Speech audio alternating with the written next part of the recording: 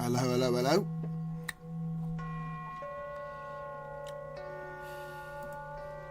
It's Sunday, the 12th of January.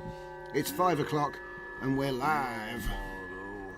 So, apparently it wants me to watch yesterday's live stream. It's funny, every now and then I get a pop-up on this computer and it tells me to watch something, and often it was just our last video.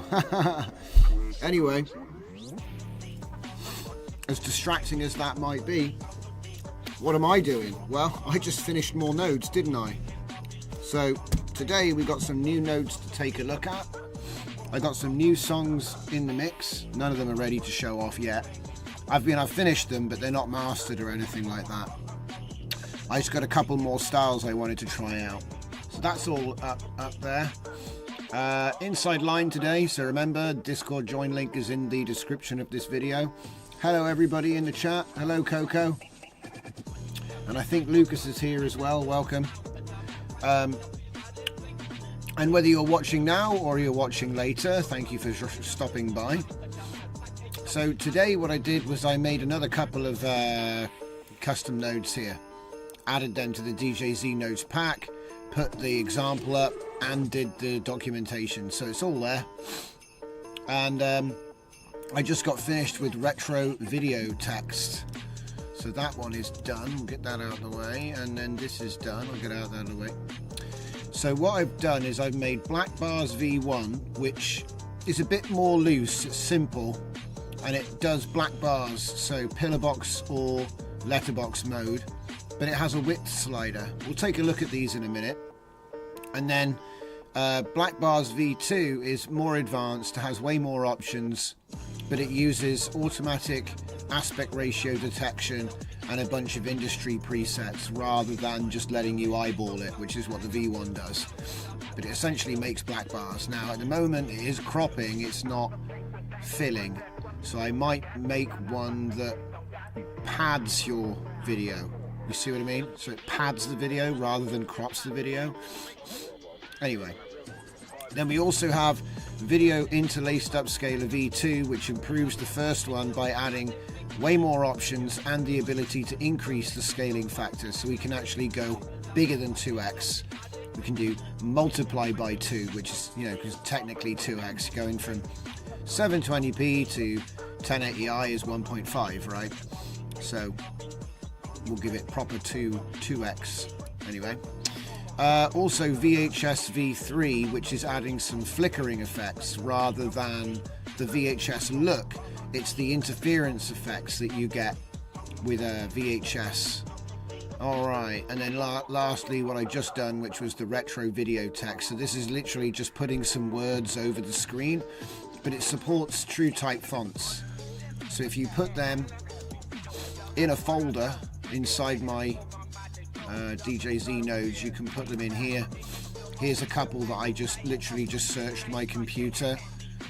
I think one of them is from a PSP, so I don't remember if it's Space Mace, so that probably looks like video game-ish, you know what I mean? But you can obviously go and get whatever TrueType fonts you want.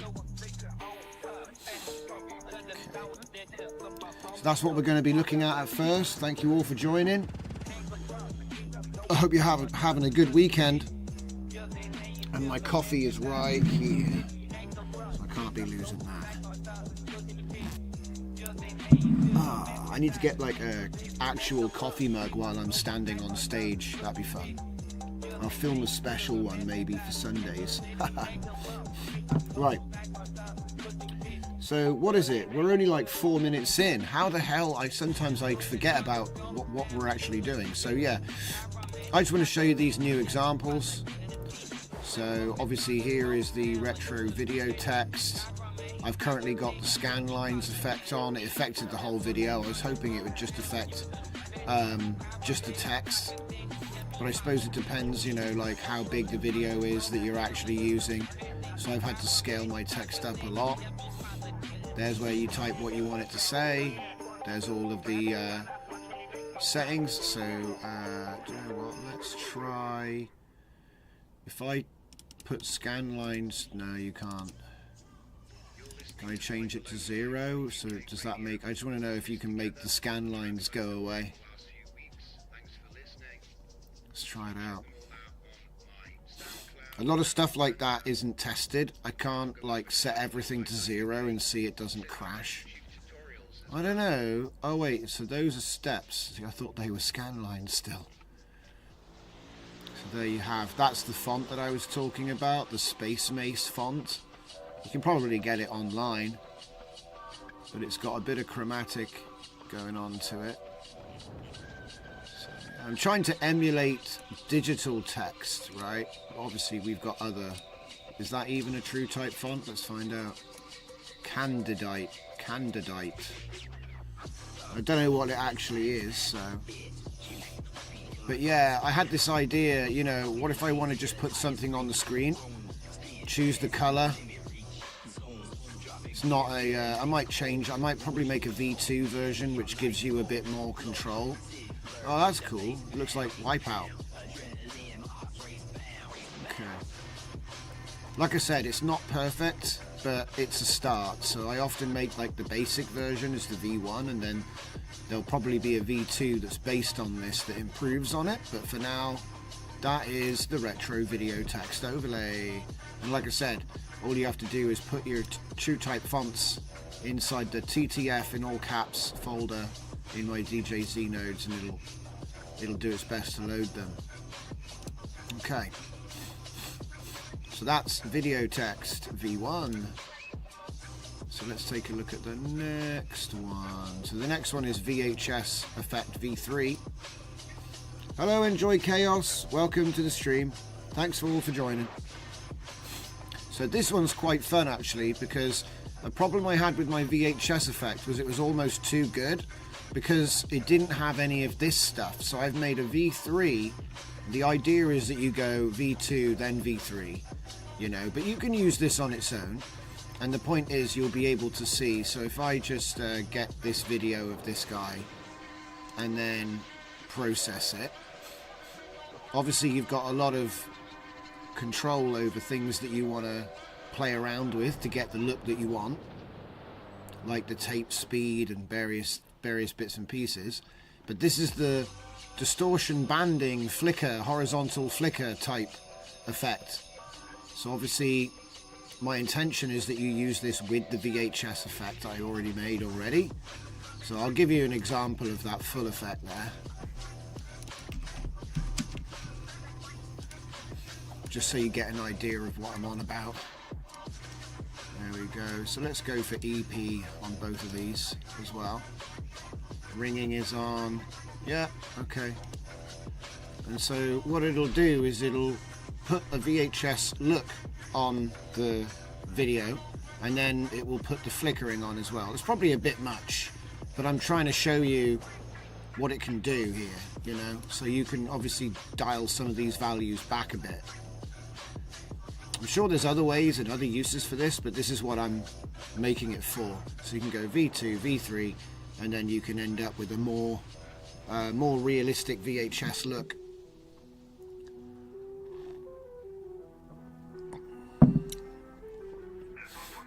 So, you know, you have your AI generated video loaded here, and then you run it through. One important thing is this meta batch manager. So right now we've got 105 frames. So I could do batches of 5.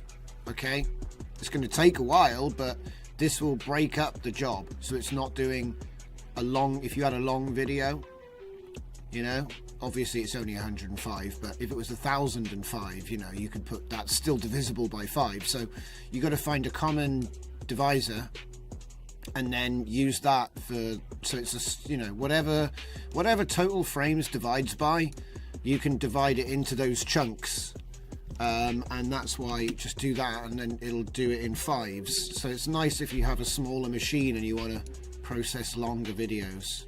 You can still do it, you just got to break it up.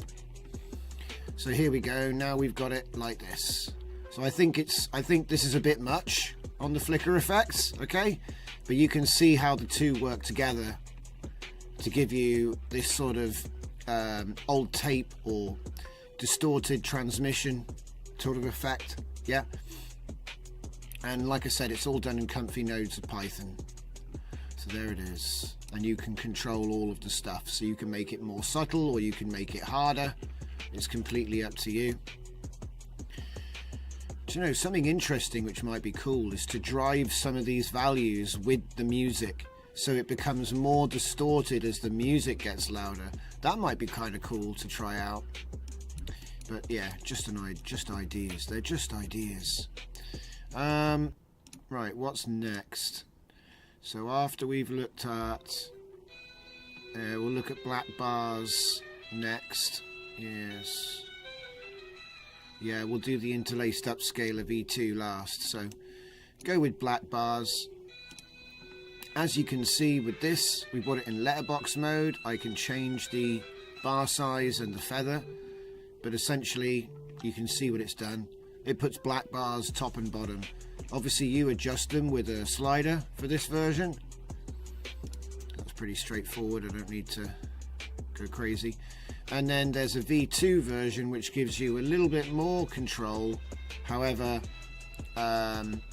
it's got some like automatic features, so it automatically detects the aspect ratio, and then you can also do auto target ratio as well. But say I wanted to pick CinemaScope for this one, it's not CinemaScope obviously, but there you go. It's going to try and put black bars on that get the aspect ratio correct in the crop. Now I am thinking about making like one that does padding instead of cropping, but it's like trying to make a node that works with no matter what. I don't know what people are going to put into it, but yeah, this just gives you more precise standards for your black bars. So letterbox and pillar box mode, and also a center crop. Okay, so that's pretty much. Is there anything else I could show on this? If I went 4:3 classic, what's that gonna do? Yeah, it's the other way around, obviously. Okay. anamorphic. Okay. All right. Yeah, the reason I want to fix that up is so that it's not cropping but padding. I think it would be more useful padding the video than cropping the video. But hey, maybe I'll do a V3. Okay, so that means we move on to the final new node. We blitzed through these. It's like 1:15. I feel like I'm going at warp speed today. Yeah, so what I've got is I've got an update on the interlaced upscaler. So this will be the V2 version, right? Coco Sloan says, thank you for the nodes. No, it's my pleasure, mate. Like I said, I sit there at night wondering. I lie in bed, wake at night, wondering what nodes I could make next.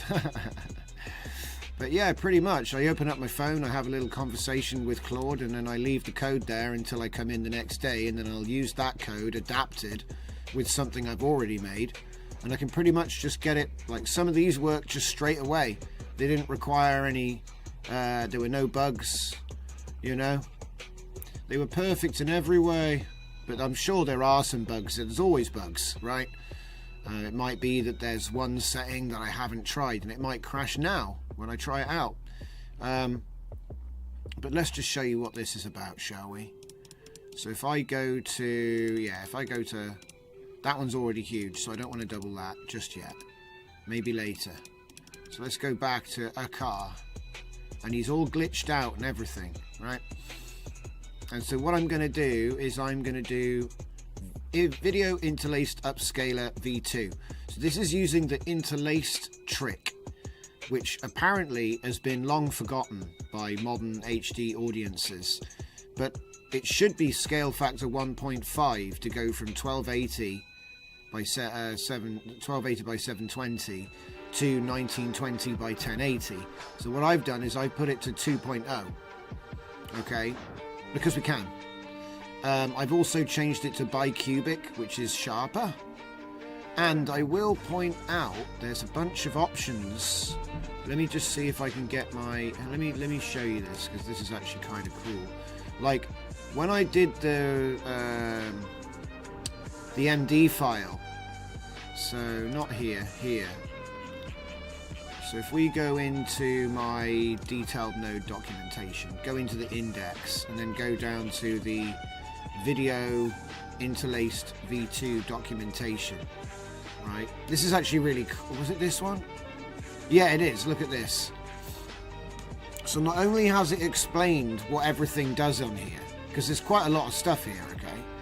So I just want to go over this because this is actually really cool. It's like a super fast way of upscaling video without an upscale model or an AI model, but it does a great job because it's an old industry trick which they used to sell HD TVs, essentially, right? They were allowed to call it HD even though it wasn't. It was 720p, and they used interlacing to make double the height, okay? Anyway, so input height 720 to 4320. I don't know what that max is about. Oh, sorry, 480 to 4320, right? I'm not really too bothered. So you've got input width and input height. The default is 1280 by 720, like I say. But I've just put smaller stuff in, and it just does, you know what I mean? It just does the same job, right? It's not going to go no. But that's what it's meant for, I guess.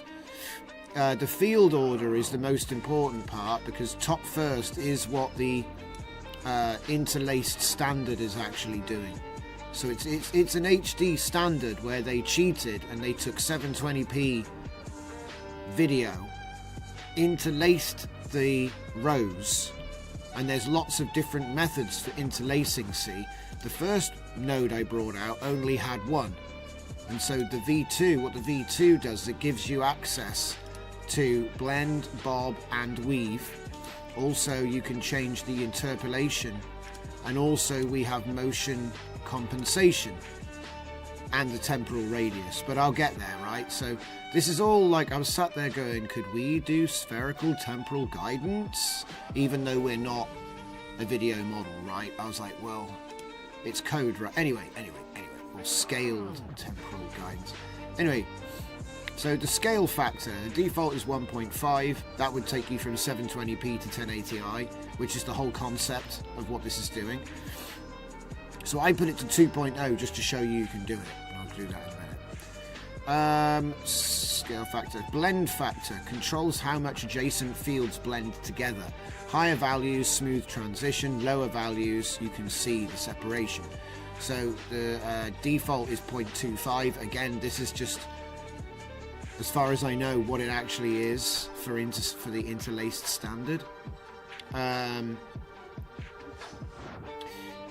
Patadia says in the chat, can anybody suggest me will Hunyuan Video will work on Google Colab free tier? You might have fun with that because they've got resource limits on the free tier, and you might find that you hit those limits very quickly.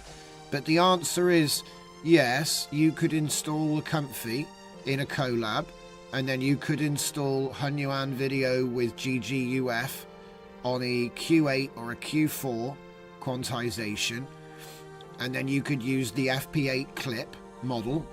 You could use one of the workflows which I show here tonight, which is in the pack on my GitHub.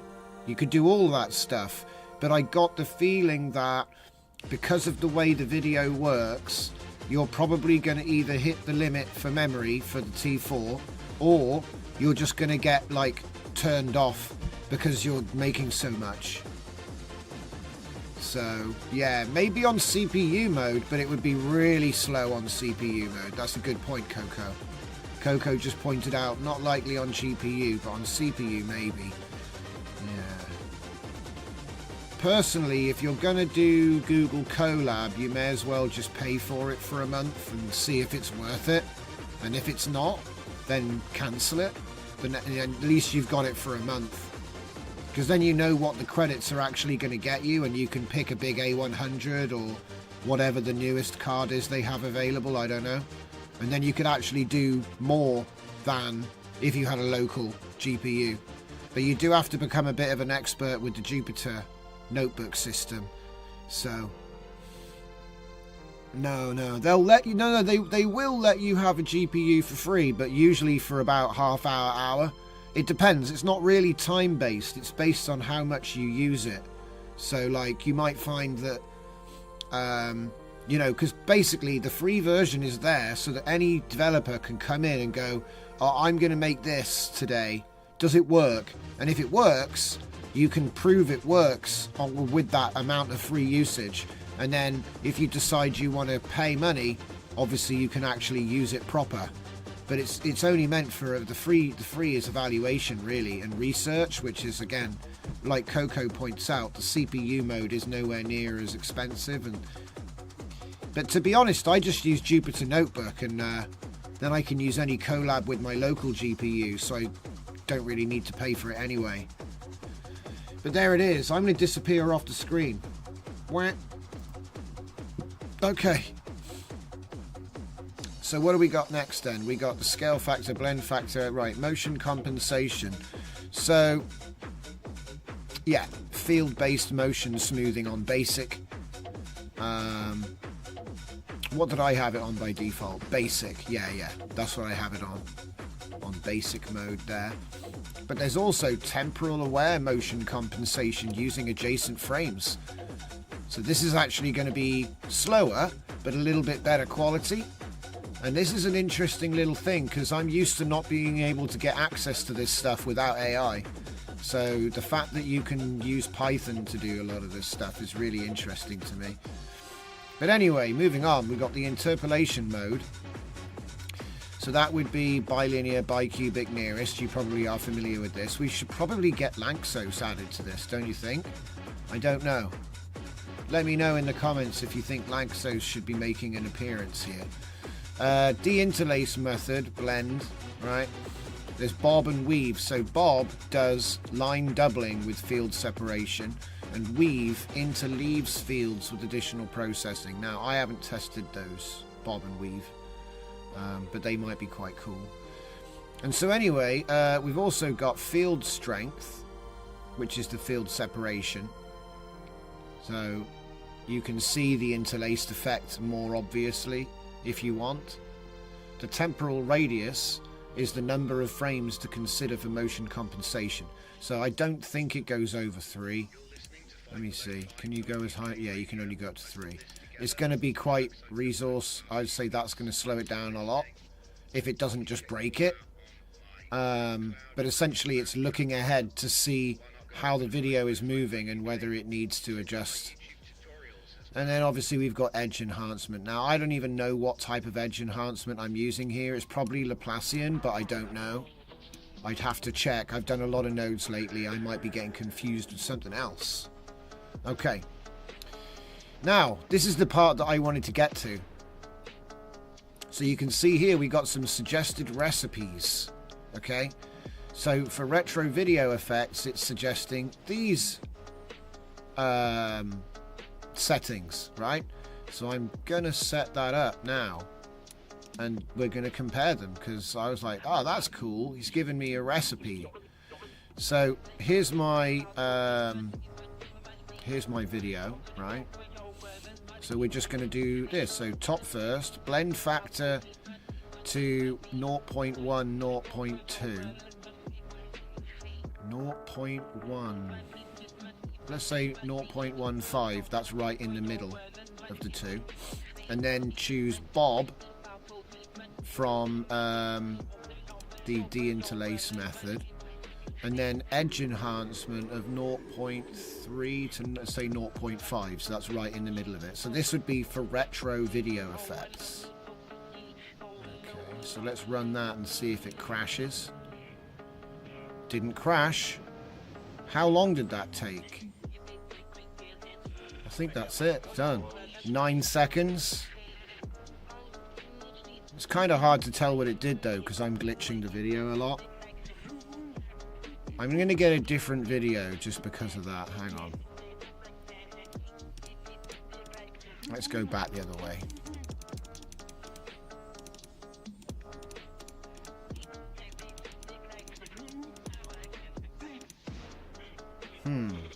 Could try it with this one because it's at least dynamic.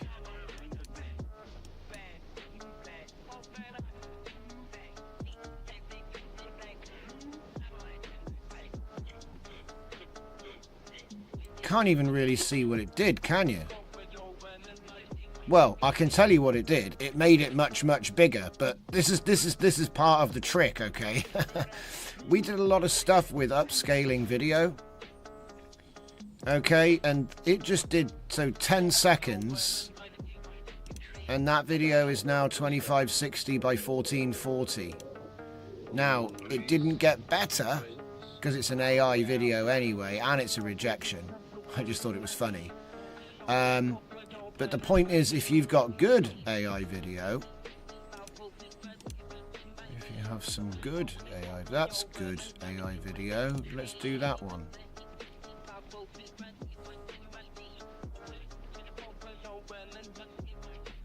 10 seconds to double it in size.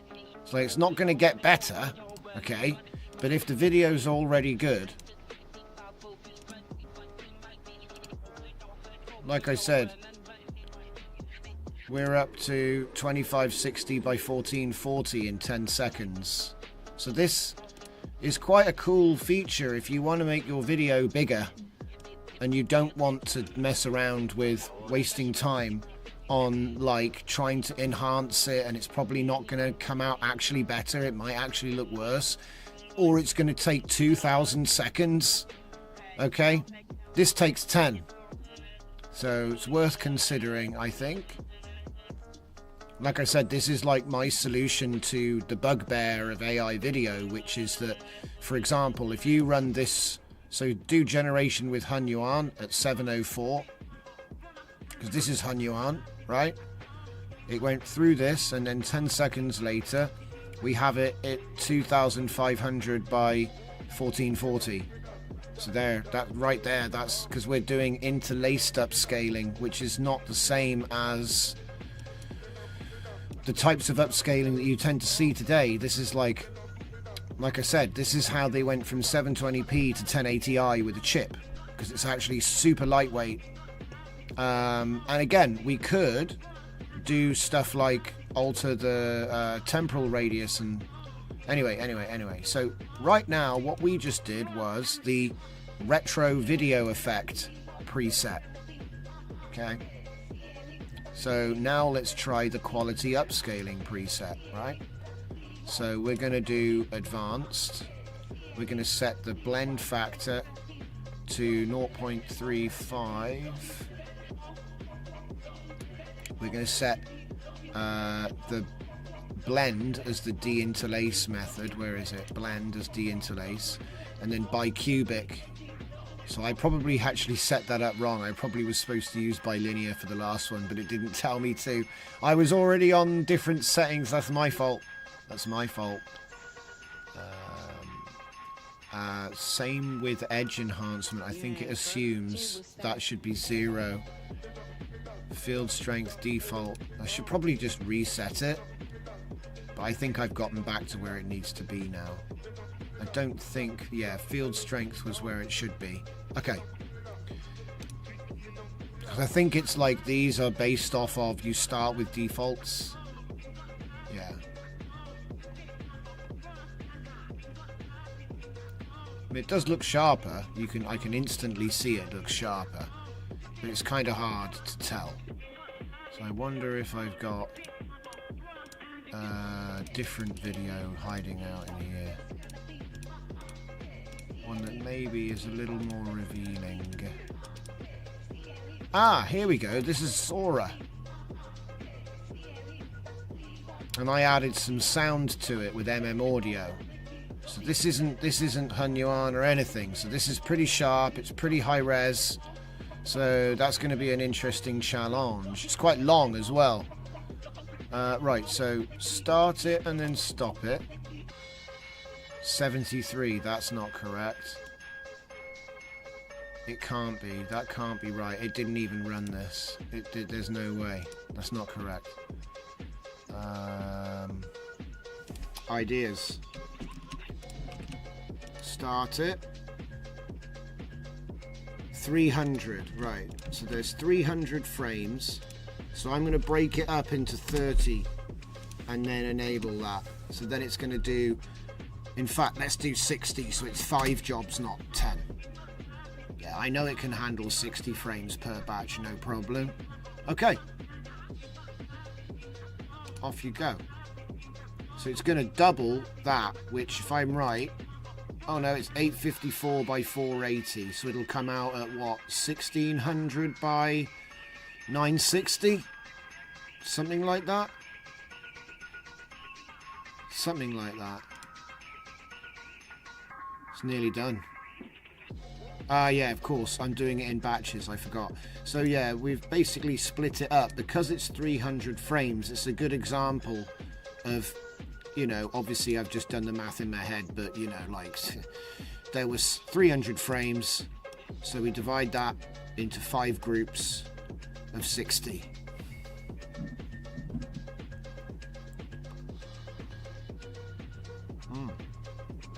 Can you post the source video on Discord so I can try and resize it in Topaz video?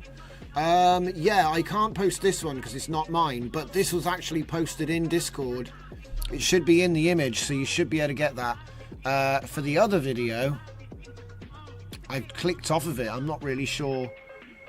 I gladly share it, but I can't remember which one it was now because I've moved off of that. Sorry about that. Sorry, Coco. All I'll say is that if you're in the Discord and go to image sharing. Oh, yeah, sorted pixels, baby. Yes. So cool. What you'll find, I swear it's in image sharing somewhere. We've been busy. Here we go. Here's all the videos. Redial shared them right here. And I think I'm just using one of them. So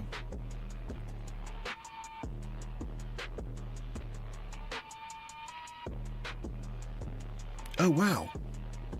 Now it's so big I can actually see stuff that I couldn't see before.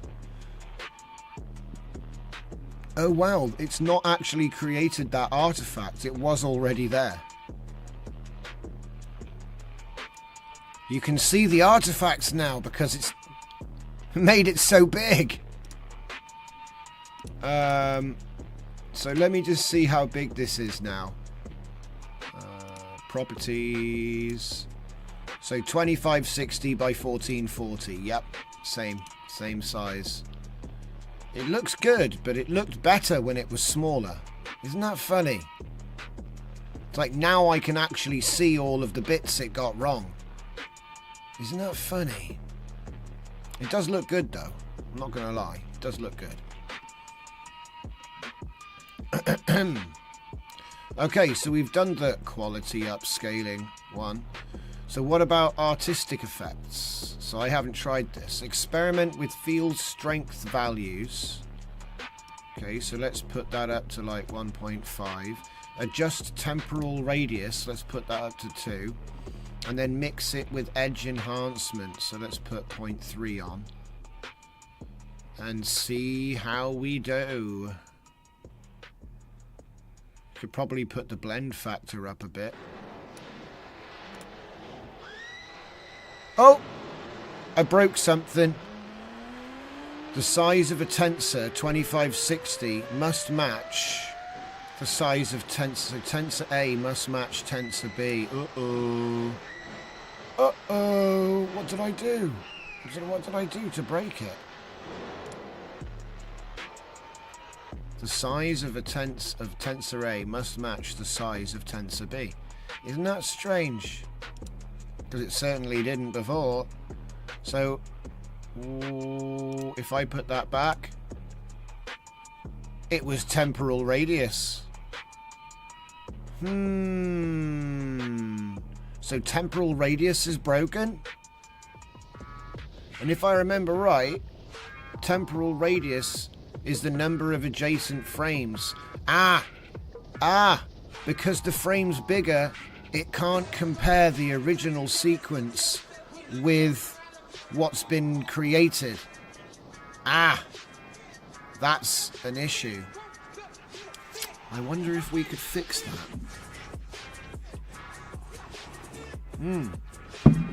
Okay. Enjoy Chaos asks, hey, quick question about data moshing. Where are the vectors.json, or what does that need to have in it for the motion for one of the effects? Couldn't see it anywhere. Yeah, it creates it. Here, I'll open it up and show you. Data mosh. So if we have data mosh style transfer, okay, that's the one that you're talking about. Style transfer. So it takes 2 videos of the same length in, okay? So you've got 2 videos coming in, and what it's going to do is it's going to take the motion of B and apply it to video A, and then it's going to output a video that's had the wrong keyframes, okay, and a couple of other things. But yeah, well, in fact, there are no keyframes. It's not allowed to use keyframes. That's one of the ways this works. But you've got extract only, which takes the target, takes the source and makes a JSON. Then you have transfer only, which takes an existing JSON, because you can type it in, right? And does the target, applies that to the target. Or how I think you should use it, which is extract and transfer, so you hook both up and then you just do the effect. But the thing is, this node requires, and I did do a tutorial on this, but it's something that you guys are familiar with at this point. If you go to env and click on environment variables, and then you go to environment variables, and then you go to path, you will have had to do this to install Comfy Portable, okay? Right, so it's the path to where the Python is at. And if you see here, I've got DFF glitch. So in order for this to work, you need FFGAC, which is Glitch Artists Collective, and they have a special version of FFmpeg. Okay, so you can see I just unzipped it to a folder and then added that folder's path to my path, right? So if I type ffglitch.org, you can grab the binaries. Now, I can only give you explanation on how to get it running on Windows, which is what I just did. You unzip it to a folder, and then you add that folder to path. And then the way that you know it's working is because if you were to open a terminal anywhere on your PC and type in ffglitch, it doesn't work. And that's how you know.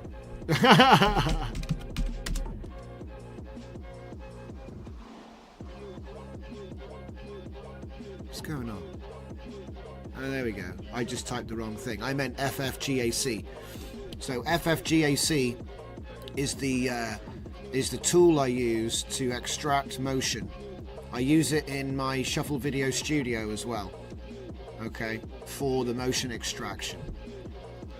But it uses FFGAC, which is part of that package. So if you install it, add it to path, and then when you restart a shell, you should be able to type FFGAC, and if you see this, that means you installed it right, which means that that node will work. So that's a little quick demo for you guys. Where's my thing gone? Where's my thing gone? Why is it over there? What happens? There we go, I'm back. Okay, so I hope that explains. That's one of the most advanced data mosh nodes that I've got though, so. No, I don't even know. I think I did put the instruction in the README, but maybe I missed something, so I'm happy to explain it. Technically, I haven't done any video, so there's going to be like, you know, standalone videos coming out about all of this new stuff that we've built over the last month, but it's just been so busy building the stuff, I figured the explanations can wait, you know. If you come on the live show, then you watch me put it all together, so a little bit of a reward for the people that are coming in keen. So, but yeah, we've upscaled this video now using, what's it called? What did they call it? Artistic effect. It looks a bit cooked to me. It looks like oversaturated and that, but it doesn't look bad. And what I would probably do at this point, because technically I do all my VHS stuff before doing this, before the upscale, right? So for example, we might put the VHS V2. We might put the VHS V2 in like that. Put it on long play mode. Okay, we might do it like that. Now I wonder, would the flicker look better after? So do the upscaling and then put the flicker on. That's an interesting idea. So just do it like this. Put it on long play. And let's turn down the distortion bands to 2. Thickness to 1. Let's try that and see what it looks like.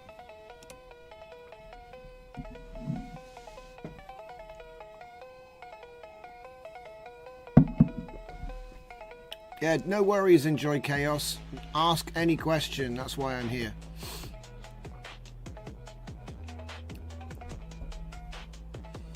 Alright, let's take a look at the disco AD. Down we go.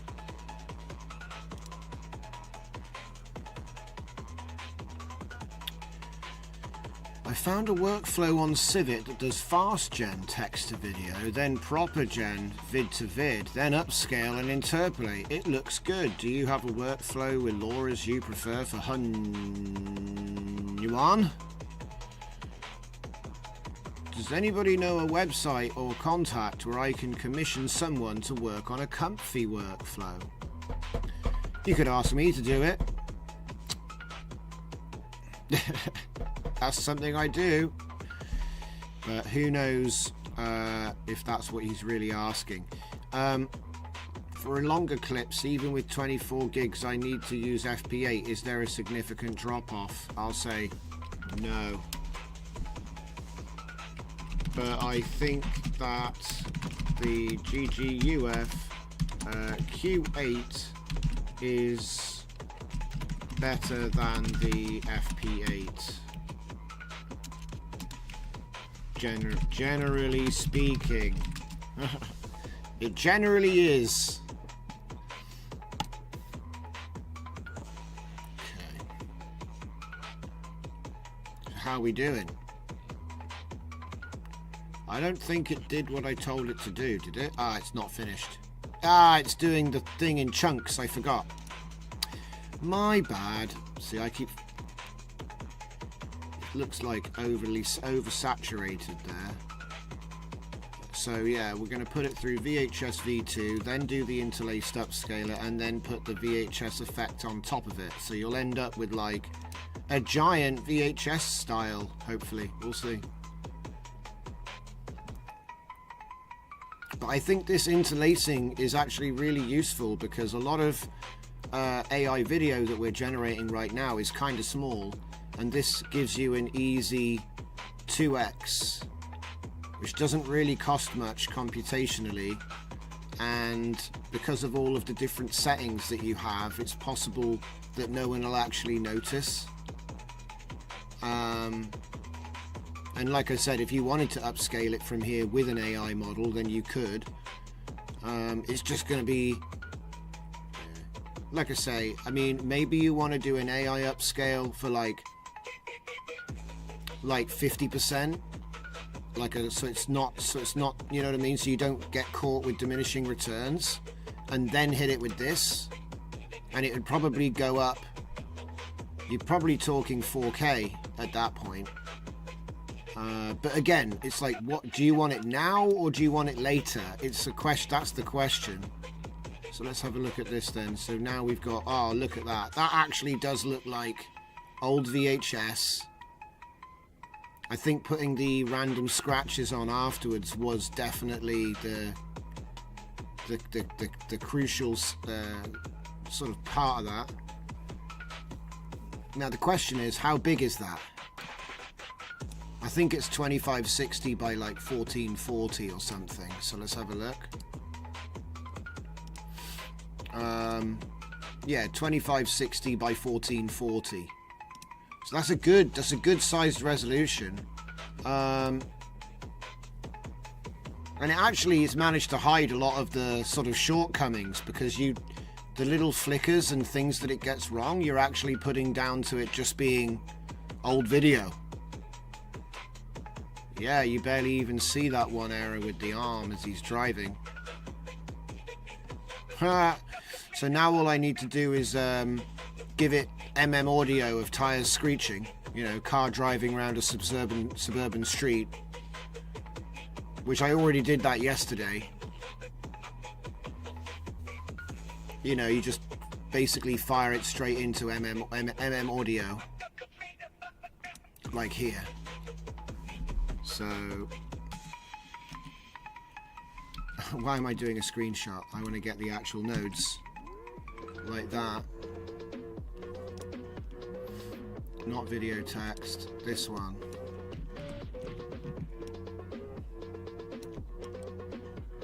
Okay.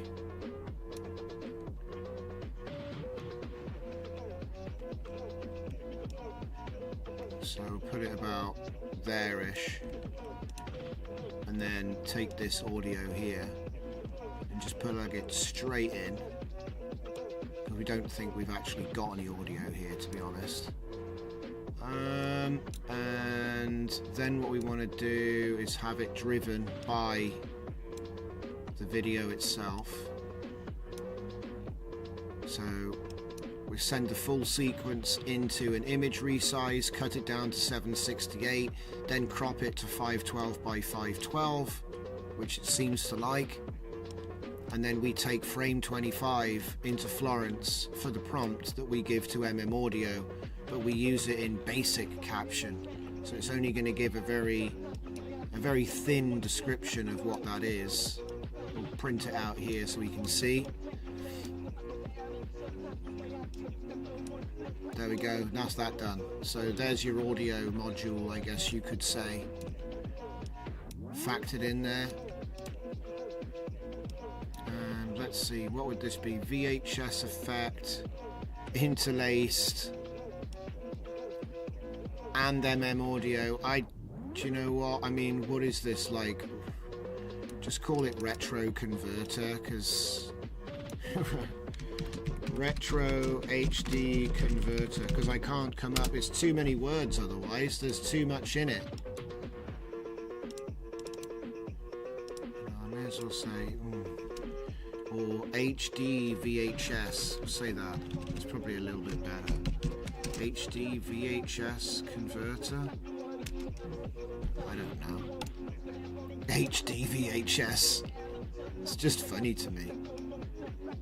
So we'll say HD VHS converter. Right. Say V20. So we've got to. This is going to go in the audio pack again, because it has audio. So save as like that. Now, often there's something I missed, and yep, I can see it already. I've got no connection to my project file path. Need another one down here. So that's for audio, and we want to have. Now is that a problem? Because these are on a batch mode, right? So do I need to put batch mode on anything else? Only if the length changes, and I don't think it does. So what we'll do is we'll check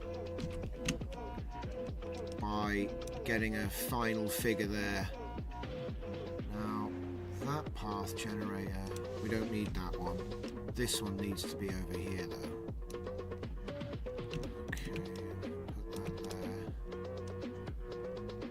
I don't think so, because I think that when this finally comes to save, it'll be the right length. But the big problem is you can't get the length in seconds. Can you get it from video info? Duration. Yes, you can. Oh, yes. That's good. Because what we could do is we could plug the duration into the audio.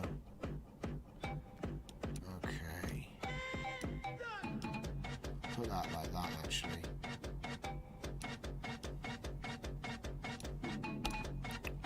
I think that looks good. Have to find out if it works, eh?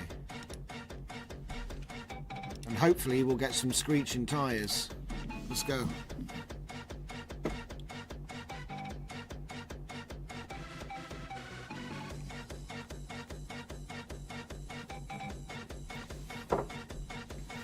Obviously the title for the live stream is a joke, but sometimes we do touch on things which are in there, so basically we're doing a lot of VHS stuff. But yeah. So this takes it from being a 700 pixel generation or something like that to being a 2K. Which is not bad. Or 2 megapixel, I should say. So it's probably barely 1, so it's a true doubling. And then we introduce all of these little artifacts, which again are on sliders. So if you think, oh, that's a bit heavy, you could back it off if you want. But the idea of making it heavy is because I'm going for this kind of look. And I think it goes well with AI generated video, because AI generated video sometimes looks obviously fake, and so I've built a bunch of these processing nodes. So now let's see if we can use audio to get the audio.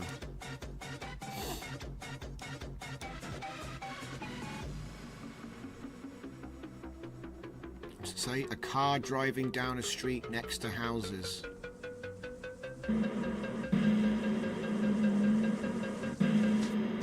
Oh, that's going to be weird. It seems like it's doing the sound in batches as well. That's probably going to break. Oh well, it was worth trying, you know what I mean? I wanted to... This is the thing. The Meta Batch Manager thing is great, but it does come with some issues. It might mean that every time, you know, every 60 frames, the audio is going to go cut. You know, you'll hear an audio change. Which isn't... Well, that's a shame. We should be able to do the audio separately, not... I suppose I could change the batch manager to be 300 for this one. Yeah, true, it's controlled by this. Okay, so I think I got an idea of how I'm going to fix this. Just basically got to make a second loader and not attach it to the meta batch. Or have a meta batch which is actually 300. Yes. Let's test that. See if we can fix that problem there. And it's the same image, or the same video, should I say. So, and then we're just passing the audio back. So if I'm lucky, that'll fix it. In fact, I'm not even going to wait. I'm just going to do it again. So we have 2 meta batches. And we'll see if this is... Because this is just for the audio. Audio.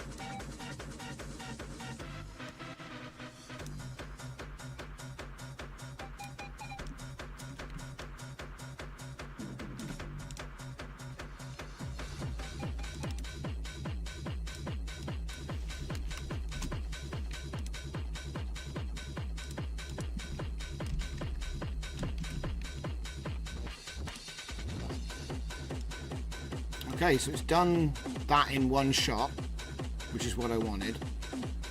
So then the question becomes, like, what actually is that?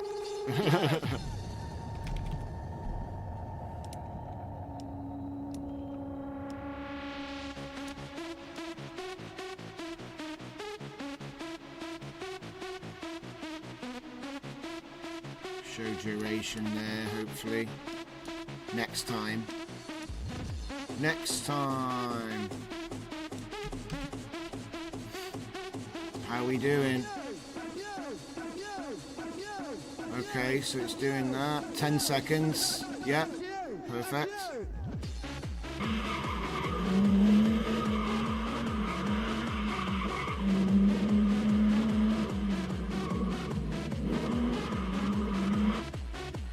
Still ends before the video. So that's that 25 frames per second thing everyone keeps going on about.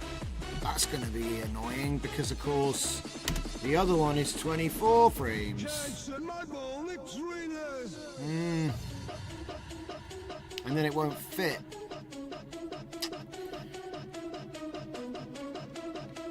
Oh, wait, hang on a minute. No, I put 25 there. Alright, well, we'll find out. It should be 24 and 24. It certainly didn't fit, anyway.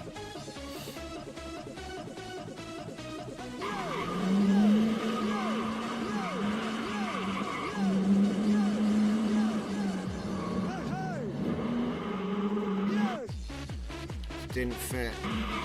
Off by a lot. Off by a lot. So how are we doing up here? 3 of 5, 3 of not a number. Uh-oh.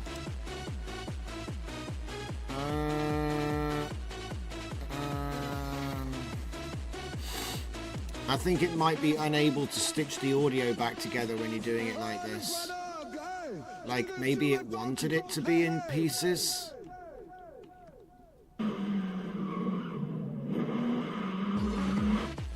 I mean, I could always just set it to be 60 also, but I just feel like it's going to clip.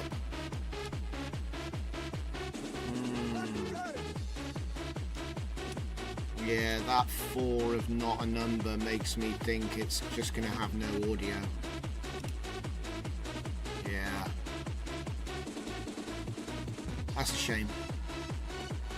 There's always a way of figuring it out. But what that way is may not be clear immediately.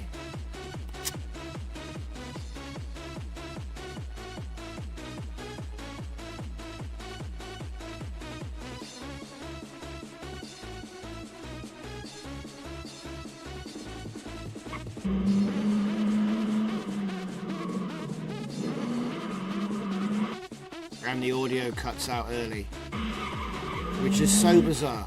So 60 it says, damn, because we've got the batch on. So let's turn the batch off a minute. Batch mode off, so it's just going to do the whole thing in one job, which is quite a lot of frames.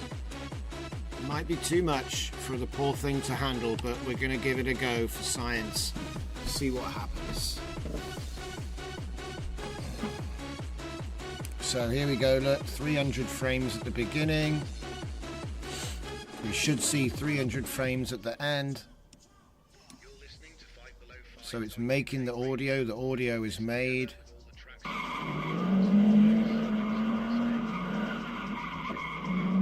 And it'll be the same audio because it's on a fixed seed. We haven't changed the video.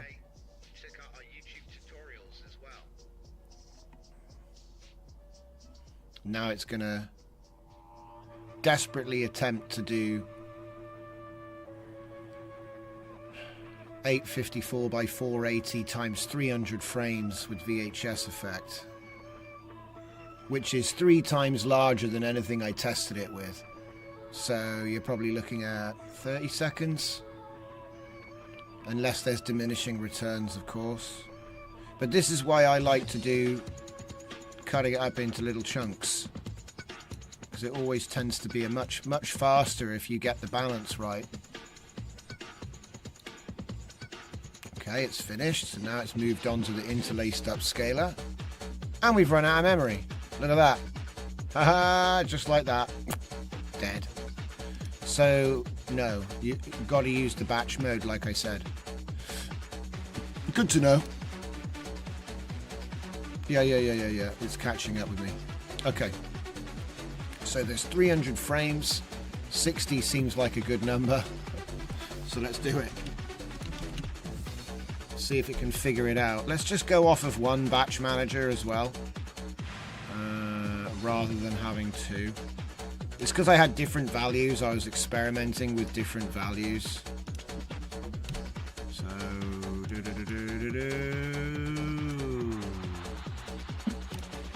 go. Get oomed. Oh man, someone shared something with me today that was amazing. Get coned. Hang on, let me see if I can find it. Where is it? It was on Twitter. Here we go. Look at this.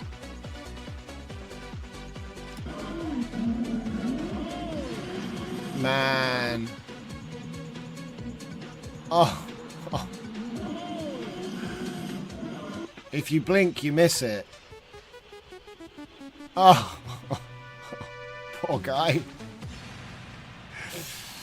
Oh dear. So yeah, keep your head on a swivel, guys.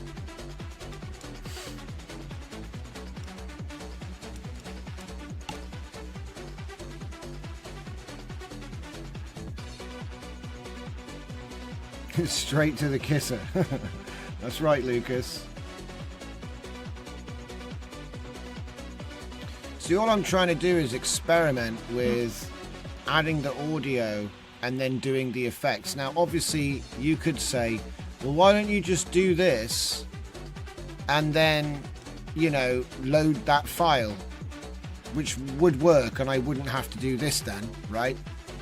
So it's always an argument. Do we try to do everything in one and run out of memory? Or, like I said, doing it like this, where it's like... Because I think the audio is going to be better if it's not done in little sections. You see what I mean?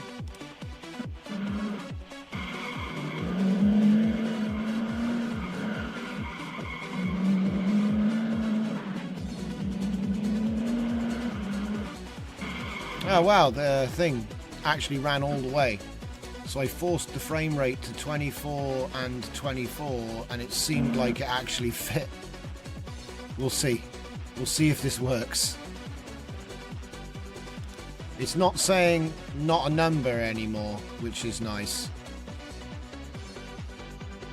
But it is doing all kinds of weird stuff. Look, video is too short, sync video is too short, truncating. So I don't know what's going on. Something's going on.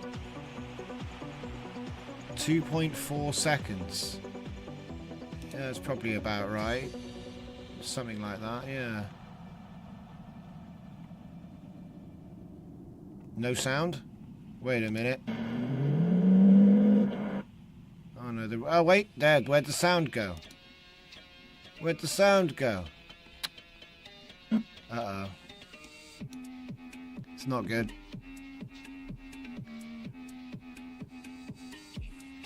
What is going on, eh? Is it at the last one? Yeah, it's at the last one.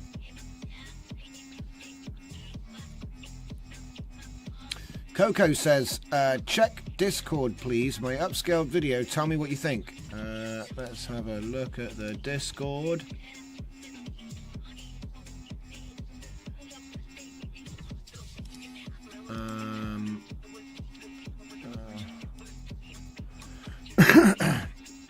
Okay, so this one was upscaled with Topaz.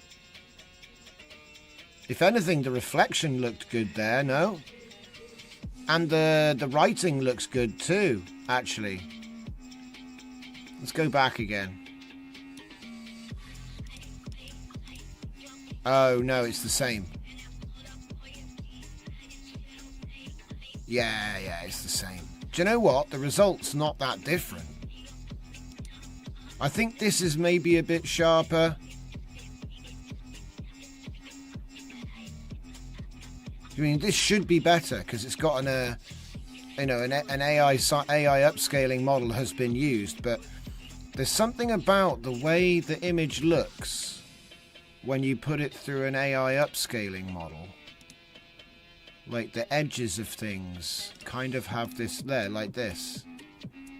Kind of has a...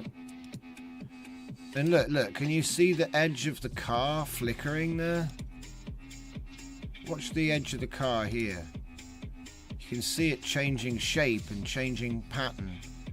And like right now it's connected. Look, it's a different shape. It's really strange little things that you notice. See the shape there? It's like the reflection, the shadow in the reflection changed the shape of the panel. As the shadow went down the edge of the car, it's actually changing the shape of it. So you can see it changing, flickering. Like it's a transformer. Uh-oh. What happened to the audios? Wait, what? We've only got the first bit of audio and then none. So that meant that the first bit of audio went in and then it didn't give us any audio. So that means this is actually a bad method.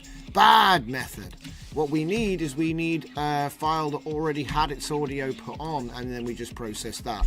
So then we don't need to worry about it. So let's find one of those. There's one. These are all drifties. But I could have sworn that I already did the audio. But it didn't really fit, did it? So what I want to do is I want to make an audio workflow to go into this. Yes. I wonder if I've got a Hunyuan audio. Is it this one maybe? Yeah, this one. So that one's already done. Okay. But how many frames is it? See, this is the part where it gets to be fun. I need to know how many frames it has. Otherwise, I'll mess it up. So, what about I just mute this lot for a second. Cue it up. Oh, great. I forgot to mute that as well. Start. 73 frames.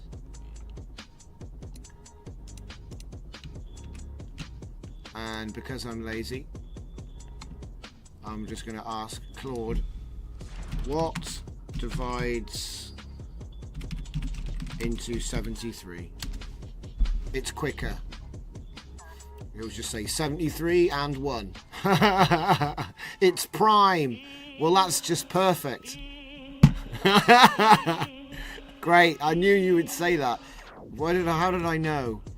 Of course it's a prime number. Of course it is. So that means you can only have 73. That's all you can have. So it's kind of pointless even using it, actually, because it's like that's the whole batch. It's fine. It's not too big. So you got to watch out for those prime numbers. It's funny. Okay, so let's have a look at this upscale again.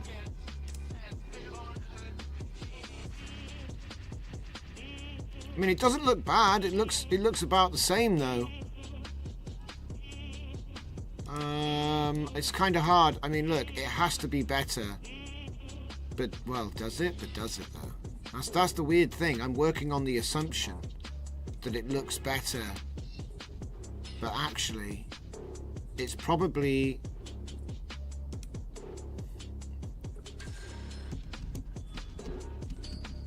See, that's the biggest mistake in the whole video. You see here, this shape at the window, it looks like a person's arm there, and then it turns into an arm and then it disappears. But yeah, so we're going to use something with audio, and then we're going to be smart and actually pass the audio. So we don't need, what the heck, 3 seconds, 0.046 recurring forever. That's a weird length. So yeah, we're going to do audio straight in like that. There is no meta batch because it's only a short clip, I guess. So we're going to run that again. That's going to come out like an old VHS. But we're going to add in, do the version with the audio file.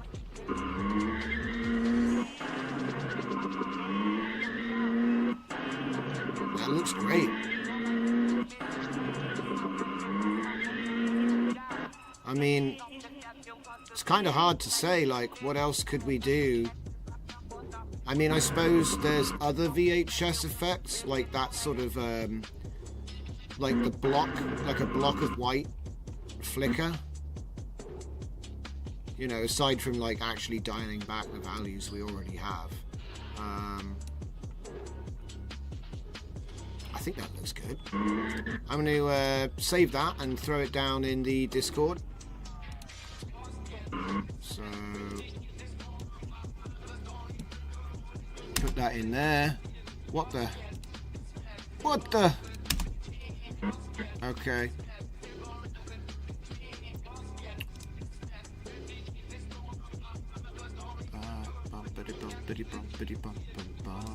We'll go in here and we're gonna say bubbly diddly doop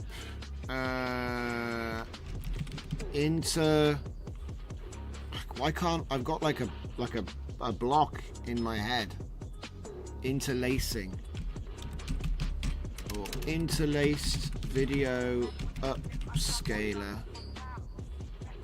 Yeah, interlaced video upscaler in Comfy UI using my VHS style. Using my VHS style nodes and audio. I think that's a fair assessment of what we just did. There we go. Can I post it yet? Can I post it? Yay. Okay. Who do you sue? Nobody.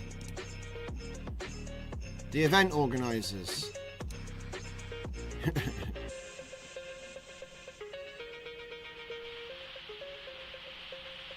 That looks pretty good. Not gonna lie, that looks pretty good. Hunyuan is definitely the one to go for if you want to do this sort of footage, though. And then LTX seems to be good for this kind of thing. Obviously, I can get much more duration out of LTX. Hunyuan is still stuck at either 3 seconds or small video. It makes me wonder, though. I wonder if I could get more duration, because obviously I could use this interlacing approach to generate smaller video that I then interlace, because if it still looks good, it still looks good, doesn't it? I don't know.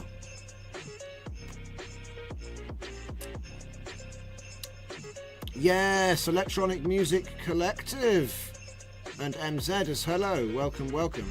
So to welcome to you all. Yeah, I have seen the wave optimization that everyone's going on about.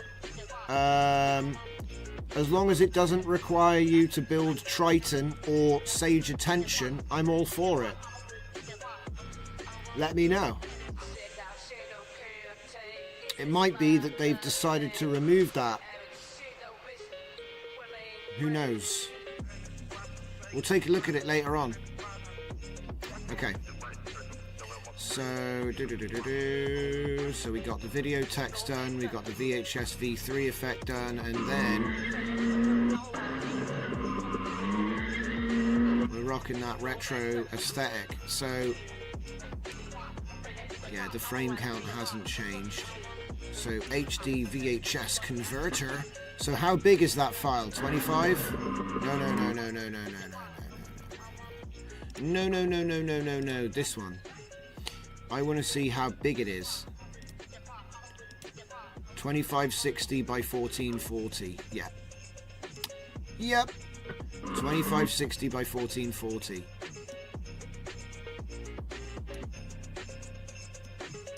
So it started off like that. And it obviously had audio attached to it already. And then we've taken it into a VHS style. Looks like archive footage, if anything. It's a really nice look to it. Okay. HD VHS converter done. And like I said, it uses the interlaced upscaler. And this is quite a cool workflow, so I'm gonna add this, but what to though? Because I mean, I guess I could put it in the just general examples. It doesn't have audio anymore. Yeah, I'll just put it in the examples section.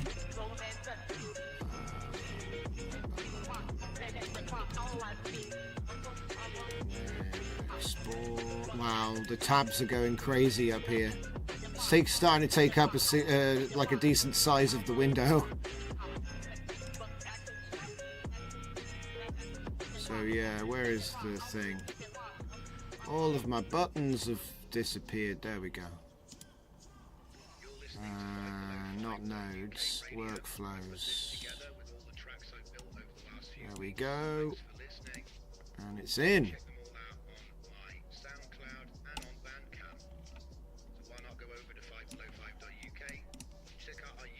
Okay.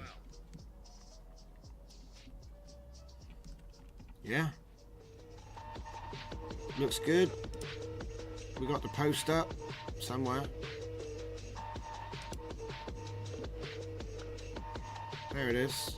Interlaced video upscaler using VHS and MM audio. It does look like normal video, so yeah, it's definitely the move. Just gotta keep it moving. I'm just trying to think about anything else that I've missed here. So we got the true type font support for the text overlays.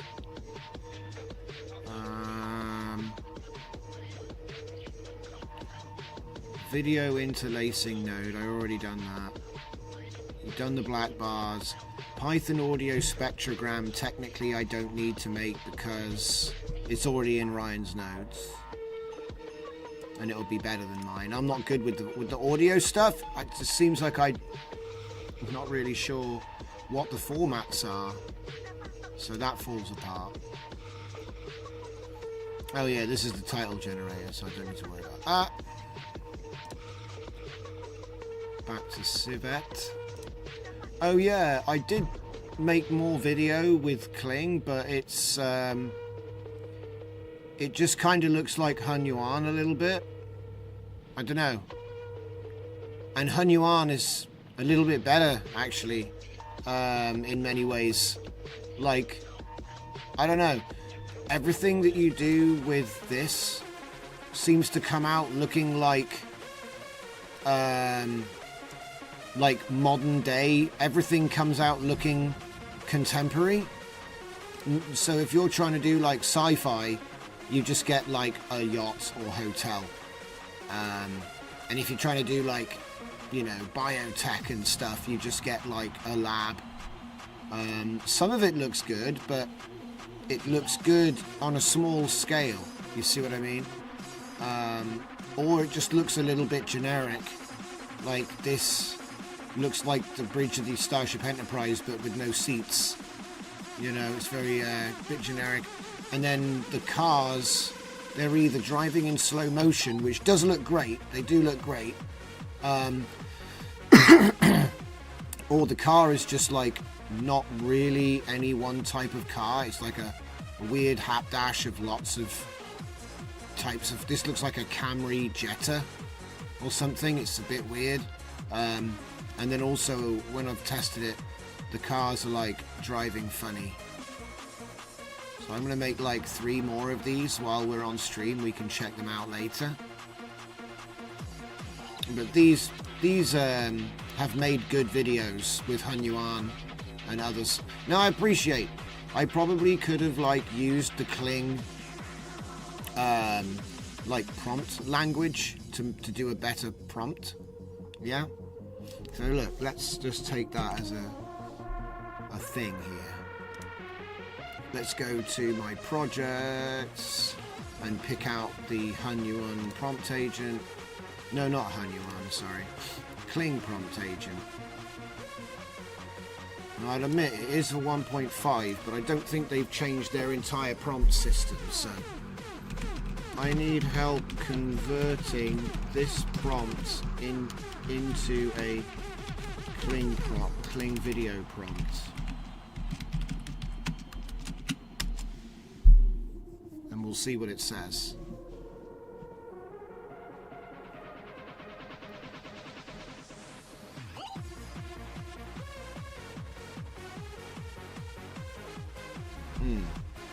Okay, so it's given me a slightly different formatted prompt there.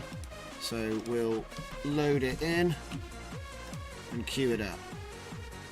So that means the most recent video was put through the Kling agent. The rest were made with probably the Hunyuan agent, I think. Yeah. Because yeah, it would have been Hunyuan, because that's what I made all of those with. All of those drift videos came from Hunyuan in Jijuf. Okay. I want to look at some more Equivoc, and I think it might be both of them are Equivoc actually. I want to look at what other people are doing with in-painting and also with Redux control, but it might be a different day. I've got it planned. So here's my 2-stage. So my 2-stage was used to create a bunch of newscasters, which I will face swap, and then also to make a load of backgrounds, which I will put the audio onto. So that's the next thing I want to do, is make a batch video audio cooker. Also, I think this looks great for, how do you put this? Intros? Like an intro? I don't know. I've got something planned and I think this is going to look great. So, somebody else's workflow. What's this? This would be the one we were making yesterday. See, I think that rather than trying to put audio on in the middle of all of this, what's better to do is make the background videos have background audio. And then you've got your speaking dude who you have lip synced, and then it's just video to video, video to video, and you don't need to mess around with this. I think that's going to be a lot smoother. I'm going to ditch that. It's funny, we only made it yesterday. It's already superseded, because I think that it's just easier. This is a bit cumbersome, if you see what I mean, because it's like video, do background audio, mix it in, so it's nice to show what I'm doing, but to be honest, you don't need any of the audio stuff if you've already done it. And then as for the glitching, it's actually better to do it as a processor, like we're showing here. It's better to do it like this. So VHS converter should now be up in the DJZ examples folder. There it is. So let's just keep going through this. So we've got our VHS effect V3. I've showed that, it does the flickering. So I think maybe it might be worth having a look at doing some of the larger blocks that you get associated with VHS, but let me know if you think that's a good one to pursue, because it's like another node, like a fourth node. But it, you know, because I've noticed that with VHS, sometimes what will happen is a little bit of the top and the bottom will wrap, where it's kind of pushing the scan off the edge and it appears at the top, or you have like a big bar which kind of pushes the whole picture up and down. So that's like one more effect which I'd like to get. But apart from that, I can't really think of anything else. So just off the top of my head, I'm not really sure what else I could add. But I'm all ears if you guys have any. I was thinking about maybe a fisheye, like a fisheye type effect, because I haven't seen anything like that. I don't know if it can do it. It's like quite an extreme thing, a fisheye effect, you know. But we might just have a little crack at that in a minute. I bet there's like some kind of algorithm that'll let me estimate or simulate that type of effect. So what have we got here? We've got, look at all these. So we've got the actual lip sync. We've got boosted upscaler. We've got video grid. What's this? 2-stage. So I've got another 2-stage. What's this? Face swap. Yeah, it is. Yeah, it is. It's just face swapping from a video. Just take a video, face swap it. Look at that face. Damn it, that's so confusing. So now there's like, I've got all these different tabs in my tabs. Oh man, it's getting out of hand. There was also something else I wanted to try out, and that was that 1x upscale thing. It was a 1x upscale model. Yeah, so let's just take this and make a new thing and just literally have upscale with model in the middle. Upscale using model, right? And it's like a 1x model. There we go, DJPEG Omni SR. Yeah, I I don't have any others like that. It's the only one. So I wanted to see what it's going to do. 24 frames per batch. I don't know. That's not. No. See, that's not what I wanted to do there, matey boy. Unplug that.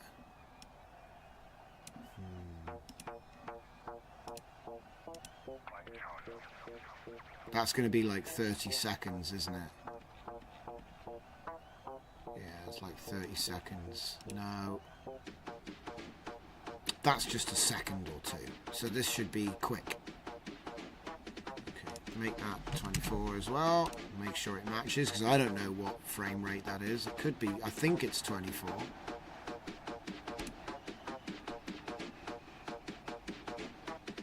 I just want to see what the speed is like on this.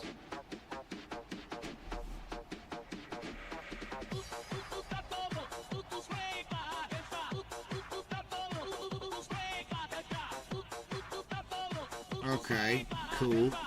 So that's your refining model, right?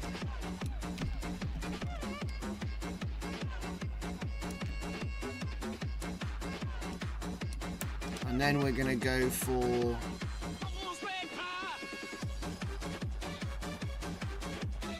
I could have sworn I made got another one of these, but face up that is the one I wanted to try. I could have sworn I put another one in here, which I can't see. Do I have to refresh? Is that what it is? Yes, I do. So there's also gain res. And then there's face up sharp. So let's put face up sharp on. So this will 4x it.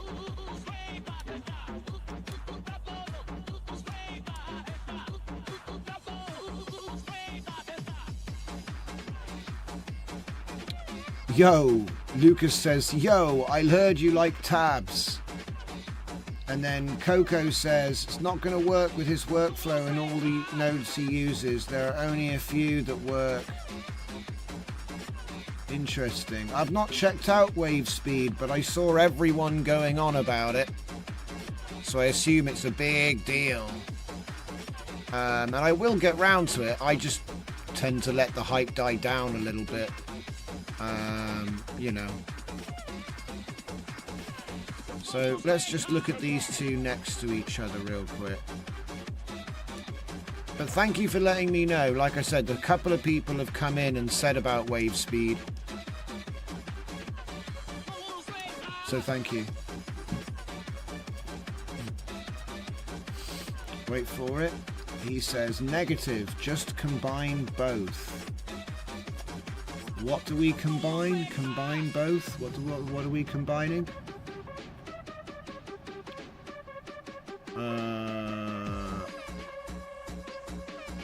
I think you might be talking about AI models like Hunyuan, LTXV, Mochi 1.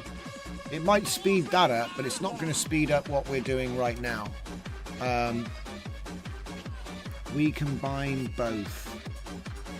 What do you? Yeah, but what is both, buddy? Let us know what you mean by both.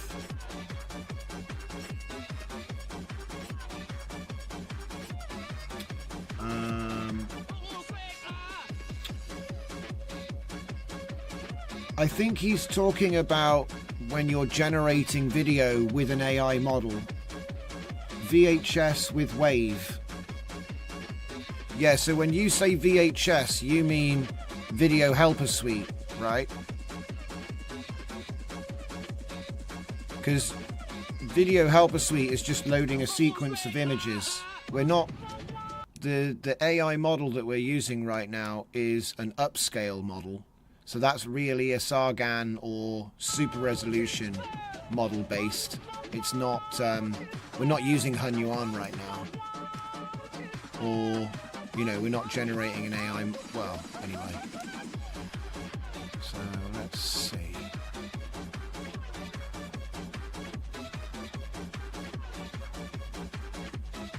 It doesn't look like... Does it look like...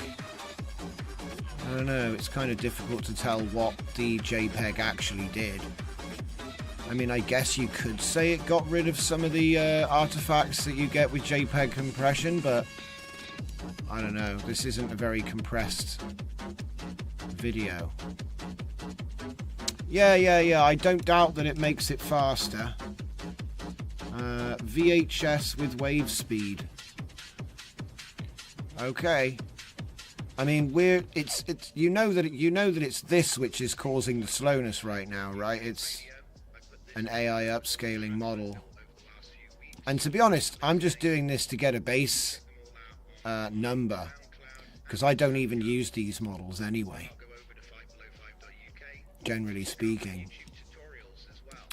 Tonight what we've been doing is we've actually been using my new video interlaced upscaler, which gives me it gives me a true 2x upscale in 10 seconds. So it beats the pants off of...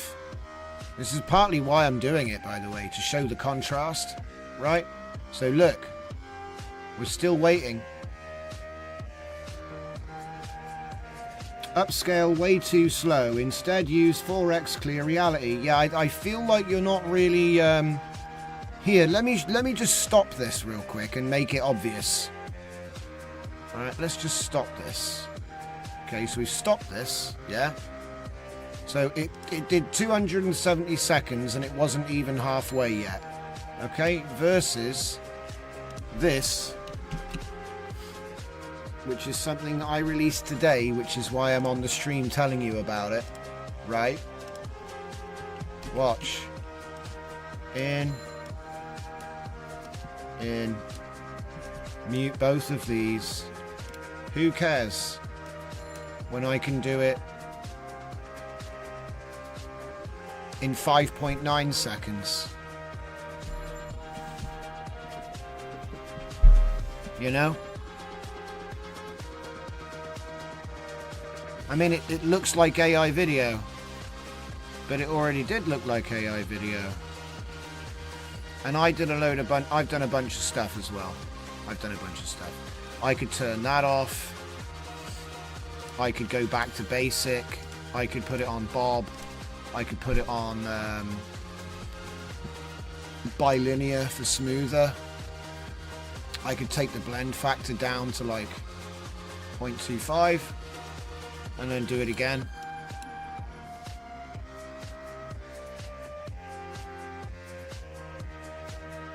Okay. And if I save this one and then I save this one, the original video was 768 by 512, yeah, and this video is 2560 by 1440, and it took 5 seconds. That's kind of the point that we're looking at, really. We're not trying to do, oh, look at this, this is fast. That's not what I'm doing at all. I think these are all slow. If you're using these at all, it's slow. I'm using interlacing, which is my latest node that came out today. And there's a whole bunch of stuff you can do on this as well. But we have a bug right now, which is that the temporal radius, if I put that to 2, it fails because it's trying to compare whatever size that was with whatever size that was, and it's having a tensor mismatch. So I might have to bring out a new version. So at the moment the temporal radius feature isn't working. But yeah, so I don't know. I don't think even clear reality is going to be interlacing, because this was an industry standard that came out before HD. Full HD was like the standard. Well, it was already the standard, but people hadn't actually bought full HD kit yet, and so there was a thing called 1080i, which is what this is. This is going to take a 1280 by 720, or any size for that matter, to be honest, and then it's going to apply 1.5 is the default. So that would take you from 720p to 1080i by doing interlacing, which, when you change all these settings, isn't that obvious, and you can actually push it to 2.0, which is what I've been doing. And then you can get your video more bigger. You know, if you want to get like quality and stuff. I mean, I wonder, could we combine a 1x upscaler with this? I'm always looking to see if I can do even better. So let's find out what happens if we do this and then we run it through Gain Res V4. I wonder what could happen if we did that. I mean, it can only be worse, right? So let's find out.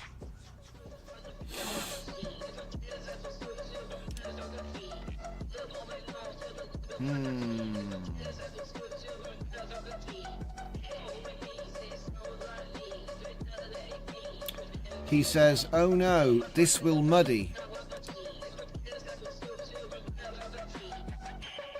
What's muddy mean, bait?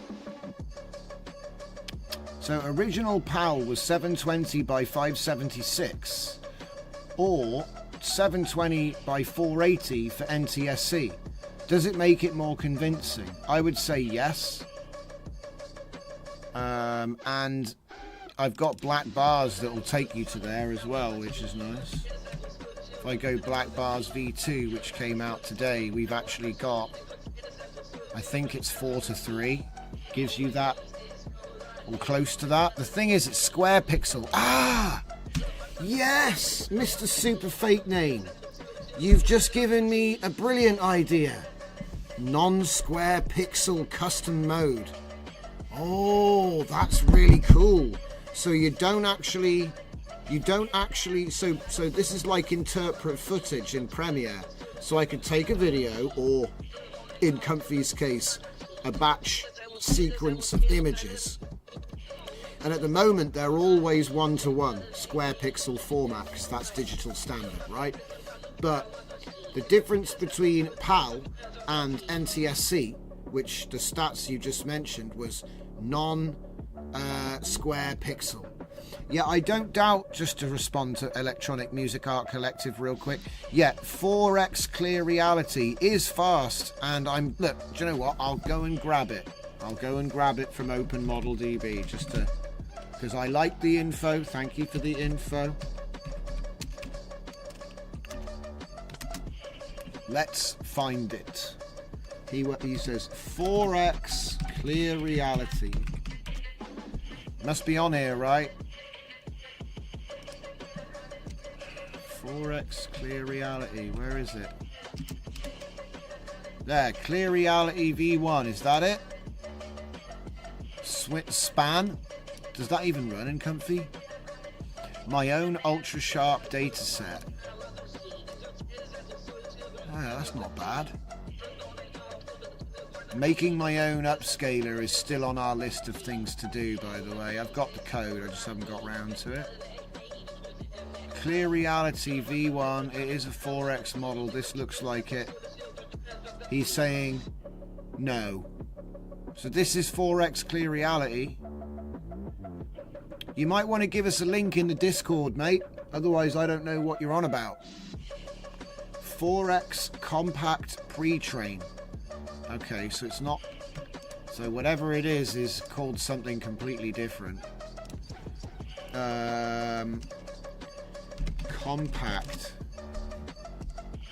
Compact Pre-Train by Zarvax. Wait, there's loads of them. So, Compact, this one, doesn't have any preview images. Is this one? Ultra compact, super ultra compact. 4 megabyte, yeah, 4.8, yeah. Okay. Right, well, I might get round to using that one day. It'd be nice if he put some preview images up. Yes, yes, he says. Okay, cool. Anyway, what were we doing? Oh yeah, that's right. So as you can see, we have the VHS simulation running nicely. Once you have subtle line skipping, which is done by VHS V3, and then also interlaced upscaling, and then the VHS effect V2 that gives it the actual, like, the colours and the distortion, things like that.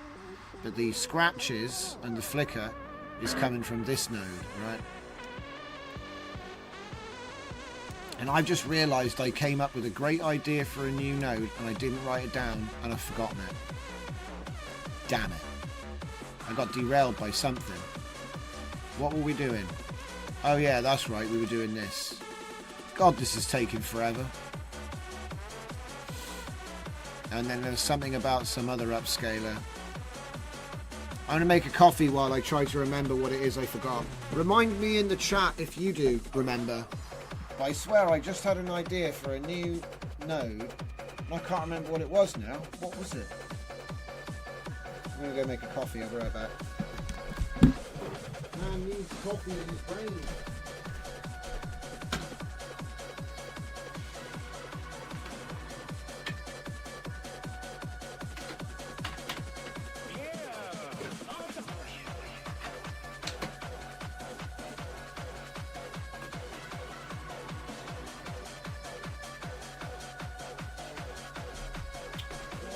Was it?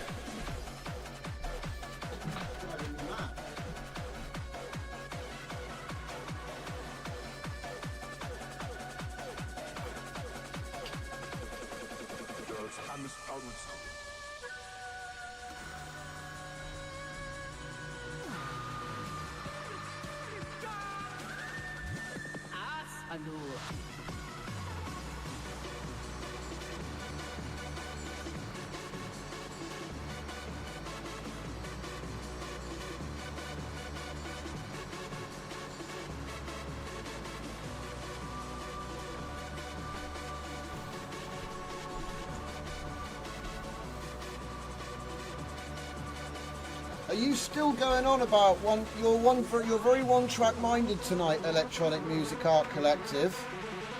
Better to try to only see the result of clear reality. I'm not even looking at upscaling models today. I'm doing interleaving, which isn't the same thing.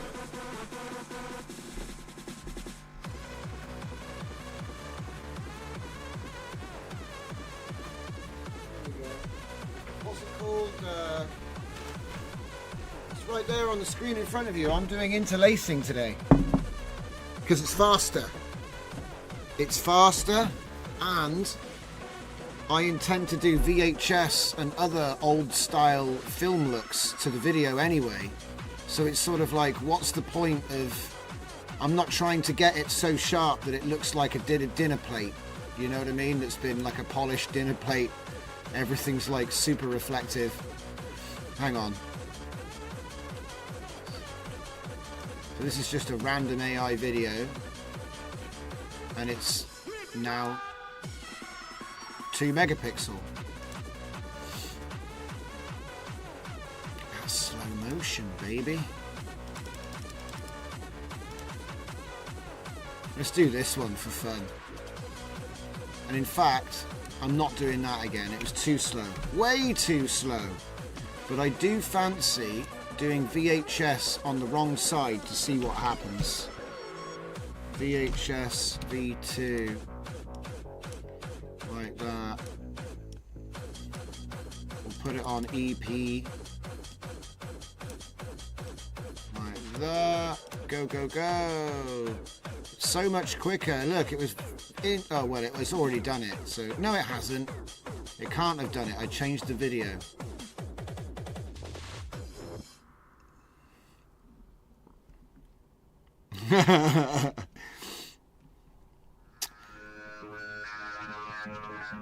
But thank you for the tip for the compact pre-train, and I'll probably check that out at some point. We're not actually doing upscaling with like models today. We're doing, like I say, interlaced upscaling, which is a lot cheaper, a lot faster, and it's the thing what I done right yesterday and today. So it's a new node in my node pack. I don't know if I've ever even seen anybody, let me see, interlace. Does that have interlace? No, it's just got inter. Yeah, so, I mean, look, I don't have every node in existence installed, obviously, but from any of the major packs I've got, I don't think anybody else has got interlaced upscaling. For better or worse.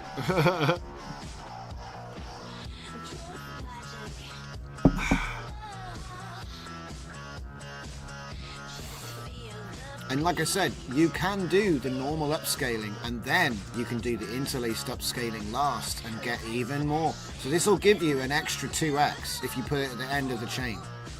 I'm experimenting with what happens, because obviously it's going to take longer, right? So we put it on VHS mode. It's amazing. It makes it look like TV.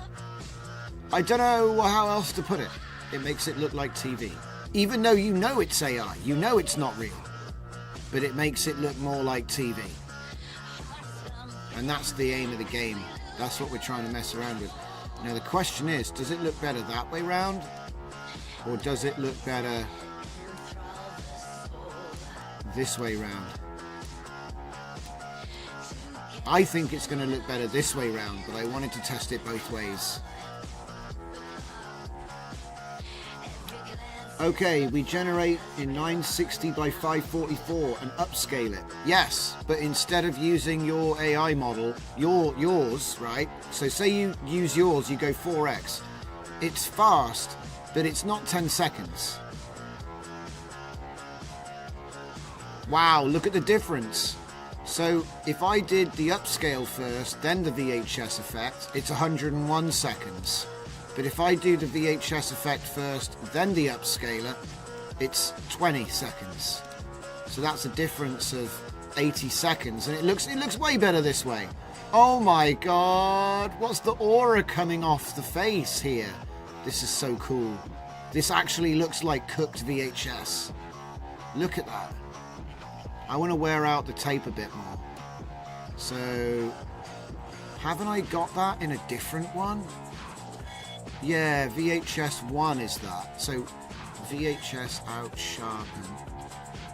I swear I had EP. Could try LP. Try it with long play mode. And like I said, this is going from, let's see, the size of this video. This video was done with Flux Video, and it is 768 by 440. Okay, so that's close to what you're working with there. Electronic music. And then if I save the other end, what do I get? Okay, and remember that took 17.92 and it's now 2560 by 1440. And look, I know it's messy, but it's supposed to look like an old TV, and it does. Even though you know this is a bunch of latent faces being interpolated, right? Man, I'm getting close to the... I'm getting close. Every day we get closer with these new tools, you know? And like I said, I've got other effects as well, so like here. Let's say I want to put it from... I want to do VHS, right?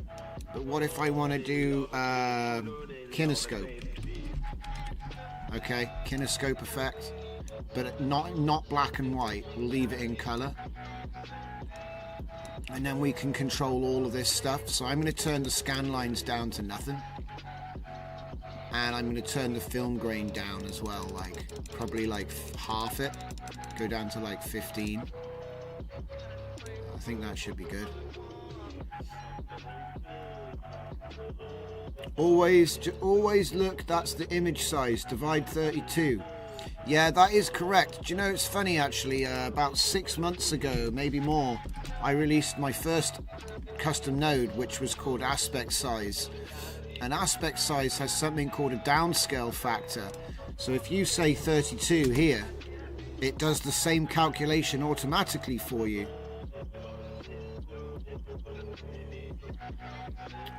Oh yeah, don't forget the Mr. Super Fake name hint with the block size. Yes, thank you, Electronic Music Arts. I completely forgot about that.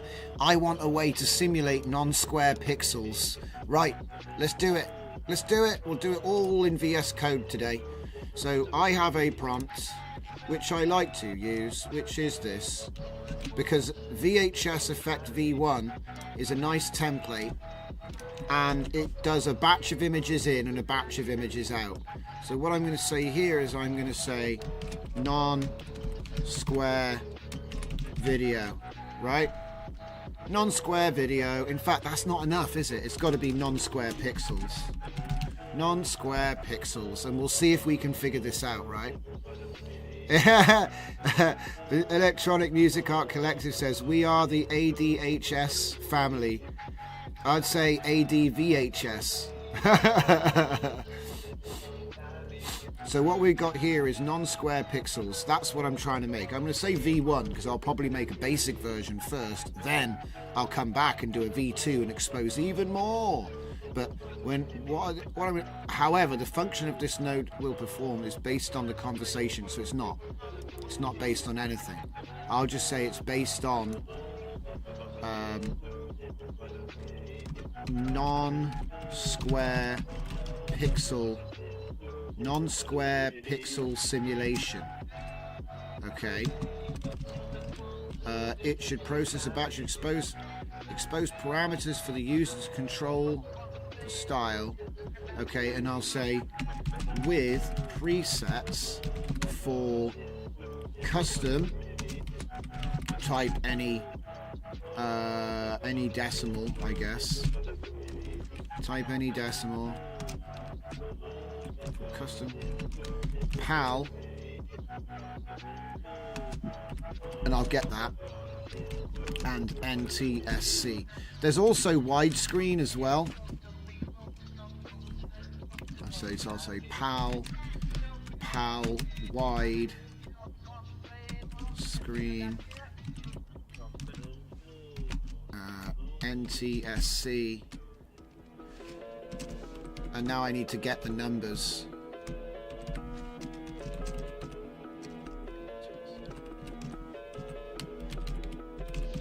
Because funnily enough, they were all different. So for this I will be using my partner in crime, Claude Balls. So let's say it. I need the non-square pixel ratio decimal value for PAL wide, NTSC wide, and then we want wide Pepe in our animations. So there we go, we've got it. This is the actual measurement. Okay, so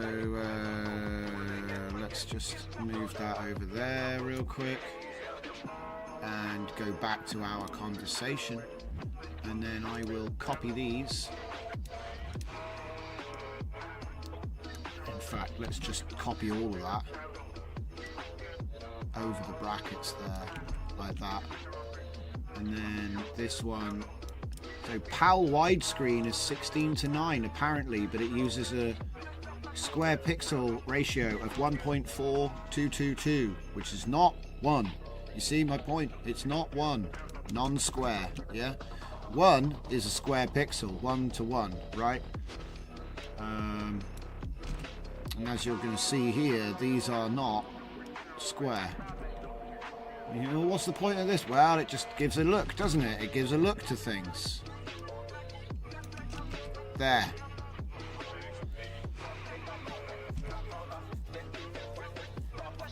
Yeah, there should be presets for custom, type any decimal, PAL. See, I put all the stuff in, but I don't know what it's going to end up actually putting in. Let's just make sure. New custom node, name non-square pixels V1. Okay. 4:3 and 16:9. Yeah, but it's interesting because the 4:3 and the 16:9 are the same. So you have 4:3 on PAL and 16:9 on widescreen. But actually, PAL and NTSC, even though they have the same aspect ratio, the pixels are completely different. Look, PAL is larger than a square pixel, and NTSC is smaller than a square pixel for the 4:3 standard. And then for the widescreen standard, it's 16:9, but the PAL is larger, 1.4 versus 1.2, which is interesting.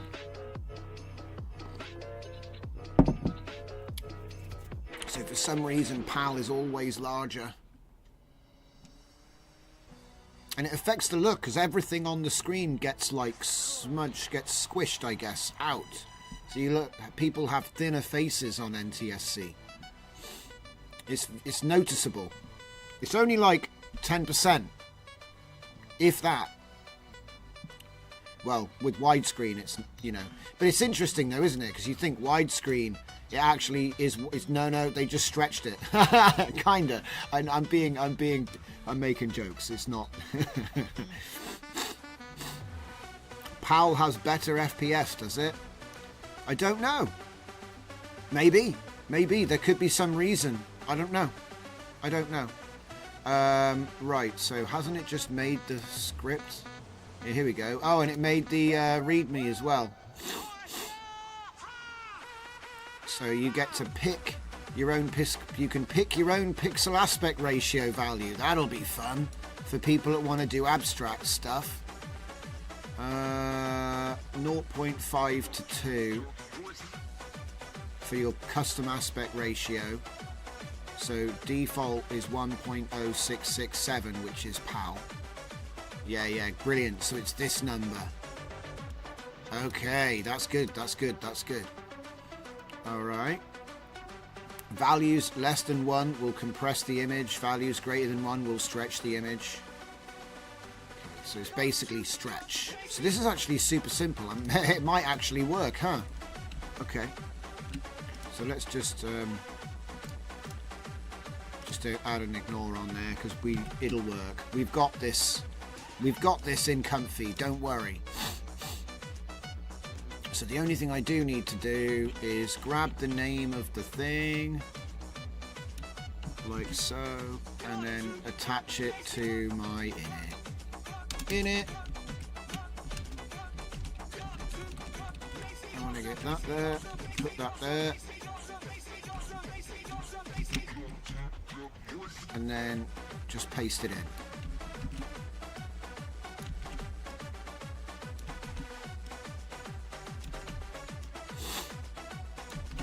If you have an idea, just try and make it.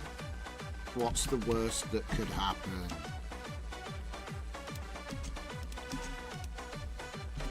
There. I don't know if anyone's ever going to even know this exists, but hey, it's worth doing, right? So there is the script, ready to be fixed when it inevitably crashes horribly. I've already got it there, so I just need to do a restart, and then we can test it. Is this going to be a good one to try it on? Yeah, of course. Restart. Okay.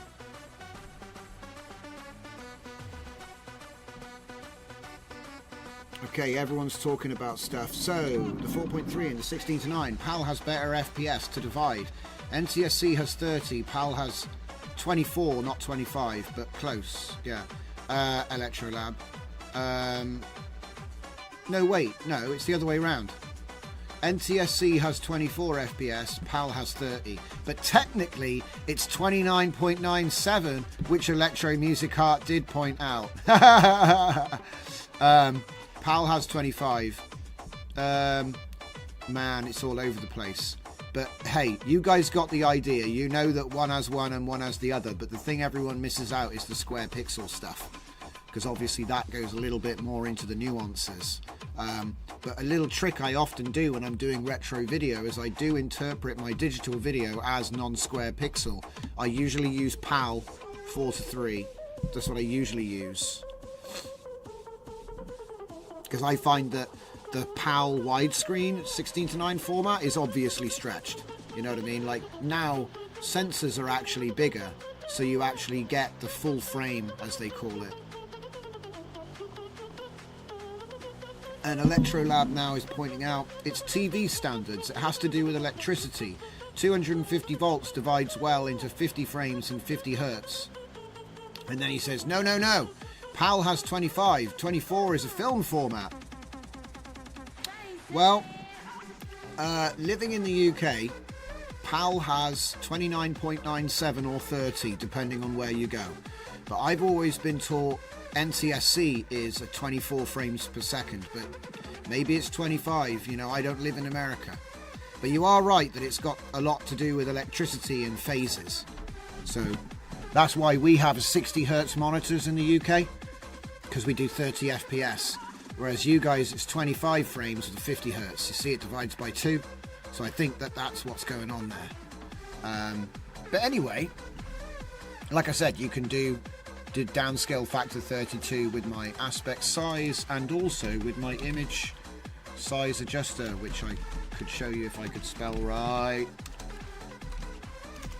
Image size adjuster. So here, and again, you just put 32 there.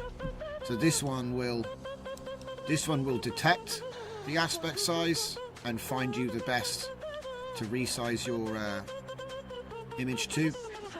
This one just, you pick the aspect ratio you want. SDXL is 1024 by 1024, so it'll just automatically work out what the width and height should be. But these both get plugged into a resize node. So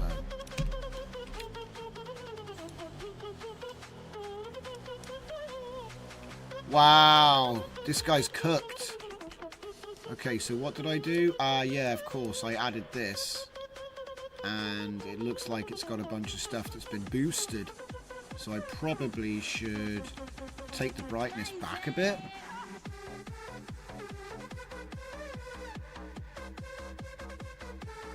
Oh yeah, and put the generations up, make it look more worn out.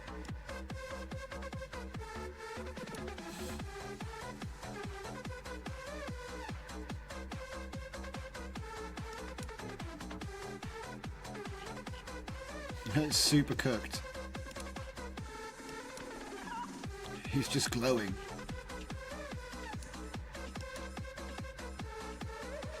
It makes you wonder what would happen if you did color correction. Color correction with essentials is what I'm looking for.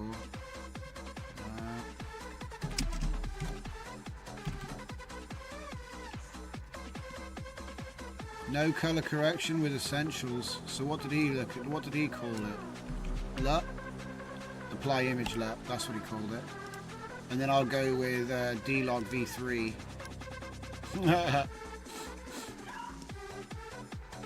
We'll see what it does without.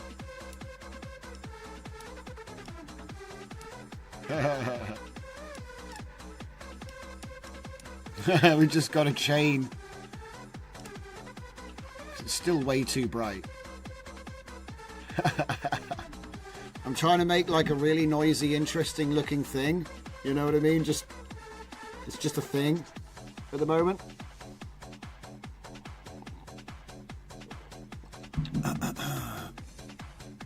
Okay, so what's going on here? Electronic Music Art Collective. We type 32 times 16 and 32 times 9 in the size field like Blender. You can calculate it in the input field and calculate it for you.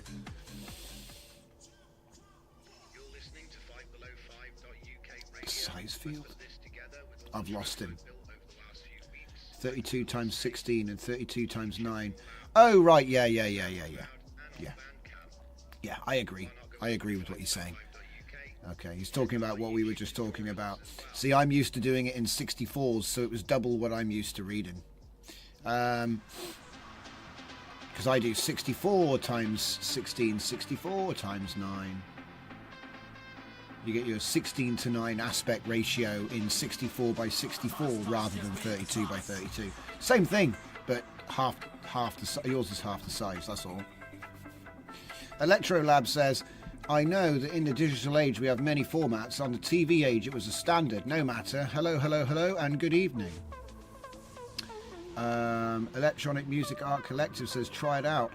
Electrolab says, have you noticed that the file size is very large with noisy video, even compressed? It's dramatic. Yeah, it's because of all the different color changes. It has to represent that data. If it's just all one solid color, it's easier to compress because it can shorthand a sequence of black pixels. But if they're all different colors, it's still there. Right. So now what I need to do is wait. I'm waiting for the LUT. But there was something else I was supposed to be doing, wasn't there? Where's my non-square pixel workflow, huh? So let's just... Oh, wait, no. We'll go not to that one, but to this one. And we'll get rid of this, and we'll get rid of this, and we'll do non-square. Oh! Uh-oh. What did I mess up? Maybe I need to refresh the page. That's what it is. We need to test our new node.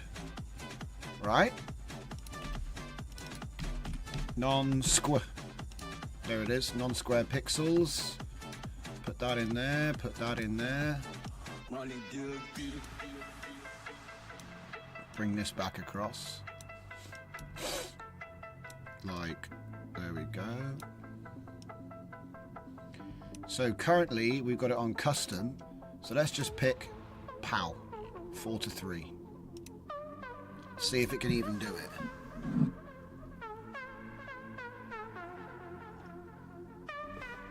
Interesting.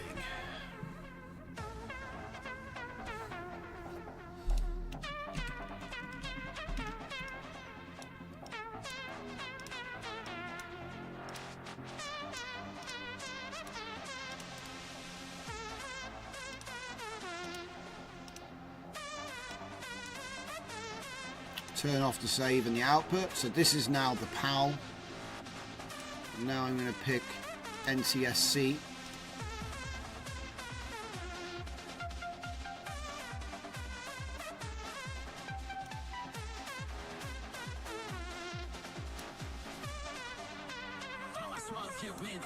Yeah, see? It's slightly different.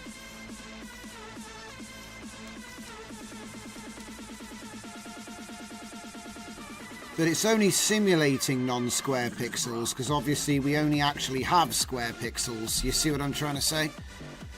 But it is different.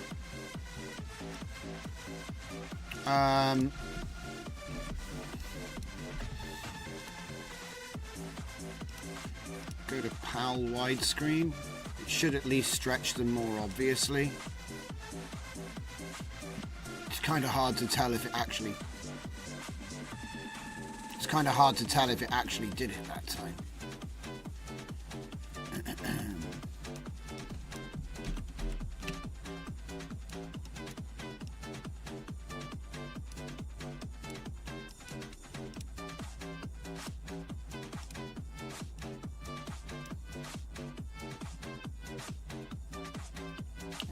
No, it didn't do it. It didn't do it. It definitely didn't do it. So the widescreen thing isn't... I don't think the widescreen's working at all.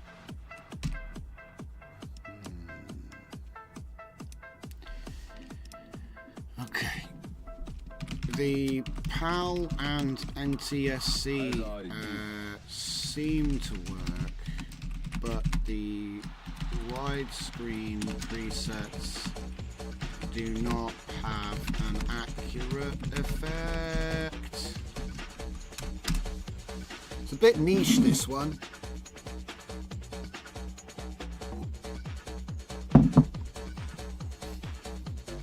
Uh-oh. Oh, no, he's happy now. Whoa, what did it just do?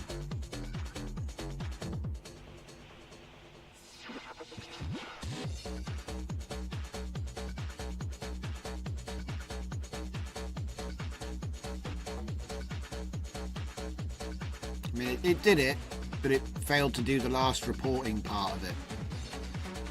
So...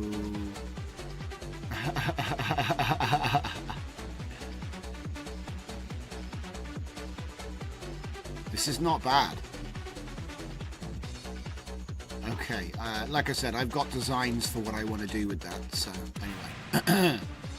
Like, we've got the text over the top, pretty basic stuff, but useful to have. So is this really doing PAL 43? I don't know. Easiest way to do it is just to test it. So if I lock that and then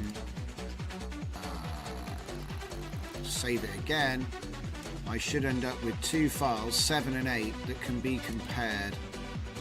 So 7 and 8, details, yeah, the size has not changed. So no, it's not doing it. Bottom line, it's not doing it. It's a nice idea, but it's pretending.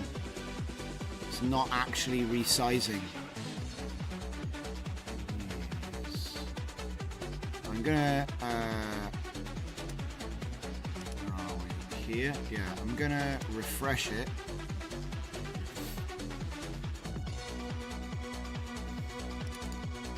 And recreate the node.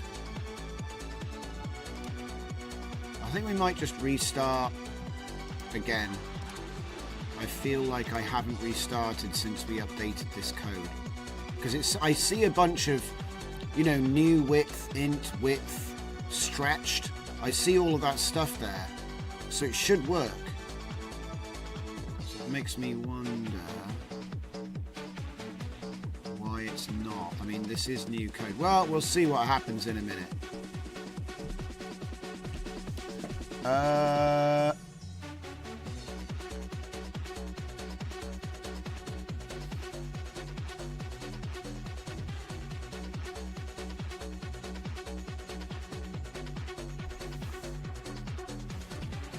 So Electrolab says it's 35 megabytes instead of 1.7 megabytes. Me really like video effect nodes. Electrolab also says they used to joke about NTSC, calling it never the same color. If you get worse color fidelity on NTSC, it might reflect that. Just joined, I don't know nothing. Electronic Music Art Collective says use Ollama locally to use an entirely open source AI code assistant inside your editor. Yes, I do have Ollama and I do use OpenWebUI, but sometimes I think, wait a minute, what's he saying now?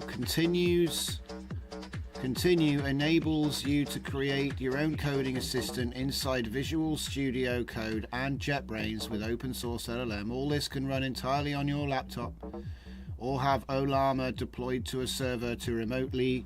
Yes, all of these things are true, Electronic Music. However, I just use Klein with a Claude API key because Claude is the best coding assistant out there. So, but I do enjoy Ollama and I do enjoy using the open source stuff too.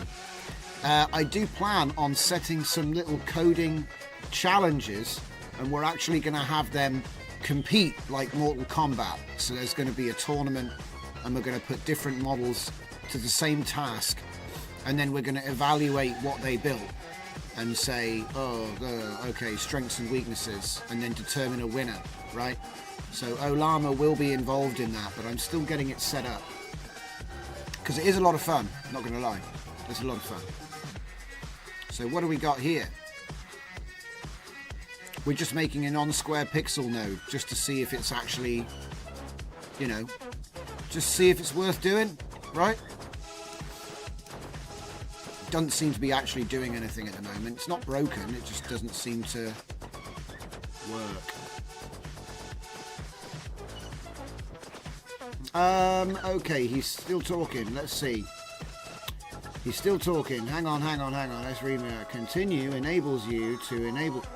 You run on your own laptop or have Olama deployed on a server to remotely power code completion and chat experiences based on your needs. But Continue AI works locally. Cool. Why don't you share it with us in the Discord? Share it in the Discord and then I'll take a look at it. Like I said, I want to know what tools you guys use and I'll check them out. But like I said, at the moment, it's like I said, I have a API going to Claude, and it just does stuff for me, which is very nice and very convenient. And yeah, sure, I could run it on my own PC. I could do that, but I'm currently using it to cook video and all kinds of stuff. There's no room, so maybe when that 5090 shows up, we can use Olama on one machine and then use Comfy on another machine and then do what you're talking about. But I don't generally aim what I'm doing at people with 3 computers. You know what I mean? I generally aim at people with one computer who's probably got about 8 gigabytes to 12 gigabytes of VRAM. That's the sort of people I tend to see. And like I said, they can't really dream about running Olama and Comfy at the same time.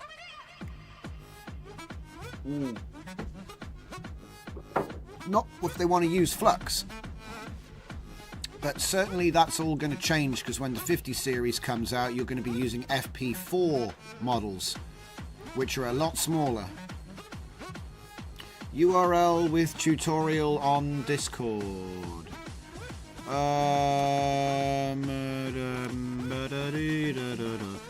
Olama, Continue Code Assistant. Create your own code assistant with Visual Studio. See what I mean?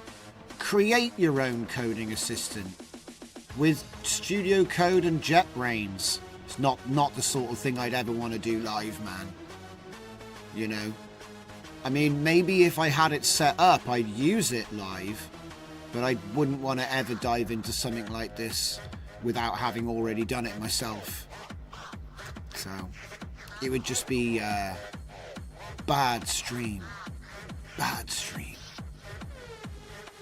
So let's just get this off the screen. So what do we got? Non-square pixels. Did it actually do it this time? I don't think it did. I think it's still lying. If I save it and it's got the same size, because the size should have changed slightly. It might be because my project isn't allowing it to come out in a different size. It might be. Hang on, let's just 2560 by 1440.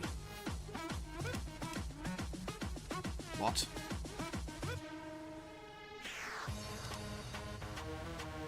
Oh, right, that was huge. Okay, right, so no, it didn't do it. Bottom line, it didn't do it.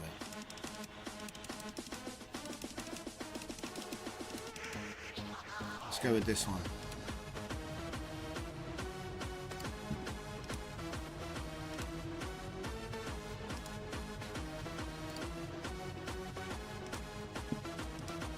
$704,384. Yeah, it's not. So I think I know what it is. Oh, that's interesting. We'll try again. Do you think it finally ran out of money?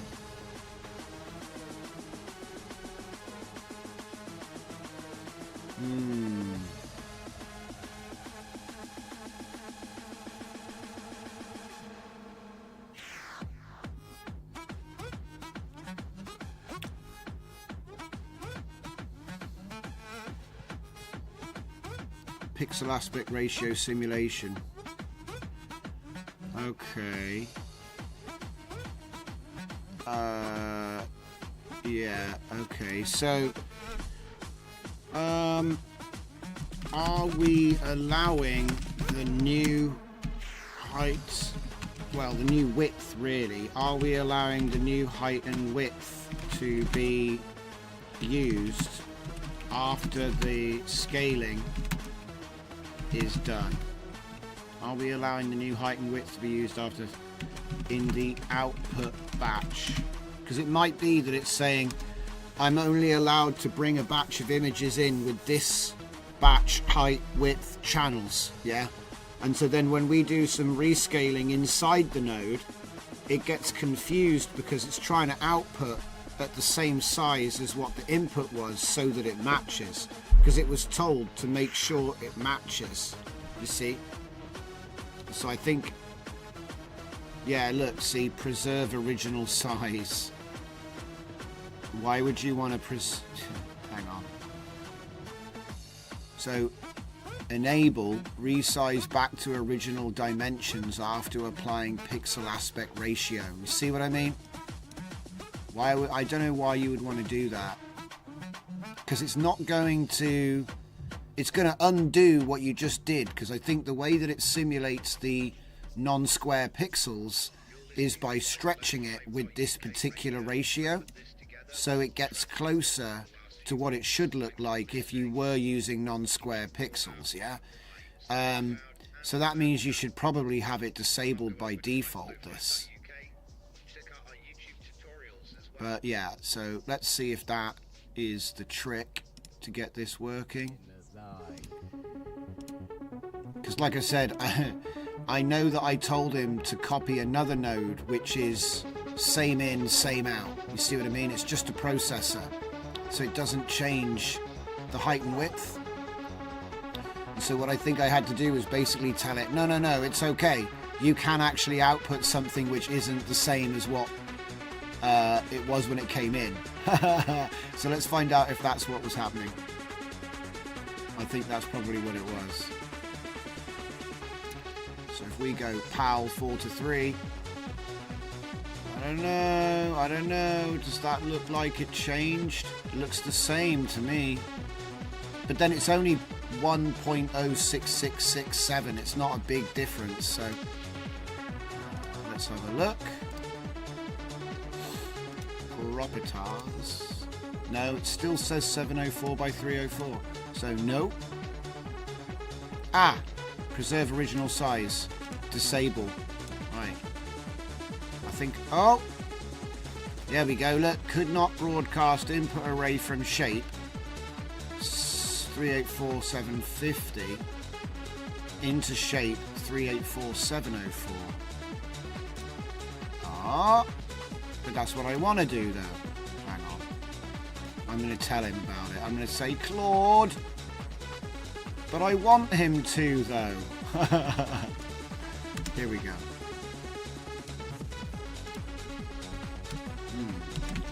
I received the following error when I disable preserve dimensions or preserve, oh, pre-service, what the heck, preserve original size.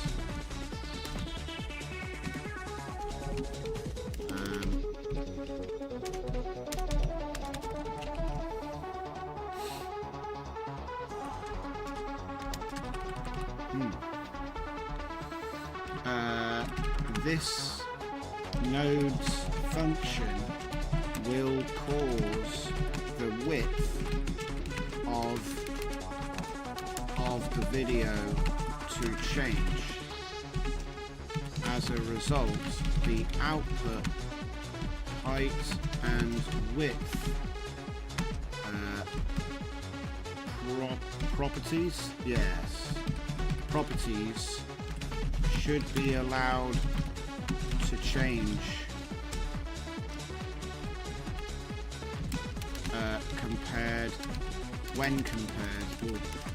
should allowed to be different from the input height and width.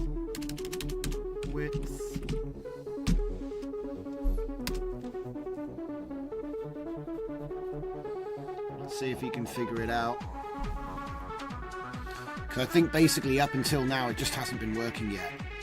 Basically, it knows what it's supposed to do, but it needs a little bit more to get it over the line there. Okay, because we're basically stretching the output size, and then there would be a dimension mismatch, which is what just happened. I mean, the error that we saw just now, where did I put it? If you looked in the numbers there, 384 by 750, 384 by 704. So there's a slight change in the width of the video there. It grew by about, you know, the remainder of this sum, whatever, 40 odd, 46 pixels. So that's what, 23 pixels on each side, something like that. It just like squidged out a bit, which is what you would expect with a 1.0667 added, you know what I mean? Okay. So, any luck, maybe it'll actually work this time. Electronic Music Arts says, breaking news on Discord, a new video model arrived called NVIDIA Cosmos. Yeah, I think, I haven't used it, obviously, because it's just come out, right? But I've heard about this coming out. Hang on. Because a couple of days ago I saw stuff about it. So let's see, we got Cosmos Tokenizer. We have video to world, text to world, DV8, that's interesting. Auto-regressive 13 billion, damn. 14 billion, video to world. It's a strange way of saying, you know, video to world, what the heck? And then Cosmos Guardrail, 1.0 Guardrail, I don't know what that is. Nemo I was looking at a different day. Cosmos Nemo assets. I think this one might have been up the longest. 12 hours ago they released the decoder, but everything else is 3 days, as far as I can see. So I don't know what any of these are. Never heard of them.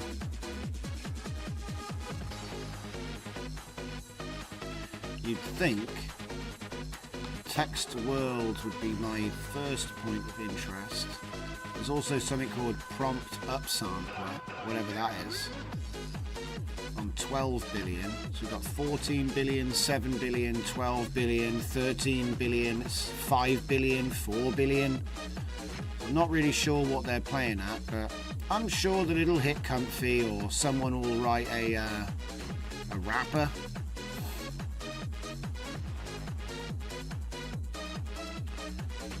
.121 frames, so 5 seconds. We'll do 5 seconds. And then video to world, it predict the future 120 frames. So give it an image, right, okay. So video to world is image to video, text to world is text to video. I don't know why NVIDIA have decided to use this weird naming convention, but look, see, video to world is actually image to video. Give a text description and an image.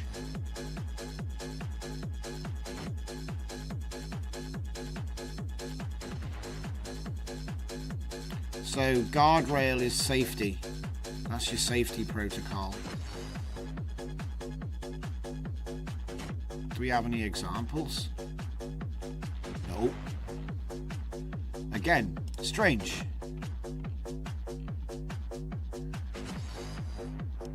I click submit. Please let me have access.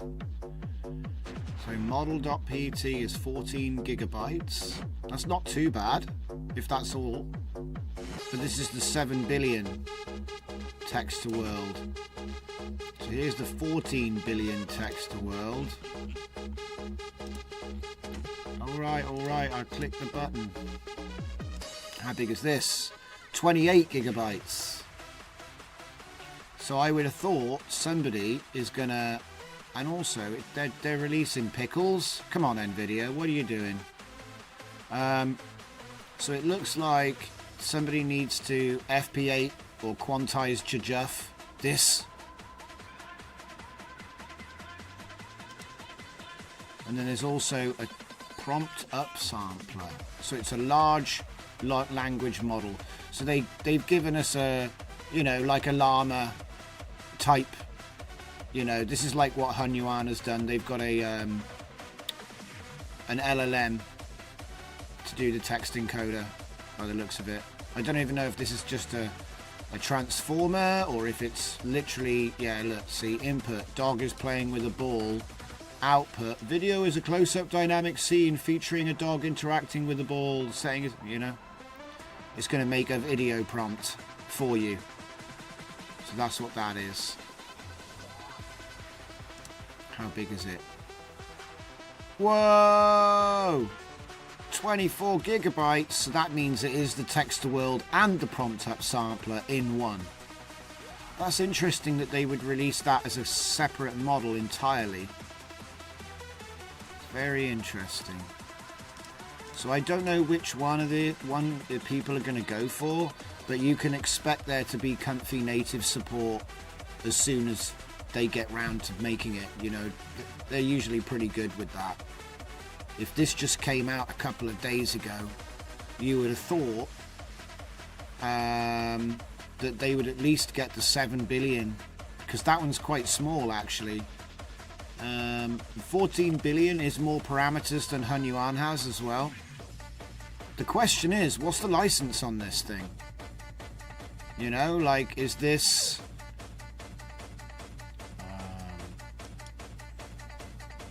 video to world? So this is 9 frames. So given a 9-frame input video, predicts the future 24 frames. Do you know what this looks like? The model that they used in After Effects to predict the next second or whatever of video. Given a single image, it does 32 frames. And then there's various different versions of it. Look. They're all basically the same. Video to world. So you either give it 9 frames or you give it 1 image, and it will give you either a second or just over a second.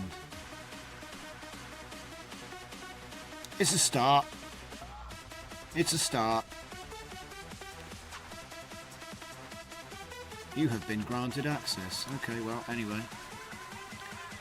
So let's run it and see if it still crashes. No, it doesn't. So now we'll save it and just check that this video is actually like bigger. And if it is, yes, 752 by 384, it works. Okay, because remember, we can't really do non-square pixels. What we're doing is we're simulating the look of non-square pixels by stretching it, just the width, stretching the width. Because the height remains the same, but the width of the pixels go up by whatever it is you picked. So if I say NTSC widescreen, it should be, yeah, wider, and yeah.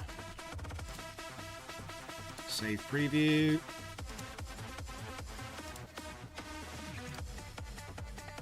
Let's see, properties. Oh, comfy UI files here. Christian F just dropped in the chat.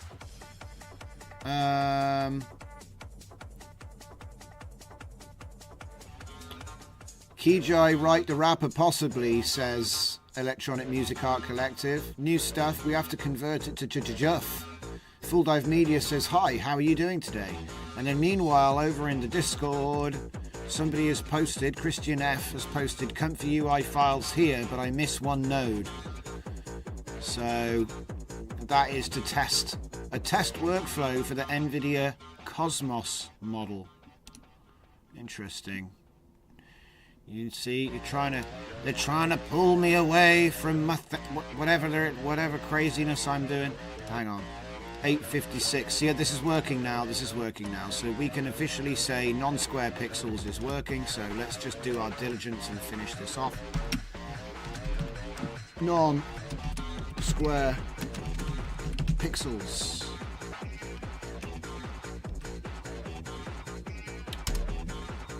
That's going to be good enough for me.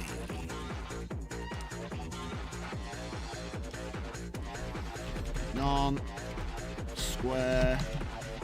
pixels.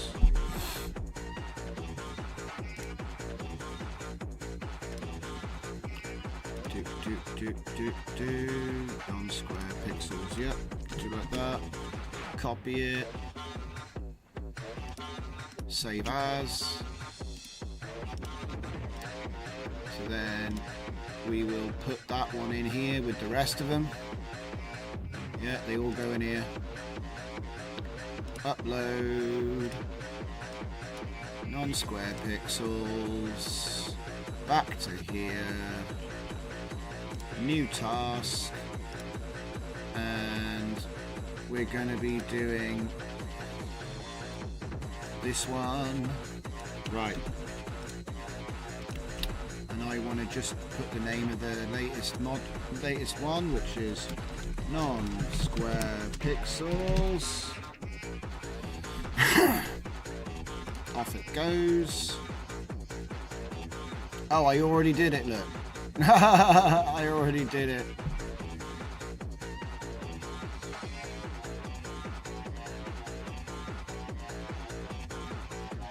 It looks like it's just going to rewrite it for me. That's fine. It changed a bunch of times, so. Alright, go like this.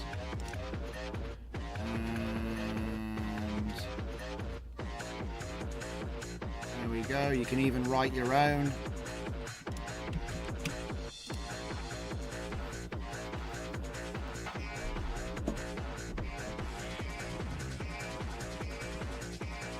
Yeah, listen, you want to, don't worry about crashing the topic because, you know, we meander around all night doing all kinds of stuff. You're never really crashing the topic. If you want to come right in and share it, please do. Like I said, I'm all ears, even though I am focused and can be grouchy. Deep down, I appreciate it.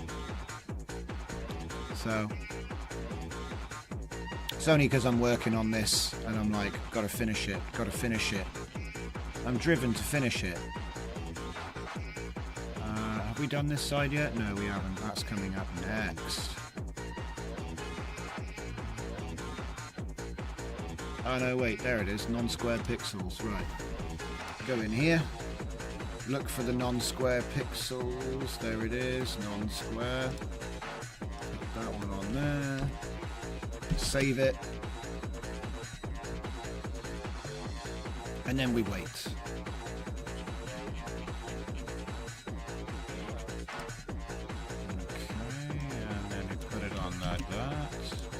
Get a new task. Just give him a second because he doesn't like to be pushed. Sometimes I ask too much. You know, I'm going too fast, and he doesn't really like that.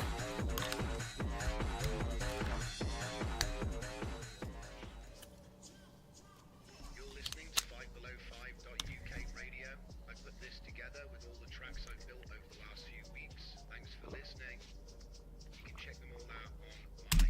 That's probably enough time. It's like there's a rate limit, so if I work too fast, it starts refusing my commands.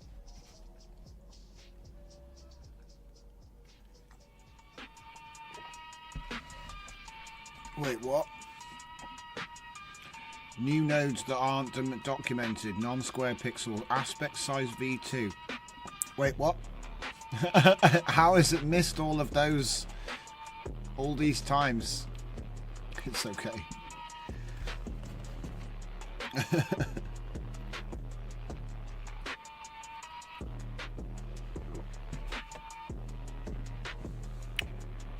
There's so many prompts.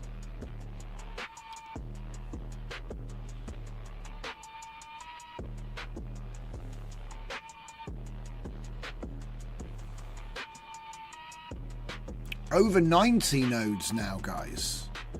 We've got over 90 nodes. Isn't that crazy? We're going to have 100 nodes soon. It won't even be long, because I keep coming up with new ideas for what I want. Oh my god. Alright. So that's there. That's done. The thing's in place. I've saved the example. So that means it's time to push the actual file. So let's just kill that, get that ready, open this. And we want to do upload. No, not cancel. Yeah, I haven't changed anything, mate. Where's the button? It's too small, I can't see it. Oh, I get it. I need to be back here. Okay. DJZ nodes. And refresh. I'm at the bottom again. Crumbs. So go from there to there. There we go. That's everything I needed.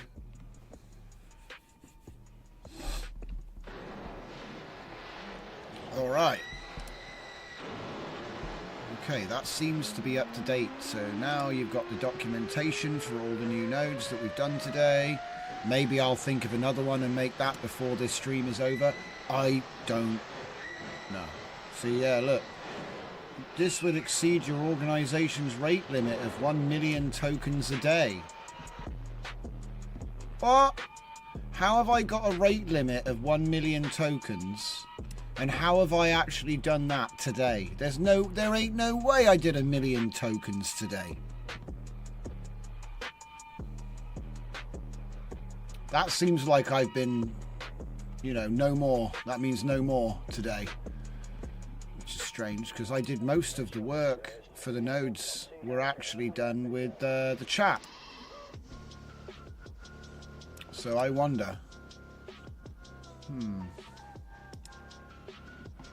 Well, anyway, things are going nice. We got these new effects. They're all cooking up pretty good. And like I said, we're reaching these like respectable resolutions now, thanks to the 1080i trick I came up with. The non-square pixel thing does work, even though it's a bit like, oh well, we're just squishing it by this ratio, you know? But hey, whatever, makes me wonder what would happen if we like cropped it inside of the black bars after that point.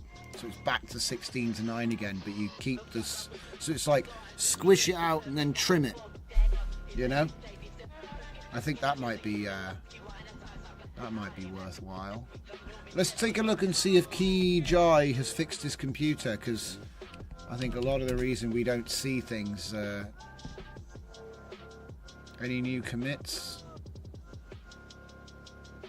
No, not really.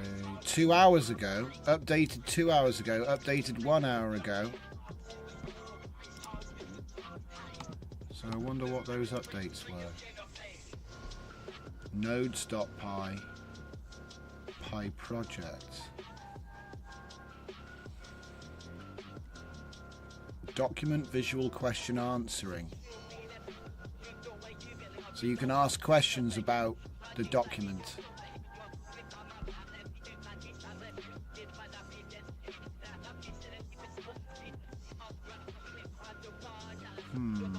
See, I already knew about this. Because I use this all the time. This is the basis for prompt to mask. So I use that all the time. And now he's talking about doc VQA. So document visual questions and answers is what I'm guessing it stands for. Yeah, visual question answering. Yeah, okay. Close enough. So nothing new there. KJ nodes.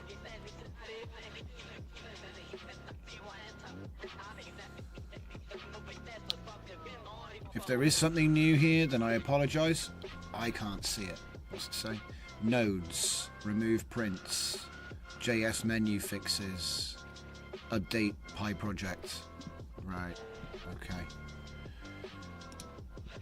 So he hasn't done a wrapper for this new video model yet.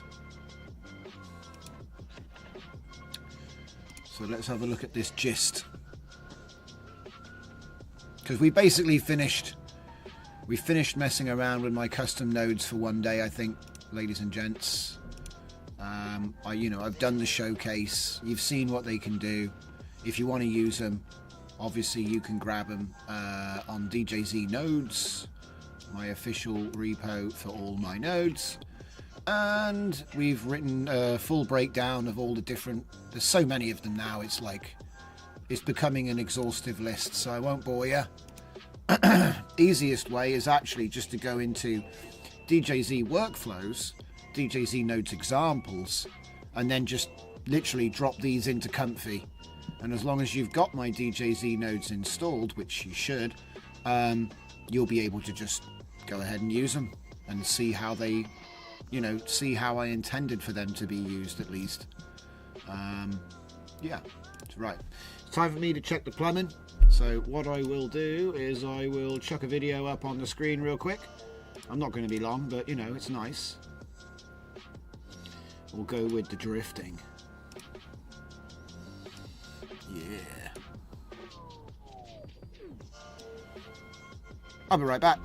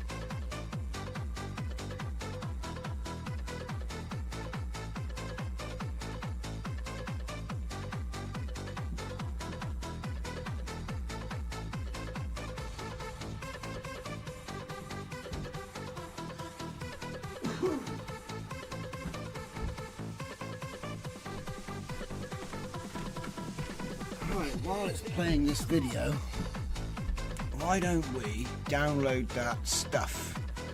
So let's... not that one. That one. I'm running out of coffee so fast tonight, mate. That needs more coffee. These video models get our asses in gear.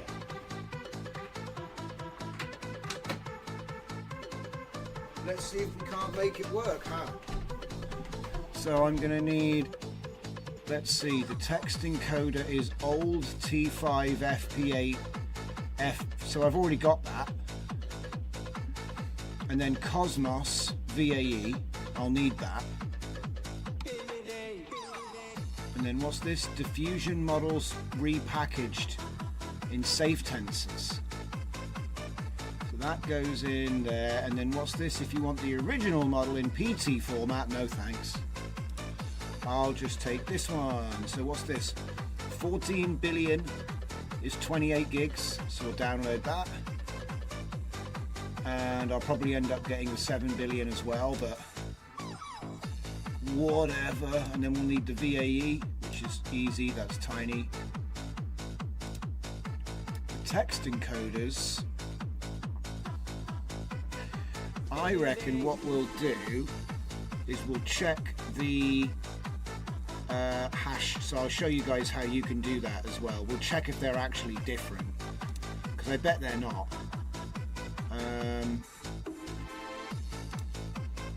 And then if I say raw, save this, Cosmos test workflow. Hey, we could have Como or Coda with a C. Didn't I? No, we had Coda with a K, but we never had Coda with a C. So it looks like we're going to get, well, if it works, we might be getting a new video pack tonight. And then I can immediately hit it with all of this new stuff that we've got and have like the best workflow instantly. Because, you know, we can do like mad upscaling, that upscale trick I came up with is insane. The data mooshing. You know, it's actually funny, guys. I've been doing stuff like that for fun for years and I've never had an audience for it, the data moshing stuff. I think there's a lot of videos I've made which have this kind of stuff in, but it's just never been like the main focus, if you know what I mean. I got an Old Dirty Bastard video that's banned in Germany. It's full of data moshing stuff. Uh-oh. Don't die on me. Get that machine some water.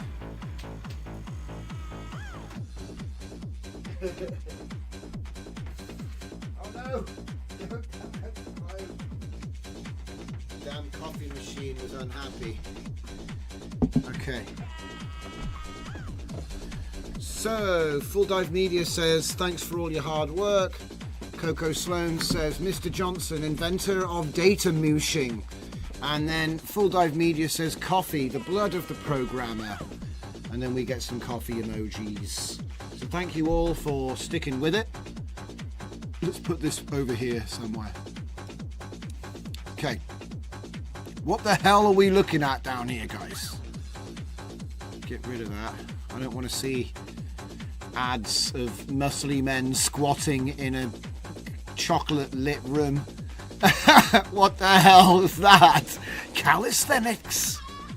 You want to get Johnson's calisthenics, mate. You're going to lose all that weight and become a muscly god in only X months for X pounds. Send me the money, I'll send you my ebook.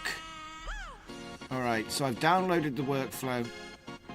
We are downloading the model. We're getting the big one.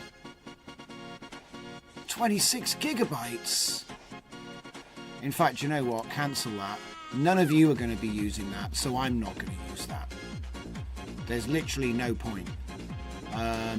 I'll get the little one because that's what everyone else is going to get. I don't think anybody is going to be, because 28 gigabytes, that's bigger than I have, and I have a 24, do you know what I mean? I got 24 gigabytes.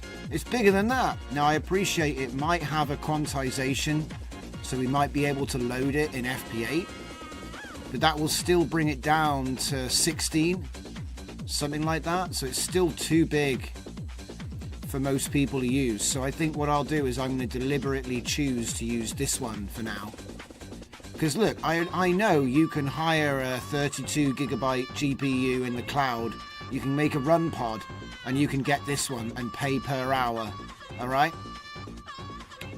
And it probably is better, but I don't even know how good this is, so I'll try the cheap one first, right? When I say cheap, I mean like less gigabytes, or sorry, less parameters and less size. Because I'm assuming that they're being upfront when they say 14 billion, 7 billion. I don't know. I'm just assuming. I don't know. Okay. All right. And then that should actually be downloaded in like 5 minutes. Okay, cool.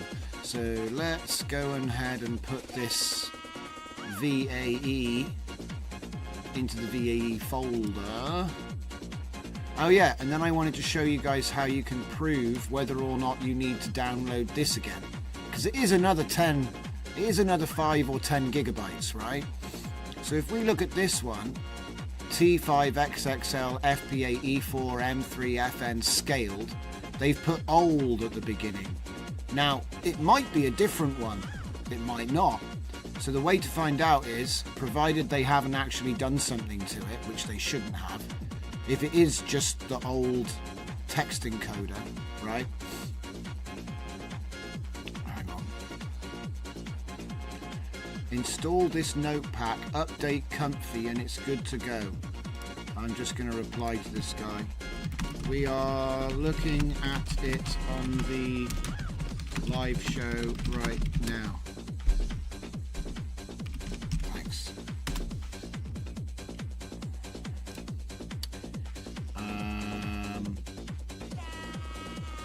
So I haven't updated my Comfy yet, but I'm doing everything else that I need to do. So we'll probably write a help guide for this as well. This is 10 minutes long. Isn't that crazy? Get that out of the way. Get out of the way. So anyway, how do we check that this is actually what we already have, right? So we take a look at this code and we're going to compare it to the one that we have on our computer. Hopefully I don't get too sidetracked before we do that. So there's my scaled. So if you have 7-zip, it will often install SHA-256. We can check the hash, which should be the same as this. And if it is, I don't need to download it again because I've already got it. Okay? That's what we're doing.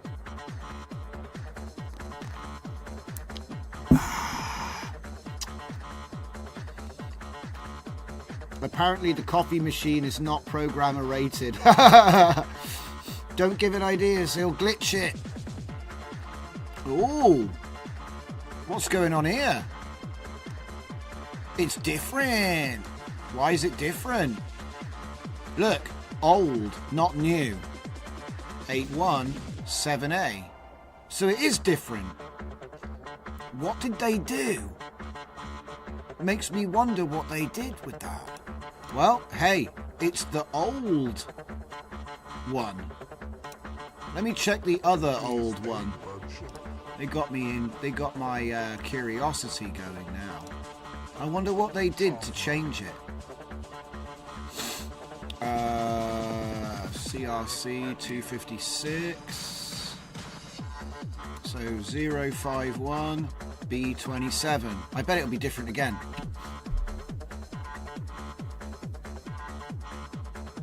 Because if it's different, I'll get it. But it's kind of like, you know, I don't see the point in getting it if I've already got it, right? And this is what I do to check. 7D3, well, yeah, that's obviously different. Oh, wait, hang on. That's, right, I need to check this one. I checked the wrong one. That's my bad. That's on me. Okay, so there we go. I was checking an E4M3FN version when it's not. The other one's scaled though, that was right. So it's the same size though, which is quite interesting.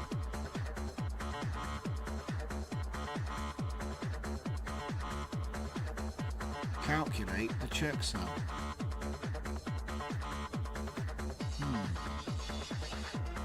Glitched coffee maker. Love it. It actually did glitch out a little bit there.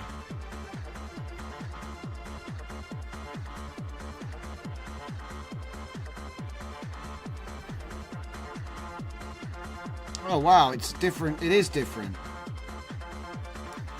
All right. Okay. All right then. All right. Fine. I'll take it. Okay. Look. If it's different, I'll get it. But I just wanted to make sure that it was actually different, which it is. So I don't know if the difference makes a huge difference, but certainly these are different. So what I'll do is I'll grab the cheap one first, because again, trying to keep those headroom requirements down for everybody. So I do tend to try and test out the small stuff. One thing I haven't done, which I have been trying to get, I want to probably, if I remember, I want to do this tomorrow, and that will be to check out the Hunyuan stuff, but in the higher quantizations. So like, you know, Q4, Q5, Q3 I think was another one. There might even be a Q2, I can't remember, but basically smaller versions of the Hunyuan video generator. Because I had this thought, if I've got my cheeky method for doubling the size of the video real fast and real cheap now, because before I was using LTXV because I could get 720p out of it, you know, and that's just instantly usable, right? Now it's nice to be able to go from 720p up to 1080i, but you can kind of see in LTX, you can see that it wasn't really, do you know what I mean? You can tell the detail just isn't really there. You can double the pixels, but that doesn't mean that it's going to look better, if you see what I mean.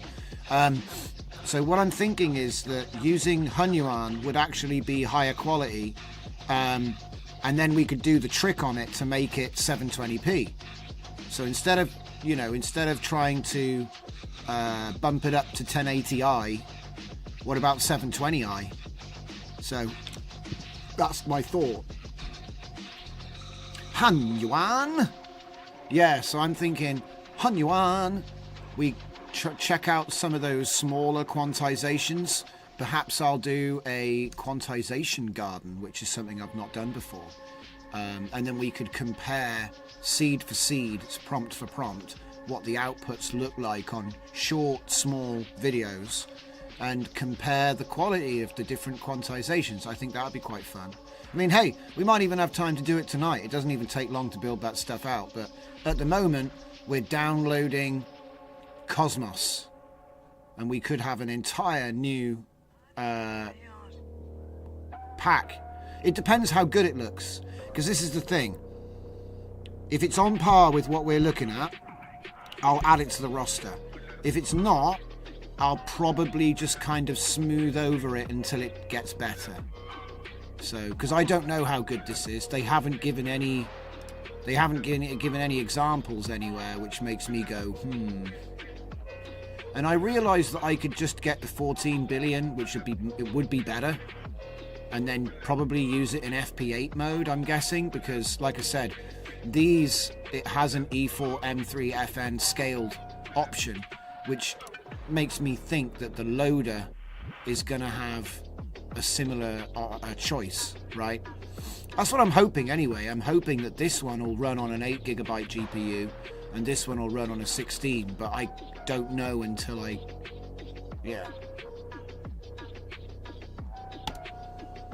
But yeah, I do think that Guguff Garden would be quite interesting.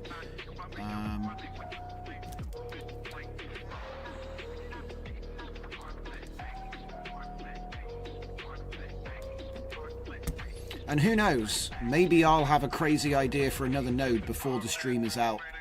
It does happen a lot. Like, to be honest, even a time code, imagine that, a time code.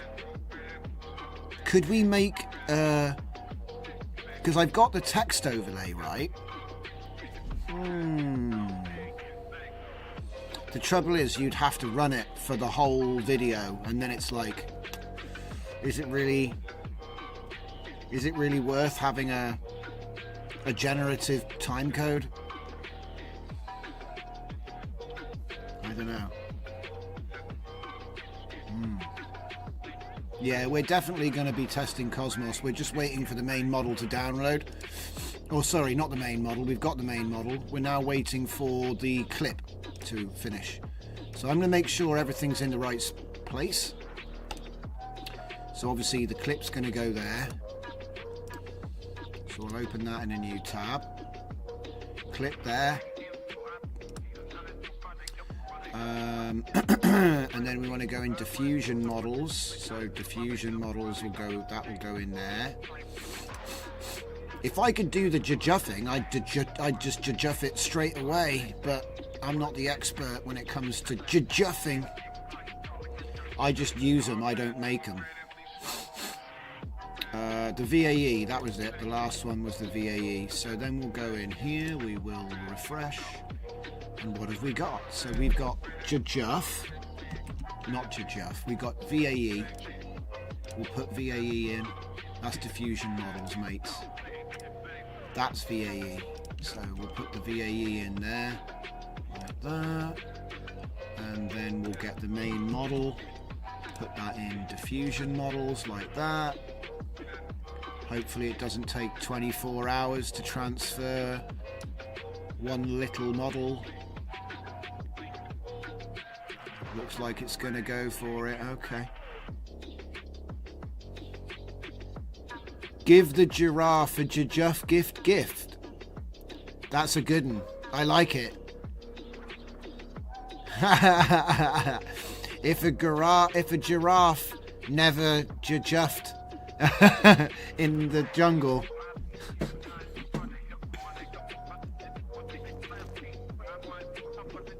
Oh. Alright, so it's going to slowly do that. Don't listen to him. He's a liar. 29 minutes, my ass. Somebody will Jajuff Cosmos for sure. Yeah, I know. Probably City 96. Let somebody with experience do it. It says, Electronic Music Art Collective says, we need the empty Cosmos Latent node. Do you know, it's interesting. I actually have a workflow in here which specifically doesn't use... Is it this one? I don't think it's... Yeah, it is this one. Okay, so it doesn't use an empty latent. It uses this to make the latent. Yes. Okay.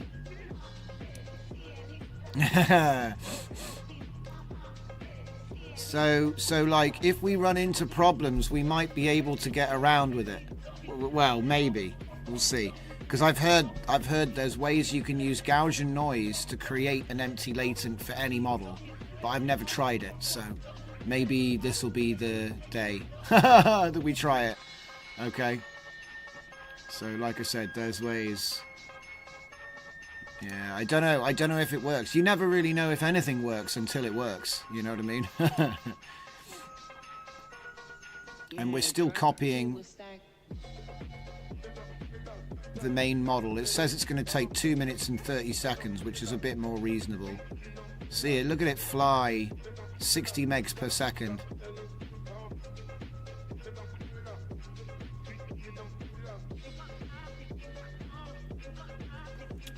Gaussian noise we didn't try, but it does work very fast. Okay, that'll be good, because really it needs to beat, like any model that comes out, video model now, it needs to really beat LTX. Because LTX, I think, set a new standard in terms of speed.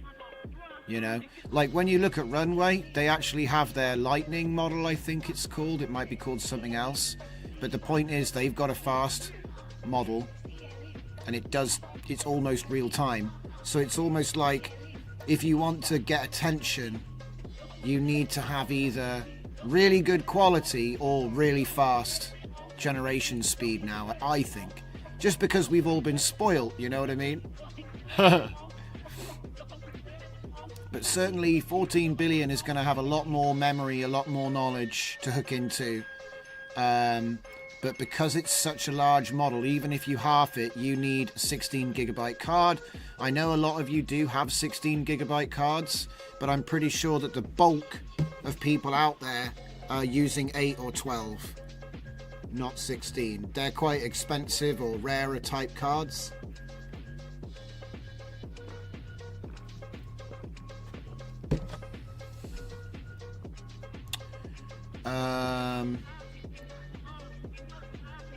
Okay, it's finished downloading, so I should be able to move the text. No, it's not finished. It crashed. Oi! Crashed with 1 minute to go.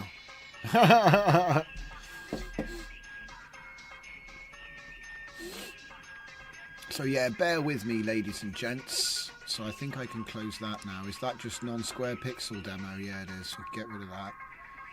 That's the test workflow. That's the GitHubs. We've looked at that. Looked at that. Hell yeah. Do you know what I need to do with that? Just to really make it sing while we're waiting. Inspire MBG. Yeah. Put it on. Inspire MBG, but only to use the mask, so that I can go combine alpha. Image combine alpha. Yes. Then we'll put the mask in there. And then take whatever the last thing is. This one. Put that in there. Whoa. Like that.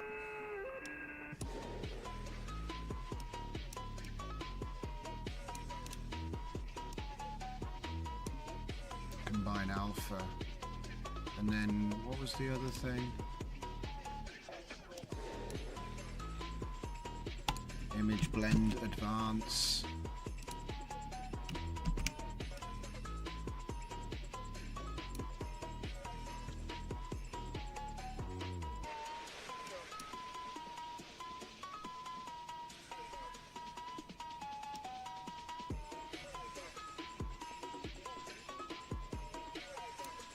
Oh no, turn my TV off.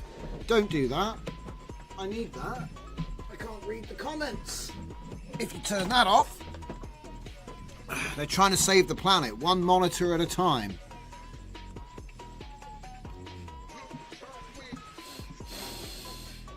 Let's see.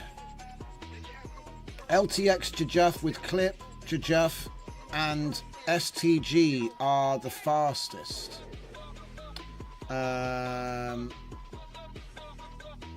4060, Lucas says 4060 Ti with 16 gig are destined to be found at the bottom of a Tesco bargain bin. All right.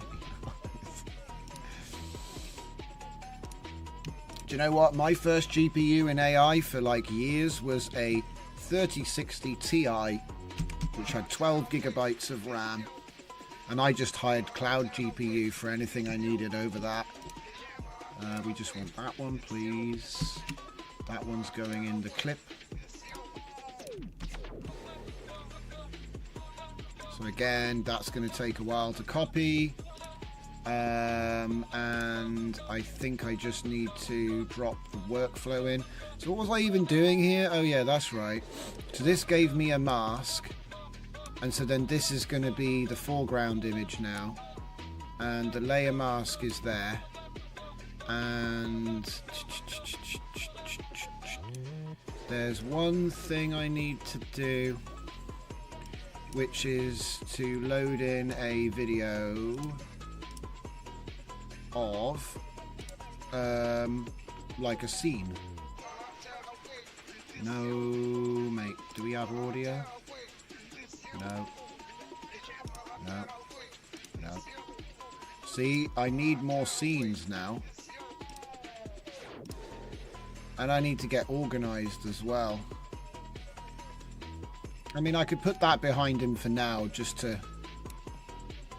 yeah, just to sort of have something. Now, the other thing, of course, is... how many frames? So I'm going to say 73... and I'm going to say 73. So I've just forced what it is. Yes, yes, yes. I actually think that the kinescope stuff is probably a little bit too much. I think it looks better with just that. That there. That there. Ah, wait. That's not going to work because this is going to be the wrong size. So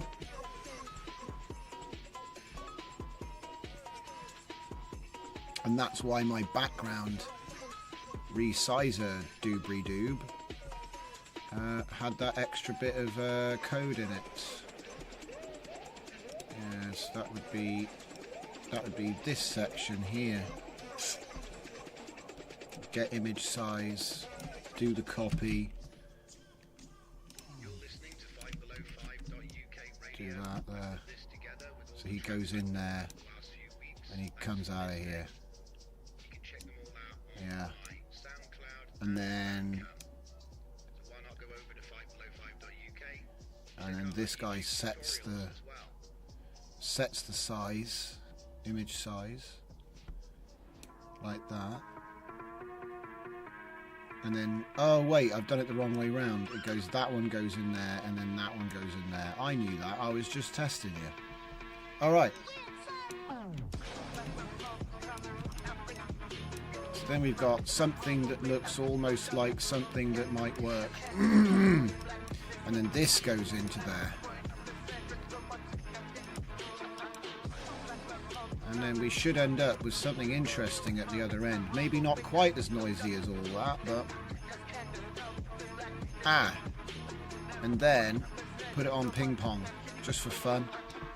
So it loops forever. Alright, now we can open a new tab and drop this example workflow in. So here it is. It'll probably need me to update Comfy. Yeah. Needs me to update Comfy.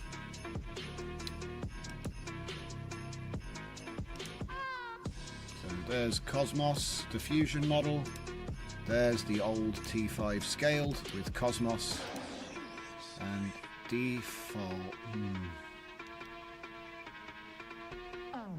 I mean, technically this isn't an FP8 model, but I'm going to load it and see what happens.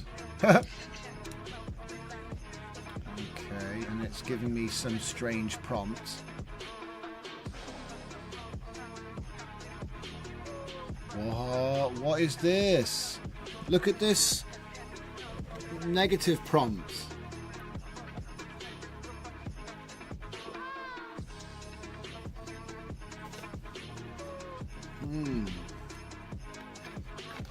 Let's see what people are saying.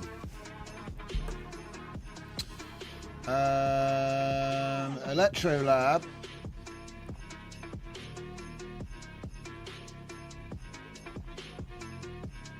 Oh, I missed something. So, Electronic Music Art Collective, mind sharing your workflow on Discord, please. At Coco, just happened. Electrolab, I thought it interesting to use your video noise nodes and denoise a video to create an unknown interesting outcome. Yeah, that's a brilliant way of using those nodes, my friend. Brilliant way of doing it. It's a nice little artistic process you got going on there, you know what I mean? Coco Sloan says, so this one LTXV with Euler sonar plus clip Gija, fast generation, easy to use, right? What? I don't know what that means. Electronic Music Art, the red box, delete and use plasma, please. The red box, delete and use plasma. Plasma? Boba Fett? We ain't even done. In fact, we ain't even started.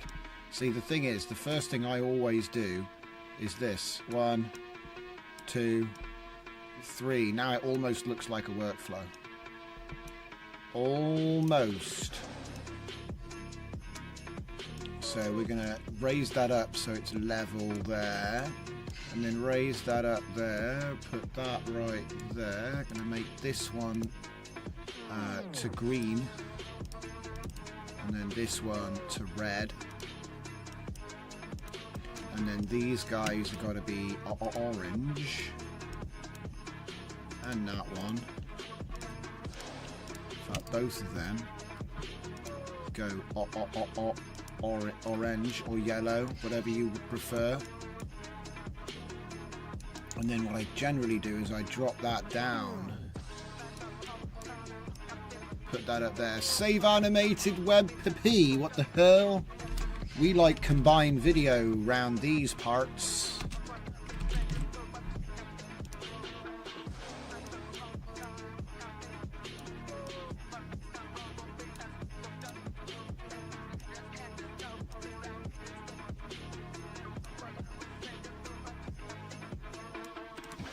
Goodbye.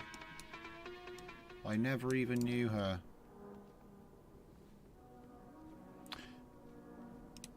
Yeah, the format's wrong. There we go. Just stick it on 24 for now.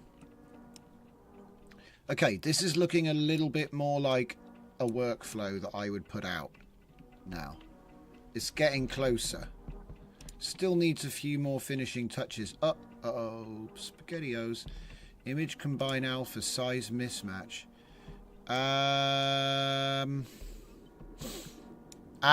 It's because I need to take it off of that one.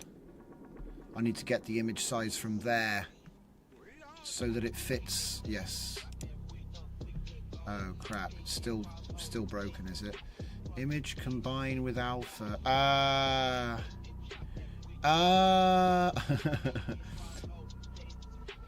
So okay, this requires more effort because if I do that there, that doesn't work. Bottom line, it doesn't work. So change a minute. We want to do it last, obviously. Why am I doing it here? I want to put it there, like this, and then just pass. Matter of fact, why am I even doing image LUT? I should probably do the image LUT. Yeah. So hang on. I want to delete that. Go straight into that, and then go in here and then make it bigger. So yeah, that makes a bit more sense. Color correction, then upscaling, and then finish. I'm just building something for fun here. It won't take me a sec.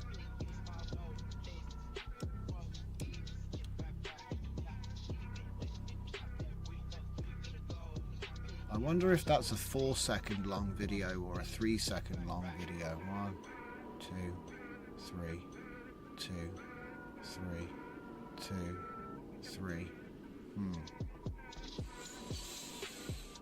Might not even be 3 seconds. Well, we'll soon find out, won't we? Okay. So yeah, I'm gonna do an update on the Comfy before I run this, but I think this is pretty much ready to go now. If I just put that there. Oh yeah, the only other thing of course is just grab these. Oh wait, in fact, let's just be smart about it. Yeah. I keep forgetting to do this as well.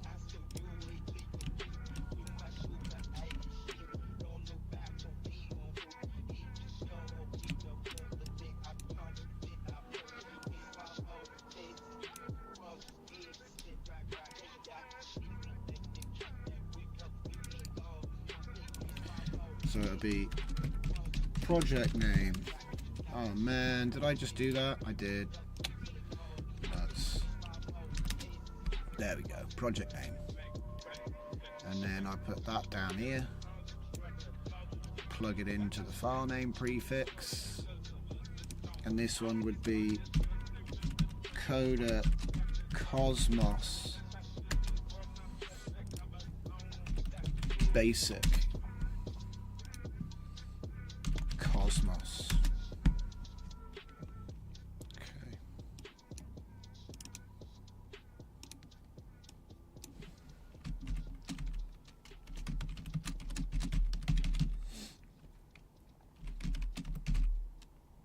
That in the morning.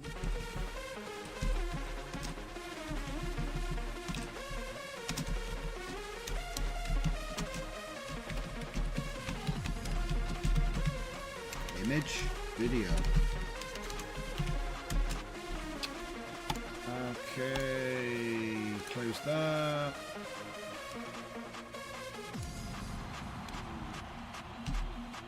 What the?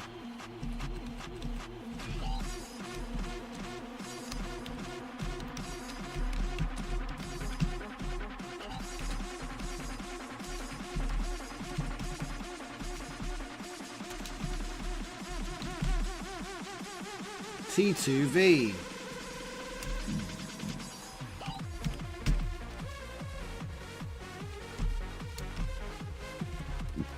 Start off simple. Looks nice now. Looks like something I would actually publish. Be interesting if it works. We'll say here, example prompt. So much to do when a new video model comes out. So much to do. Aha! It finished! What the hell happened to him? What on earth has happened? Whoa, what has happened to this guy?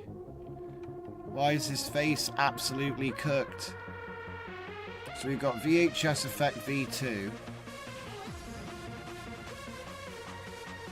We got the resize script with the Gaussian blurring. Ah, it must be... Ah! The lookup table was way too strong. So he came out like a prawn person.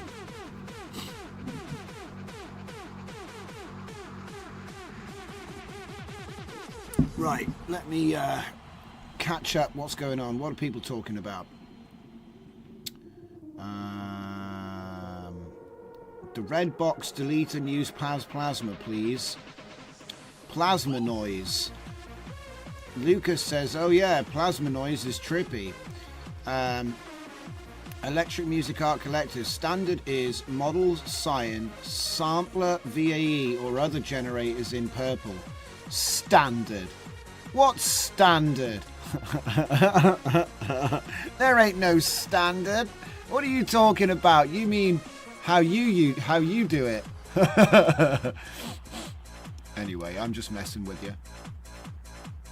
So shared the link for Plasma on Discord. Electronic Music Art Collective says psychedelic Technicolor. Don't give me ideas. Full Dive Media, too much hot sauce. So there he is. Now the interesting thing is this guy has VHS, but the video behind it does not. See? This guy is VHS, but the guy behind the video behind is not. It's funny how it seems to stop at the end. And the car goes backwards. I kind of like it. Alright, so anyway, we could have done all kinds of craziness with this. So what I'm going to do is I'm just going to bring it back. Because it's just one of my crazy experiments. It's not really important. Let's just put this on top like that there and bring him in. So it's all done. I need to give this a name so I can publish this. Because it is just... It's like a... I don't know. It's like an easier version of the last one. Probably turn this down a bit more actually. It might be that I don't need Gamma Collection, or could probably do The Matrix. Have we got like The Matrix? We got Ridley Scott's Blade Runner. Let's do Blade Runner. Okay. Now while it's thinking about that, I'm going to sneak up on him and tell him to update Comfy UI. What could go wrong? Oh. Oh.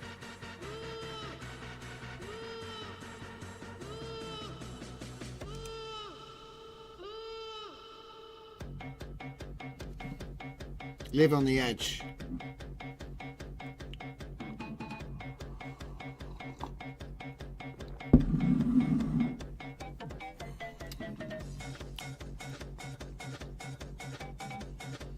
Throttlemouth said, Muse Headroom. Oh, don't. Muse Headroom. So you have a cat that is Max Headroom. That's actually pretty funny, Throttle. That is pretty funny. Don't give me ideas. Electronic Music Art Collective says, we love that you are not a doodle noodle node architect. Well done. And then Electronic says, just type Plasma in the Comfy UI Manager. Okay, so this is actually looking pretty sweet. I'm not going to lie.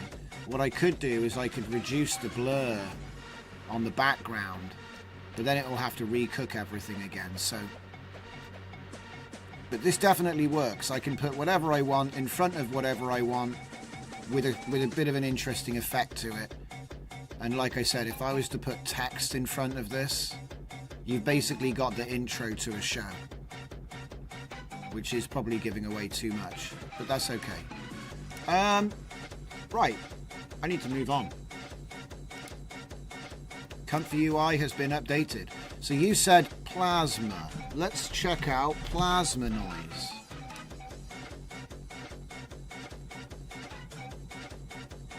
And restart Comfy.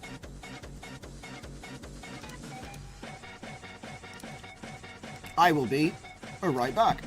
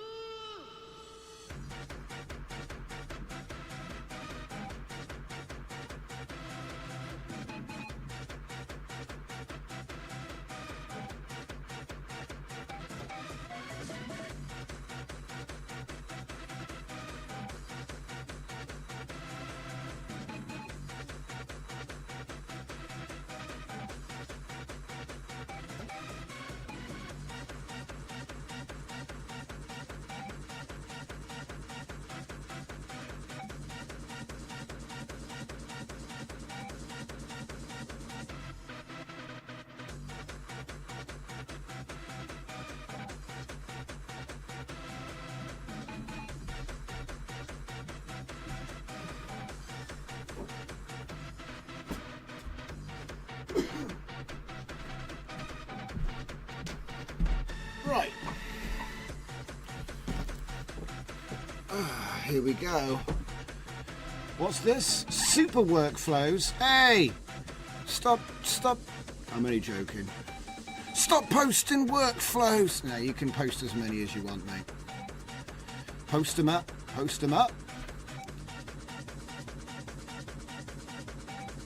What the heck? Oh, right, it's opened up on the wrong thing. Okay. Refresh this.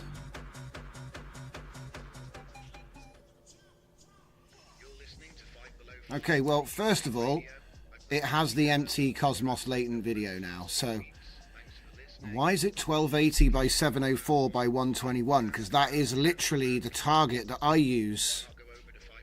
Do you know what I mean? Like, that's what I've been going on about lately a lot, and in fact, it's that. 736 is what you actually want, because if you have it here, it's just short. Do you know what I mean? It's just short of 720p. So that means you have to upscale it. So there's going to be some clipping, right? If you do it that, now you can just crop inside your video. Whereas this requires scaling. So I would immediately do that, even if I had to do shorter. Even if I couldn't do... Anyway, let's find out, shall we, boys? So we've got everything we need. Go.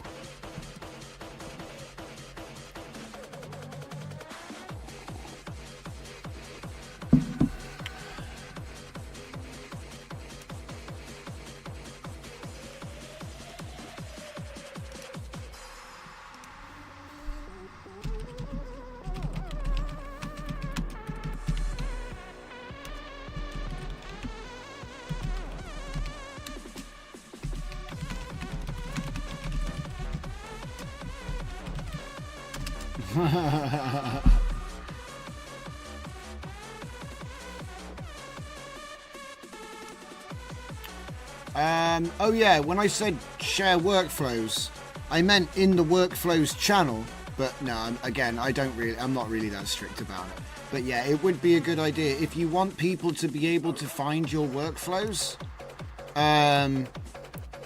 Put them into the workflow sharing section, right? Like I said, if you want people to find them, put them in the right channel. If you don't care about it getting buried, it's general all the way. I'm never going to have a go at anyone for putting stuff in the wrong place, but I am going to say that people tend to look for things in the spaces that are named for that. So it's sort of like again, if you don't care, it's just obviously it's harder for people because there's so many posts in general. It's just an idea anyway. So I've got plasma noise. I don't have this. Let's see, image sharing, workflow sharing. So yeah, because there's a lot of cool workflows in workflow sharing. So it's the best way to not, you know, you'll get buried, but people are going to be scrolling through here looking for workflows. Thank you, electronic music. Thank you.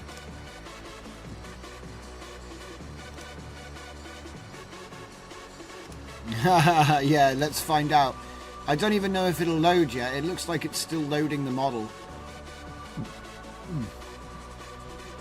So usually when a new model comes out, the first thing I like to do is try to find example prompts, which I'll then train an agent on the best way to prompt the model. But don't know is the answer there. Don't know.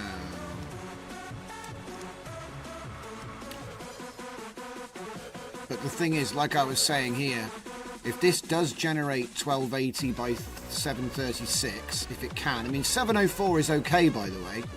It's all right. We can deal with it.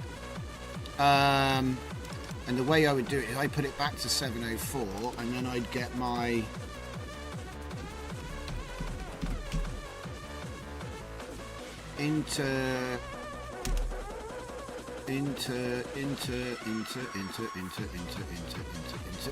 internationally known interlaced upscaler V2, right?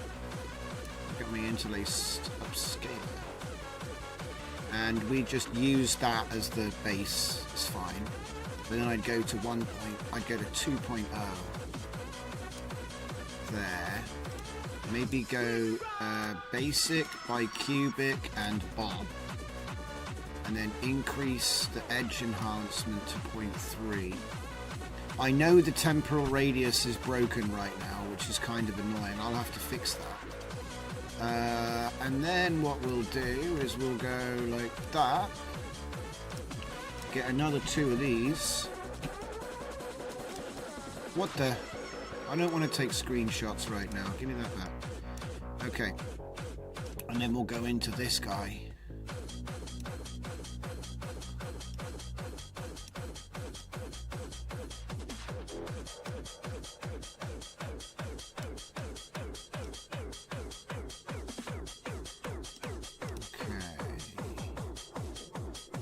Just keep going.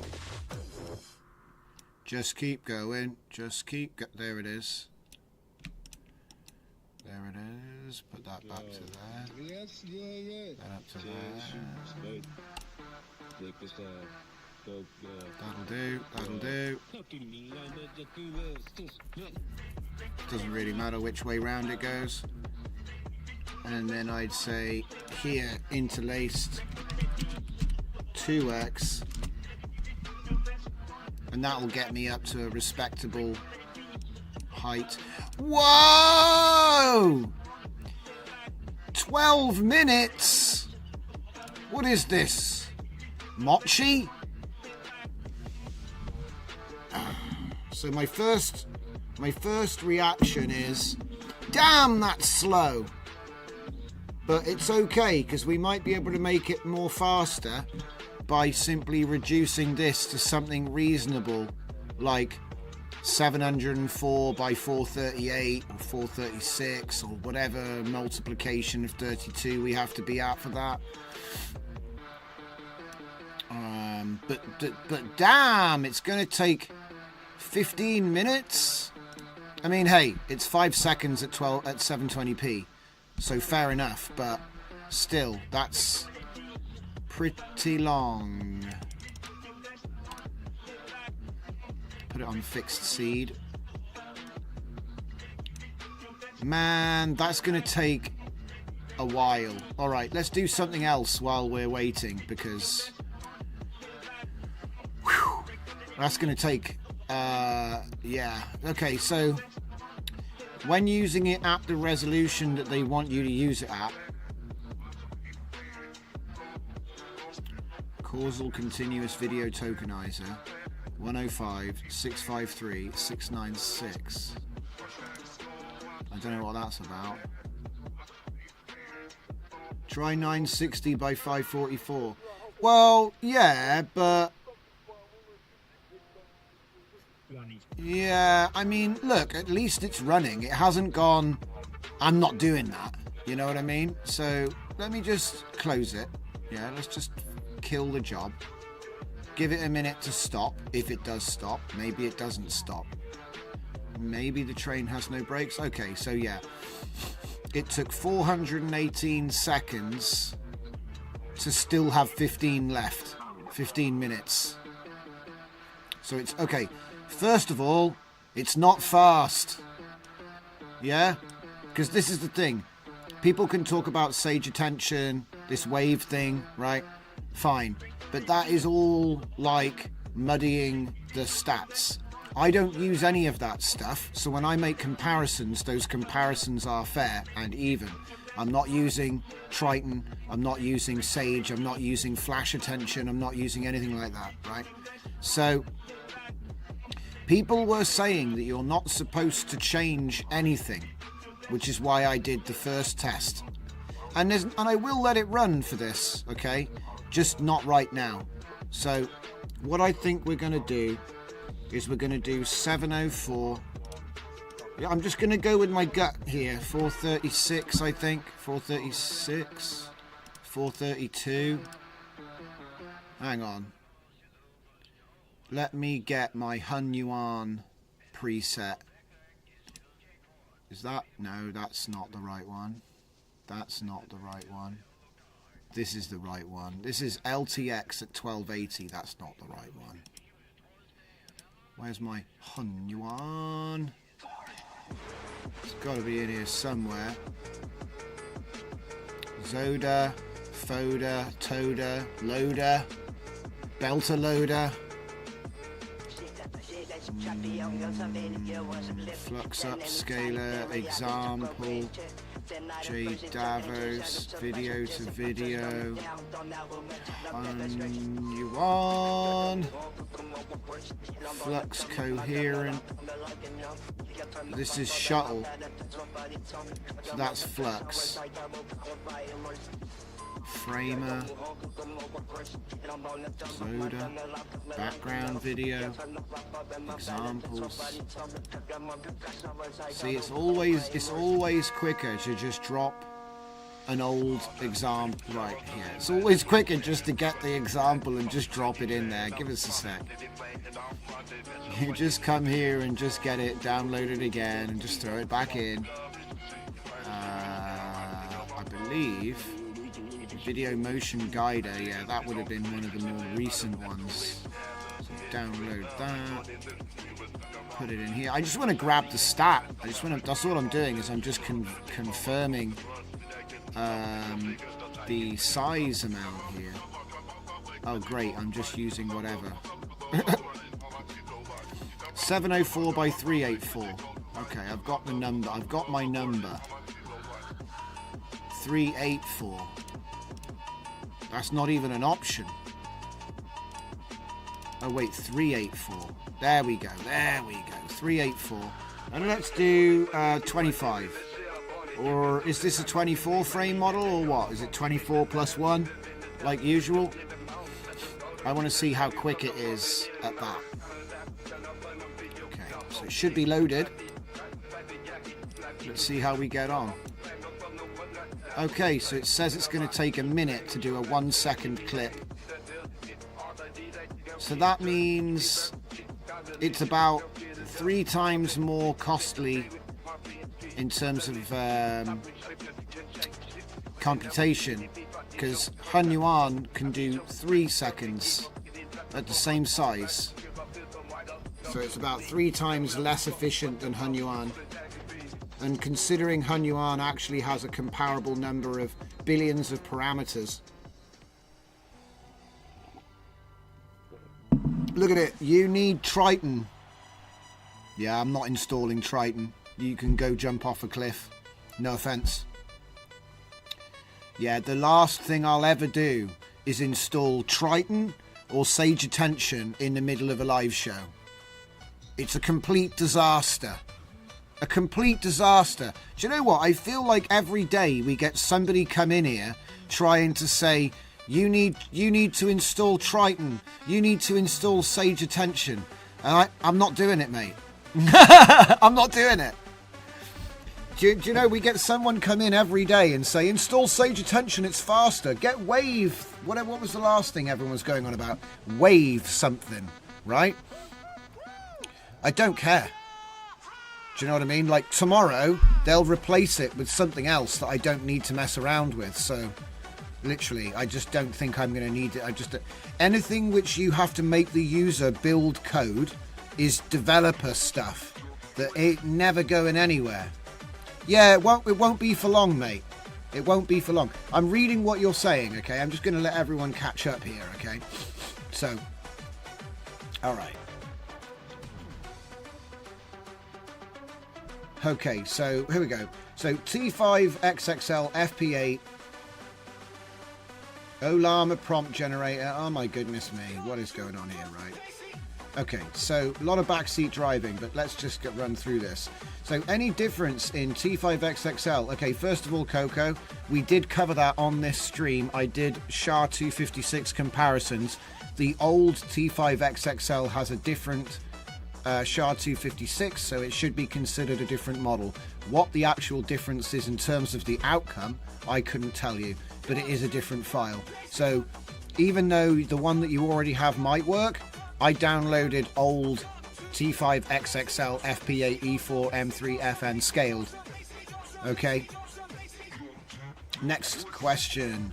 Electrolab, I want to give video variable noise using your node.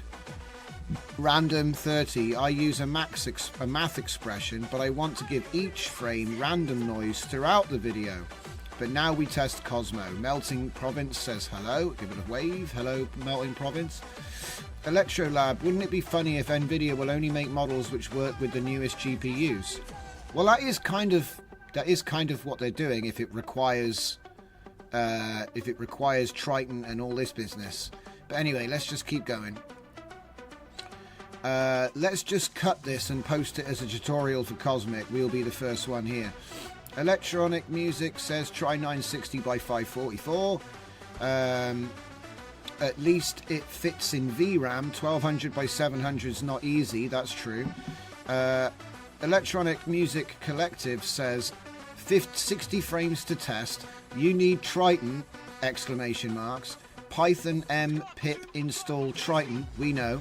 You need to use Triton to use Cosmic. Well, you need Triton in caps. Read the manuals. And then but you need it for Cosmic. Melting saying never managed to install Sage on Win. I know, it's a nightmare. It's actually a really bad blind spot for AI to think that users are going to install Sage Attention. It's not happening, guys. You need to give out a pre-built wheel. No one's going to be building their own wheels. Maybe a few thousand developers that are in AI will do it, but users won't. Users will be like, what do you mean I've got to install VS Code? What do you mean I need CUDA Dev Tools? See, the hint is the bit where it said Dev Tools. Anyway. So here we go. Electronic Music Art says, how did you get the Cosmic empty node? I updated Comfy. I just updated Comfy. If you have the latest update, they said we updated Comfy. Well, check your logs because it might have lied. Sometimes it says it updates Comfy when it doesn't really update Comfy. Coco Sloan says you need Triton with a bunch of emojis. Electronic Music Art says Sage is a nightmare. Yeah, I post the wheels on Discord. Okay, all right. So you've posted wheels for it. All right. But I tell you what, if it cooks my Comfy, you'll never hear the end of it. I'm telling you now. If it cooks my Comfy, you'll never hear the end of this. I'll be like, it's the guy that broke my Comfy again.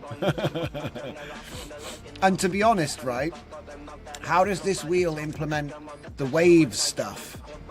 Oh, hell yeah, look at that. The best max headroom quotes. So let's see, where do you put Triton at? You need Triton to use NVIDIA Cosmic.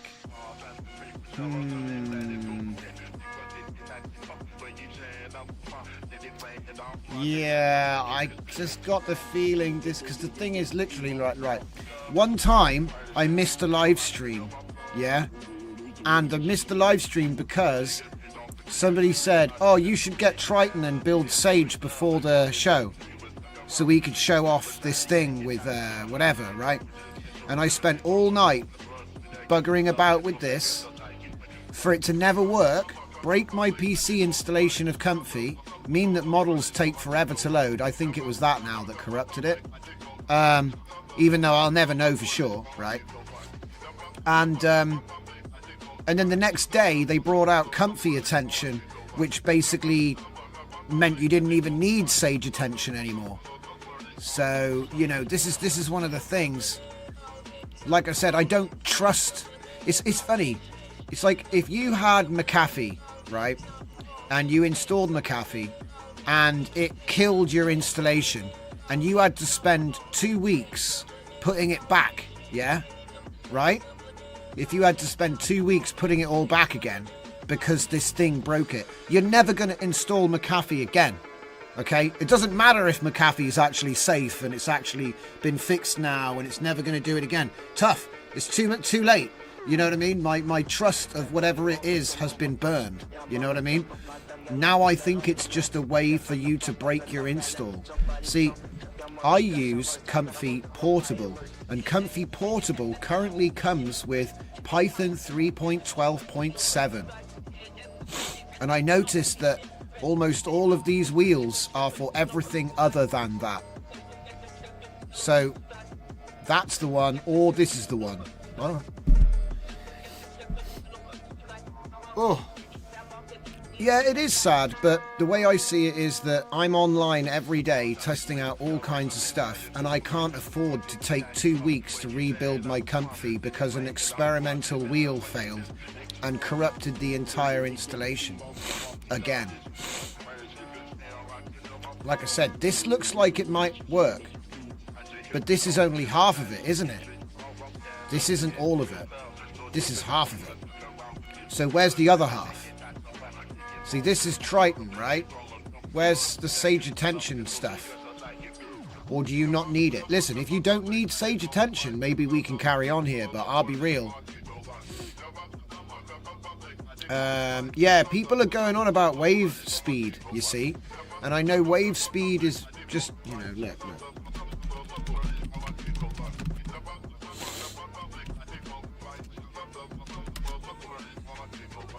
No, you need Triton only. Alright, well that makes me a little bit more likely to actually do it then, because I tell you what, I literally have no patience for Sage Attention anymore.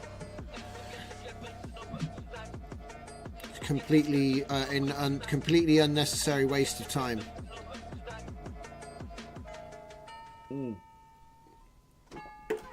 Because like I said, the AI is pretty fast. I'm not really...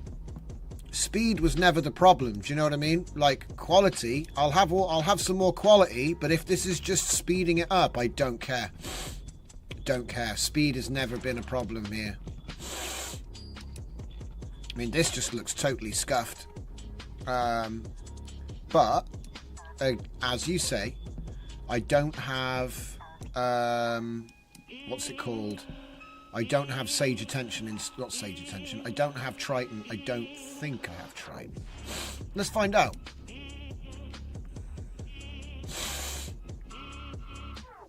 If I go to here and then go to here, because again, it's like if I don't see good stuff, I just don't talk about it. Because the thing is, the people that you're talking to, they could be using H100s in the cloud, and then they get to use the full unquantized version of the model, and they just share the video and go, hey, look how great this is, you know. So I don't do any of that stuff. I'm not in the business of baiting, not unless it's for jokes, you know what I mean.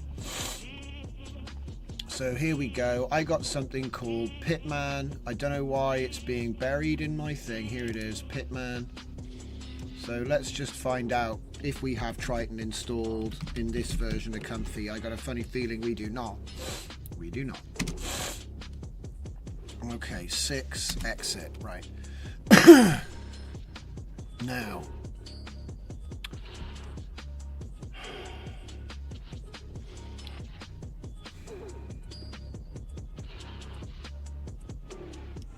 actually,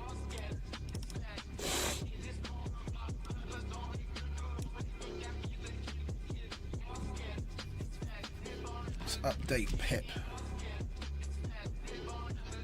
It's already up to date. Okay. So if I go back here, I think I have to run it from here. Yeah, because there's a wheel that I already installed earlier. So the next question is, which version of Triton do we take? Because there's multiple versions of... I know it's the 312, but do I want 3.1 or do I want 3.0? I would think that I want 3.1 because it's the latest version. But it might be that I actually want 3.0.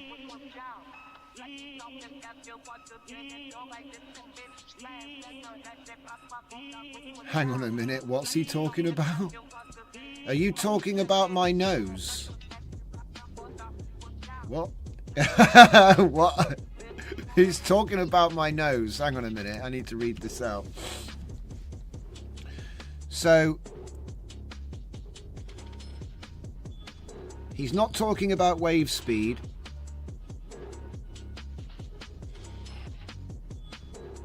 We install it here without corruptions. Speed is not a problem here, and you turn up your nose. Is it trickling out of your nose or what? Well, hang on a minute. I've got a cold right now. I'm sure you wouldn't like it. I'm just messing with you, man. Okay, so I'm going to grab that, put that in there, and then I just need to get the code for it real quick. Oh, he's taking the mick out of my nose.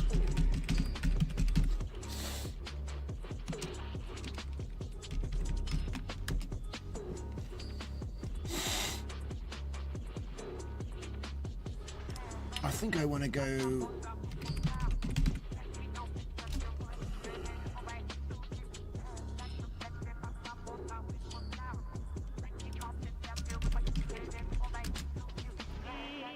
Yeah, I want to go here. And then I want to go down here. And I want to do that. Yes. So if I... look, I've got one already. So if I go like that, and then take this file name here, that should do it right. That should do it.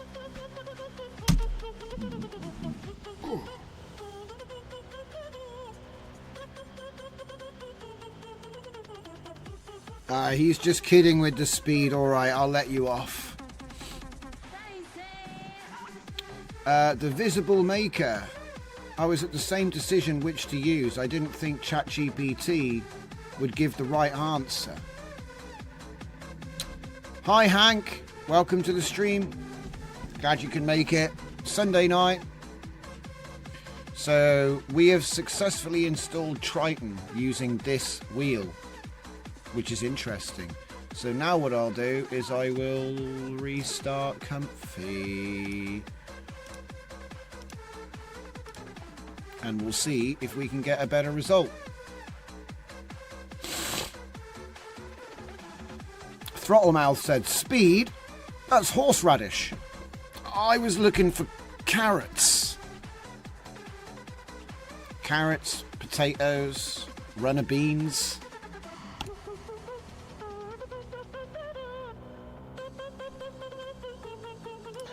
Okay, so we can close that now. So we've installed Triton. Right.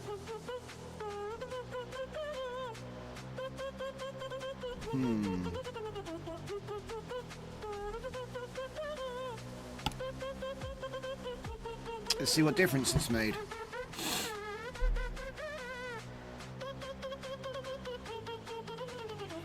Ah, cheers. That actually does work. If you like the stream, my cold will be cured in 2 days' time.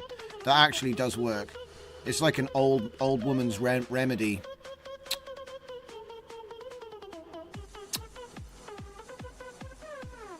So yeah, it's going to take a second to load up.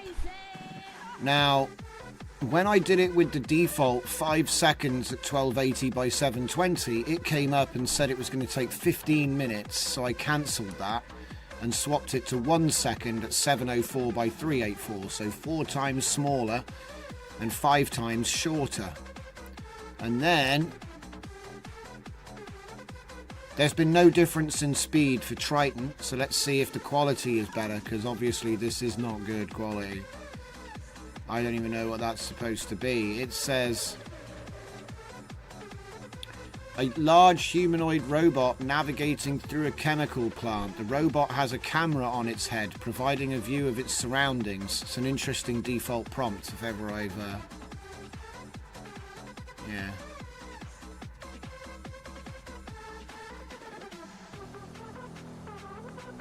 Divide by 32. I don't know. Have you divided it by 32? Have you done it? He's asking me, so how about we do it together? Oh, 22.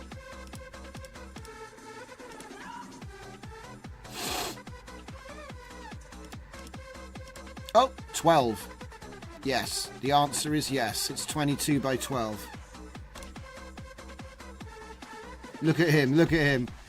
Divide by 32. Yeah, it does. Use the Olama prompt generator. Type 16 times 32. Hang on. Don't make me make up a funny voice for you, man. 16 times 32, yeah, is 512, yeah. What's your point?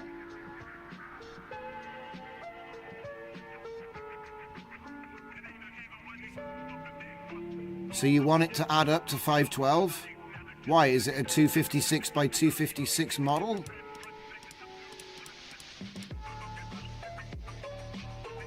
Or is it a 512 by 512 model?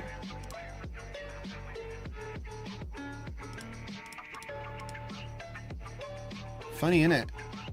Isn't it funny? It says no, type it in the input field without doing the calculation. Node fields can do math. Yeah, I'll pass. I don't need to type in random stuff. But that's cool though. You mean put it in here? Yeah, I'm fine. Look, obviously it can do math, because look, if you go up one, it goes up by an amount, right? Usually 16. Yeah? So 2 clicks is 32. That's all that is. It's not a big deal. Not a big deal. Yeah, so this is actually pretty bad. Yeah, pretty bad, yeah. Okay, so let's try 1280. What the heck? 1280 by 704, which was the default that it came with. So we're going to have to take a bit longer over this one. Probably 4 times longer. What, 4 minutes maybe for 1 second of video? 2 minutes and 39 seconds. Yeah. See, the quality is bad. I'm not really sure what this is supposed to be, if I'm being fully honest. You keep trying to tell me to type 32 times 16, but I could just type 512. It'd be less numbers.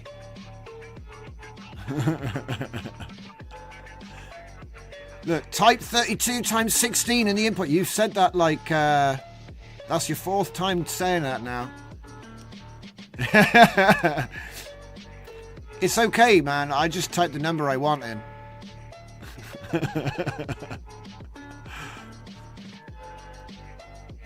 Try it, he says. Try it. No, try it. No, seriously, try it. Try it. No, try it. Type in 32 times 16. No, try it, seriously. Type it in here. Type it in here. Where do you want me to type it? It's a trick to show you. Where'd you type it? Where'd you type it? Did you type it in the prompt field? No? Where'd you type it? Work without calculator. Well, they did tell us when we did our exams that we would never get, you know, you'll never have a calculator near you, so you have to learn to do the math in your head.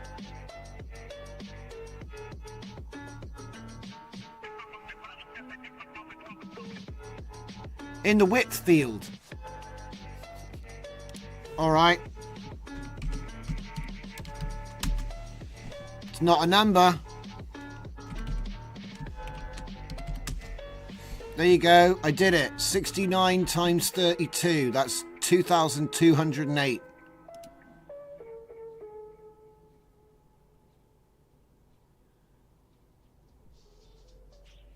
Cool. Who came up with this idea? Who came up with this idea? So why can't I do 16 times 32 times 4? Hang on a minute. That's not the right numbers.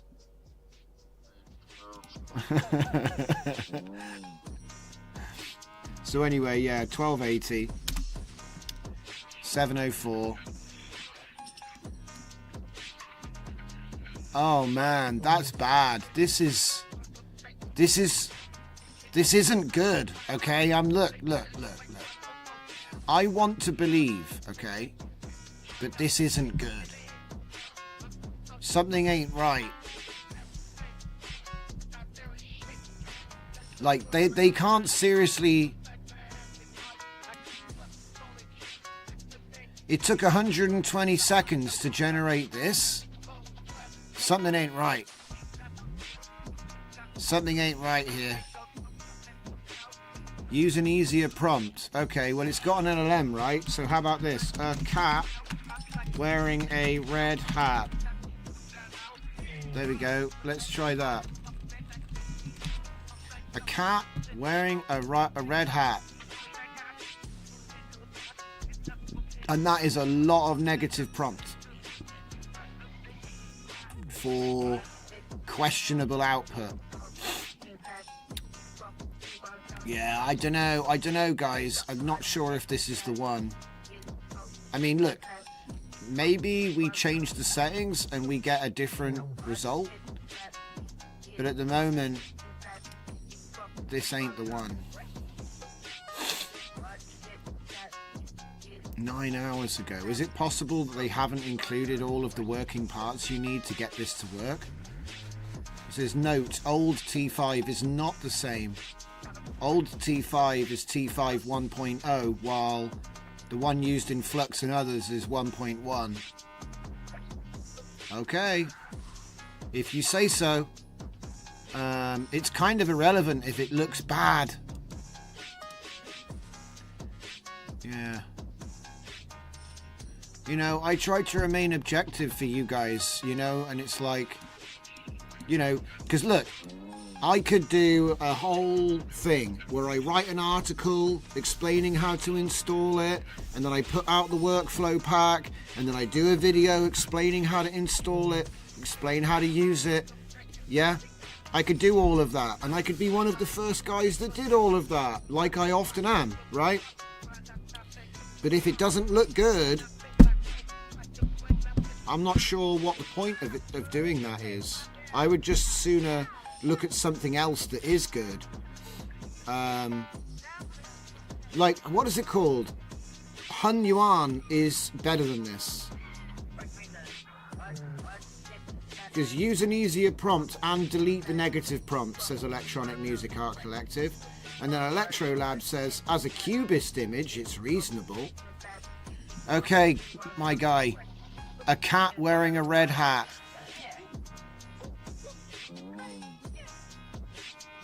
Yeah, I know that you can use the input fields like a calculator, but that's kind of like it's kind of like useful when we've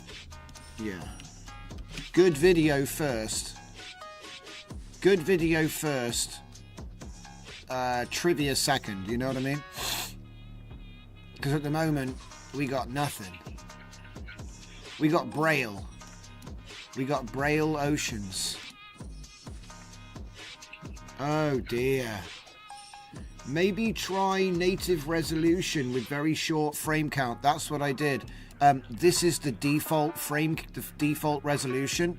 The frame count they wanted me to do was 121, and I think that would be 5 seconds of video, but it would have taken 15 minutes to make this. It would have been 15 minutes to make this. It gets brighter. See? It gets brighter, look.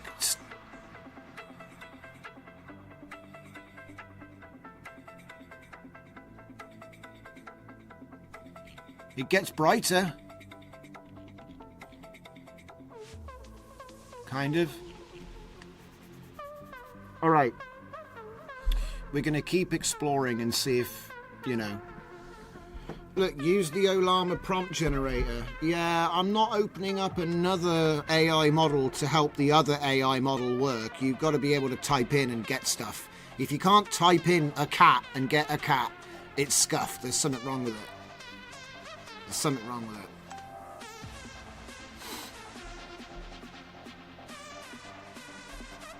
You know? Just like I said, LTX doesn't work like that. Mochi doesn't work like that. Hunyuan doesn't work like that. Every other model doesn't work like that. You type things, you get video. That's how it works. So let's work on the basics. You know what I mean? Let's get the basics down before we start making excuses or saying, oh, you need to do extra steps in an external program. It's like, no. Lava is the same with Hunyuan. Yeah, but I know what the prompt is. Oh, look, we got something. This is just bad settings, dude. It's bad settings. Hunyuan has a clip LLM. Yeah, but if you actually look inside the settings, right, what you will find is there is a prompt which is hitting that lava LLM, and let's see if I can get it, because I've got it. If I go into LLM base prompts and then I go into Hunyuan and then I go into Hunyuan video prompt, this is what's written. This is what they tell the LLM. This is the actual prompt which is being used for that clip model. That's it. Yeah.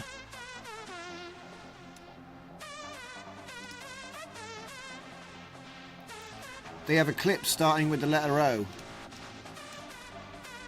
Yep. Here it is. O. Old T5. We've got everything. We have everything we need. It's not that we're missing something. When I said we're missing something, I meant the settings. You see what I mean? This is what's in the demo, the example. This is the example workflow, right?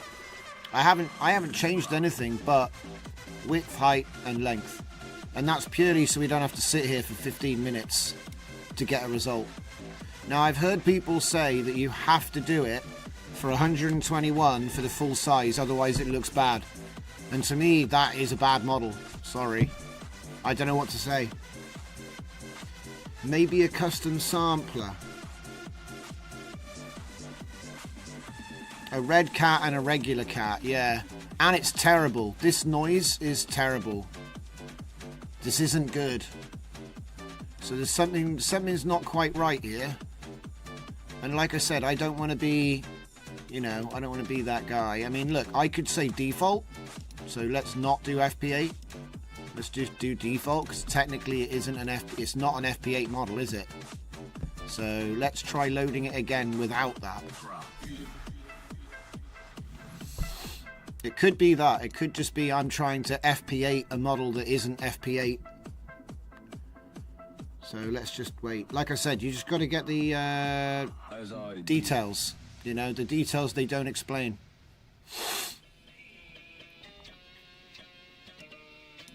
In fact, I bet this is silly as well, because I just asked for 121 frames.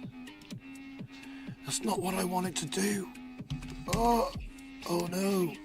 Oh, oh no.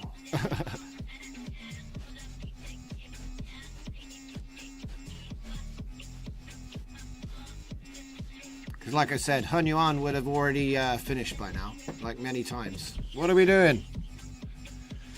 It can't be slower than Hun Yuan. Otherwise, it better be better.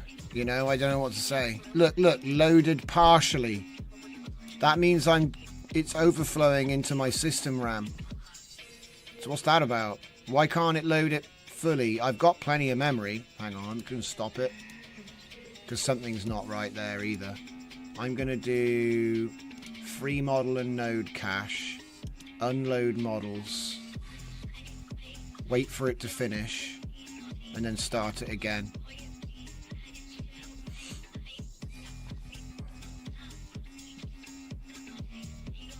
If it ever does stop.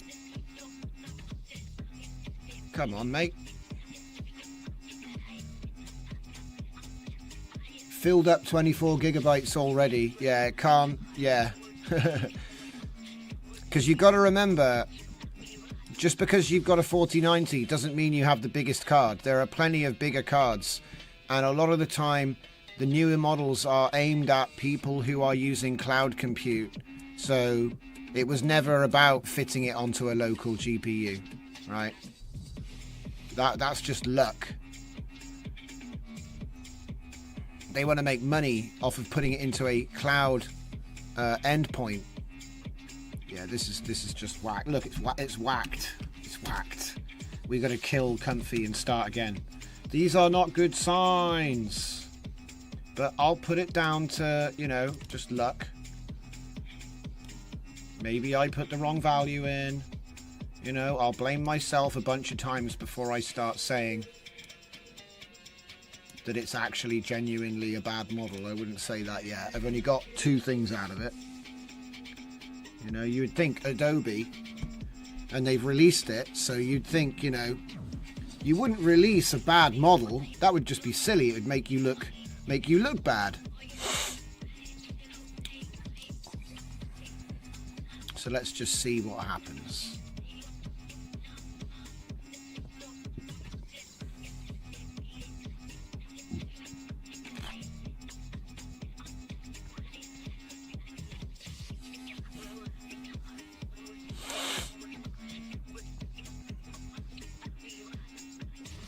Okay. 25 frames, please. Let's go.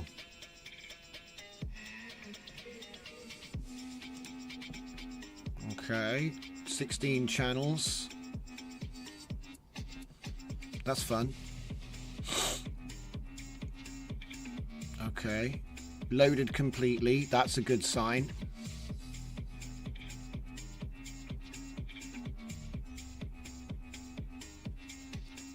See, loaded partially, I was like, maybe it's because I still had something in the cache for Comfy, so I'll just restart it, basically, and then we'll just start again. So it's loading the clip right now, which is like 5 gigabytes.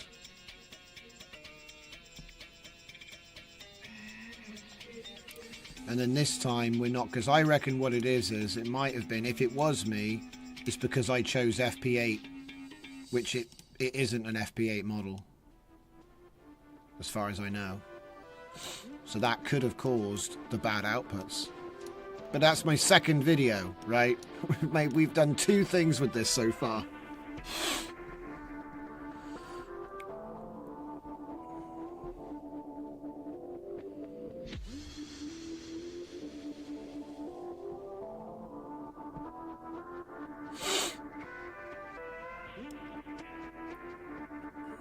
Okay, we finally made it to a sampler and we've got loaded completely both times.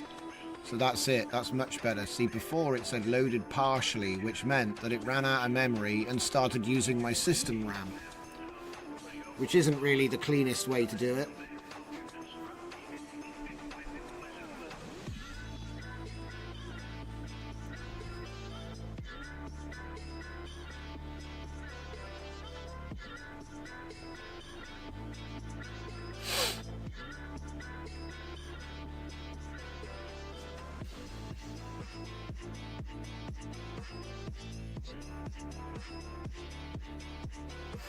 This is not the workflow from NVIDIA Git. Yeah, it is. This is the workflow from NVIDIA Git. I just moved things around and recolored them. You watch me do it. And this one here, I've just added on the end. It won't hurt. If anything, it'll just make the video bigger. So it's fine. It doesn't cost nothing. I'm going to take a look at the Discord. Let's have a look over here, shall we? What have you done? Ah, you shared a Cosmos custom sampler workflow. Okay. Well, like I said, we'll get there. So we got 1 minute and 40 for 1 second at 1280. Which is funny because if you can do 1 second in 1 minute 40, then why does it take 15 to do 5 seconds? It should take 10 minutes or less. So we're definitely seeing diminishing returns. Loaded the VAE in full. Oh dear. Mate, that is terrible. Oh, it's not even a video. This is just an image. It's not even a video. Man, I mean,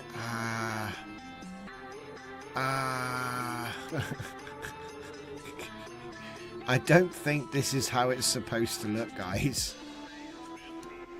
This isn't good. Did they include any example prompts, or is it literally as bad as it? Yeah, no. Paper website code. Code maybe on here they released an example prompt. Here we go. Wait, yeah, this is... That's not what it looks like, though.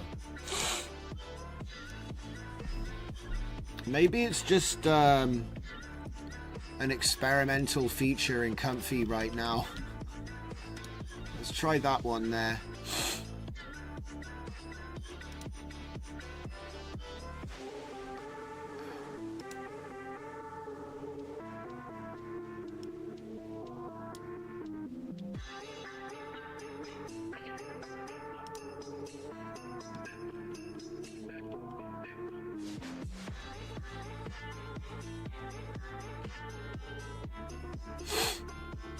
They've only given out one prompt. They just used the same single prompt. The upsampled prompt is this.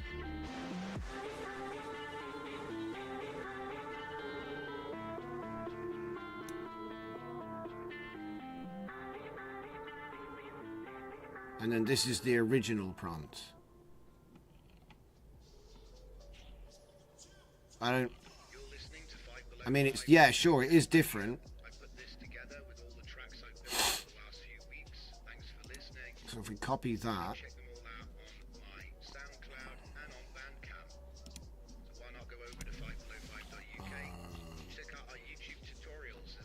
What the heck is going on with the syntax?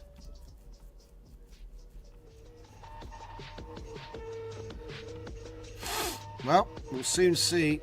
I got a feeling that there's other stuff going on, like some of the settings are wrong. It's got to be something like that, because there's no way they'd release a model that's so cooked. Because it's just not even making video. Yeah.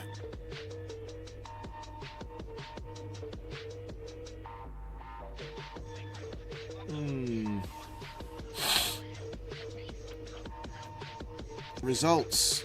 Oh, but it's not video. You see what I'm trying to say? It's made right. It's acting like an image video. It's acting like an image model right now.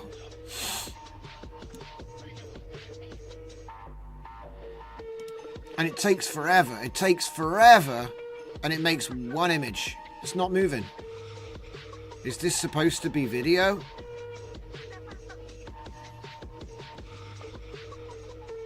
I mean, it flickers with the glowing flickers, but...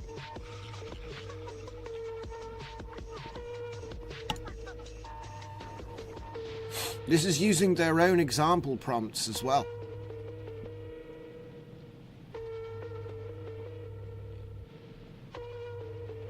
This is their example workflow, their example prompt. I mean, I don't know. I'm not sure if this is actually. Do you see what I mean? I'm not. Look, a lot of people might be like, "Oh, Cosmos hype, new video model. Oh, loads of views." Yeah, probably. But wouldn't it feel a little bit scammy if you downloaded this, got all the video models, I'm there going on about it, and then ultimately it's bad? I'd be annoyed. I'd be like, you just wasted my time.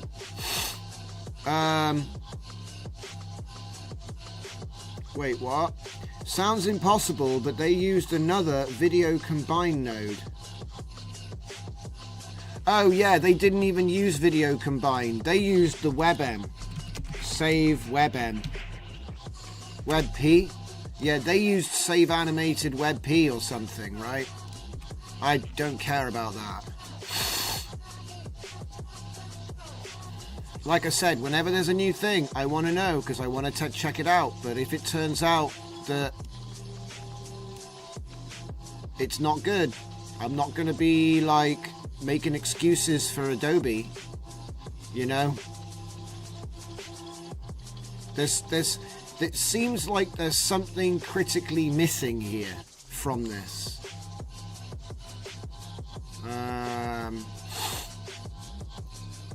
And like I said, Hanyuan works fine, LTX works fine.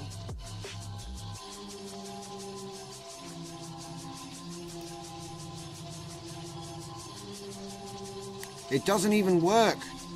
Okay.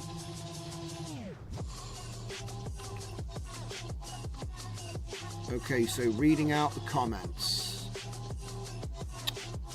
Anybody here got it to work already? Cosmos. Maybe try it out. The FP8 thing makes sense. It's gonna work now, maybe. Oh dear. We all think on this. So funny. We support you as we can. I was about to download the Cosmos files, but seeing this, maybe I should pass on it. Ooh, Cosmos. Welcome, Point of Bugle.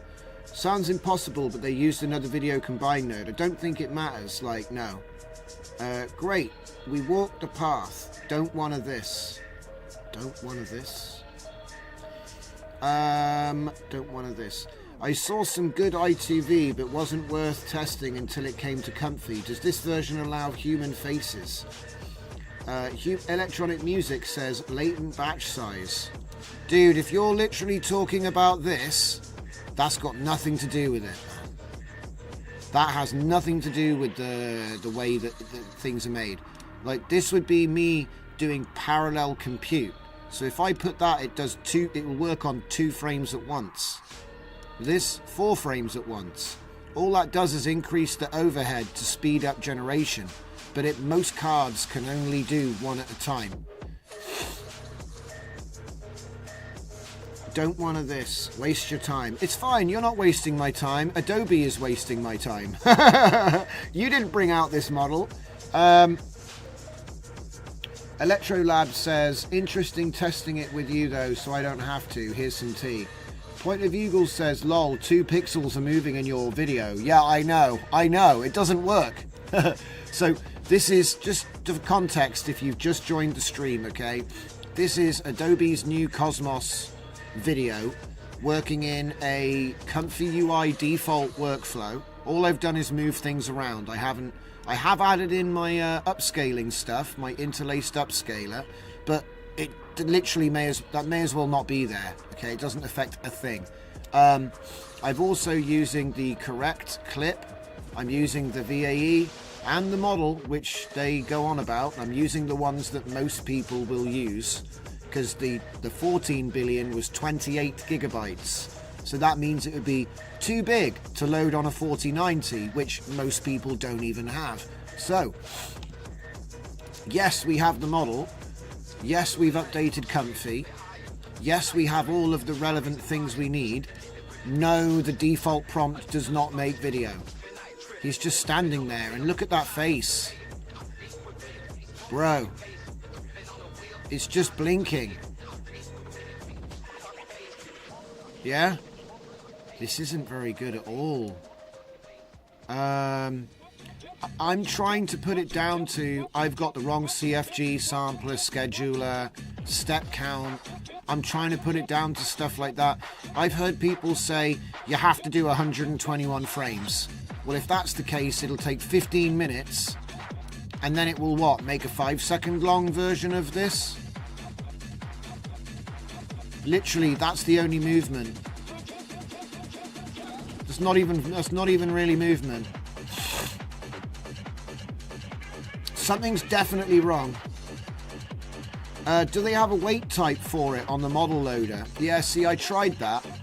I'm using default right now. Okay.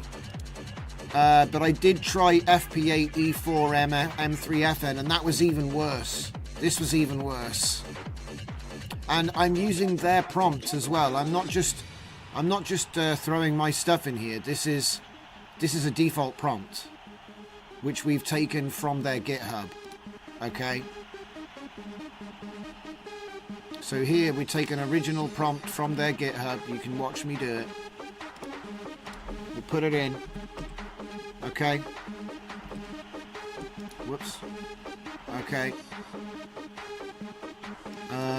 And again, 1280, 704. The only thing I've done is I've reduced it to 25 frames. And like I said, some people say you have to do 121 frames and you have to leave it on the full resolution. I just see that as a bit of a cope, because you shouldn't have to do that at all. And even if you did, it would be 15 minutes, which is way too long. Yeah. We've definitely selected the things that we can select to make this work. I don't see how, unless this is so early that comfy code is still being changed to make this work. So like, you know, maybe tomorrow it'll start working. But at the moment, this is bad. I don't know how else to put it. Like, you know, we've got the empty Cosmos Latent video, we've got the prompt, which is their prompt, it's their workflow. Try 50 frames. I mean, yeah, we could, but what difference, you know what I mean? I'm like, what difference will it make? Because it's just going to take longer. It'll take 4 minutes.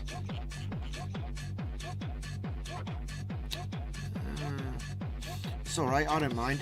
I'll try it. It feels like, if anything, it's something to do with the setup. But this is their setup, you know what I mean? So why would you release an example workflow if it doesn't work? And again, it would be this workflow here. Like that bit. Yes.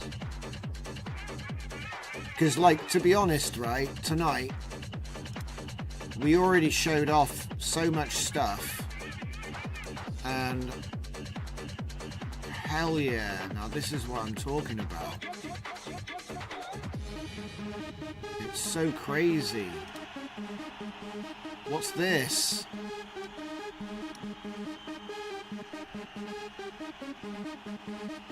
Man, you've got to be joking.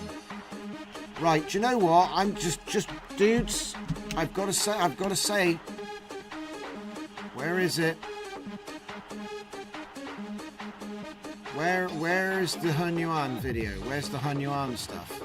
This isn't, look, it's called itself something it's not. Hang on.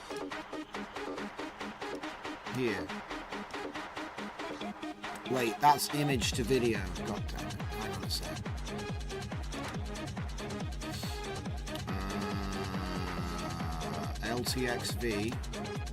LTXV, Hoda, T2V, it'd be this one. Yes. Right, I just want to sort of, you know, a little bit of context goes a long way, right? So, just here we have the Q8 Hunyuan GJUF, which has got the Lava Llama FP8 scaled, okay? And let's say I take my prompt list out, unplug it, and put the same prompt into Hunyuan, which is 704 by 384 by, and we'll do 73 frames for 3 seconds. Okay. And again, we're going to take this here and plug that there, like that. Get the project file, plug that in there, and then get the image out of the last and put that in there, and that'll take care of the end. And this is going to be Hoda.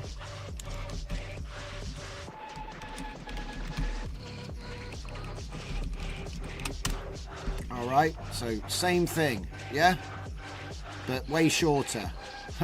and well, smaller, I guess, and shorter, whatever.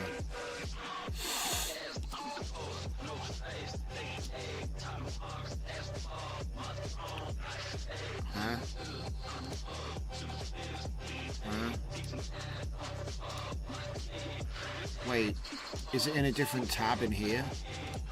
Yeah, it is. It's in here. I don't even think it's worth letting this finish.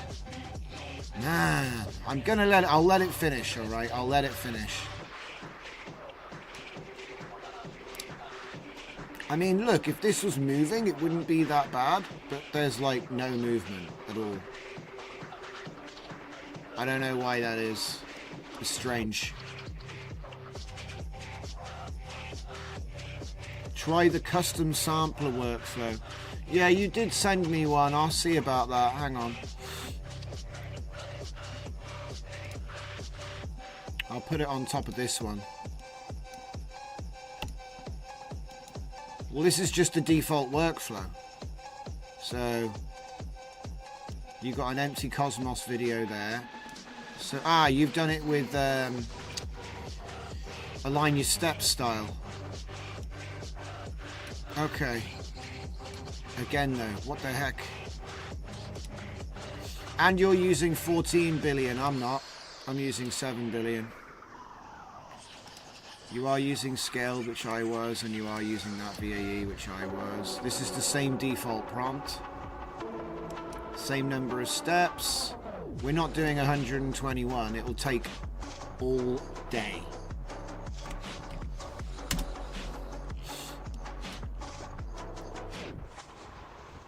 Although I do prefer the sampler custom, I prefer this.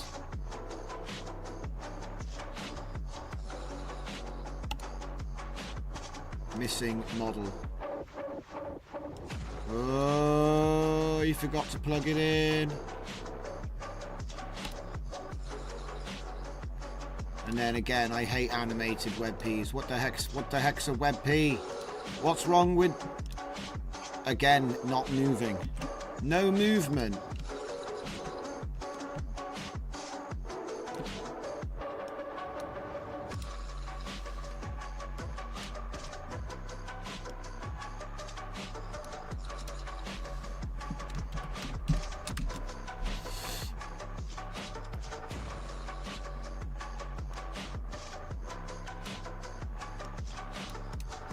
Oi, do the thing.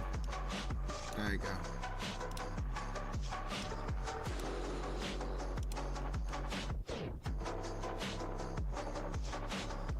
No movement. Is it 7 billion versus 14 billion? I mean, it could be. It could be. But I wouldn't have thought that 7 billion means you get an image model that takes 15 minutes to load one image. There's something else fundamentally not working here, if you ask me. Like, I don't see Adobe putting out a video model which is actually just producing no movement. There's something fundamentally wrong here, I think.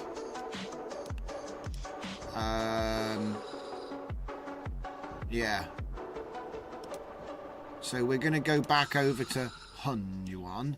And I think that what we're doing, yeah, we're just loading this up now. So obviously cold start takes a while to load up the model.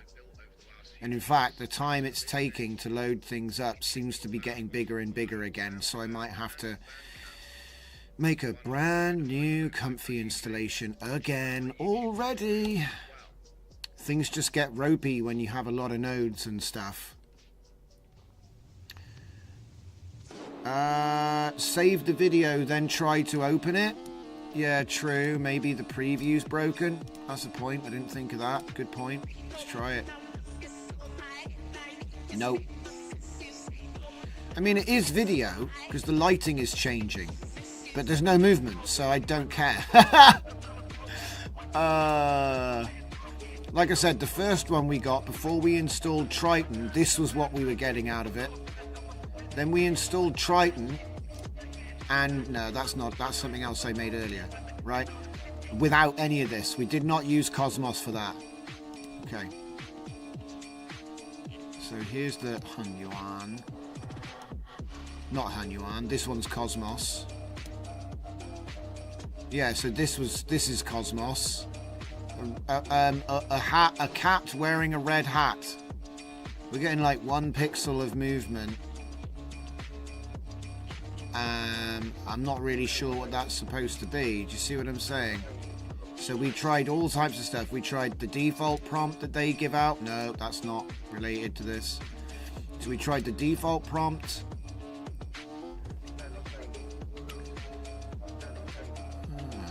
Wait, what? This is loading GJF. Token sequence is too long. Okay, and it's loading Hunyuan. So we're loading Hunyuan in a different workflow tab to compare, because it's sort of like, yeah, here is where we're loading it.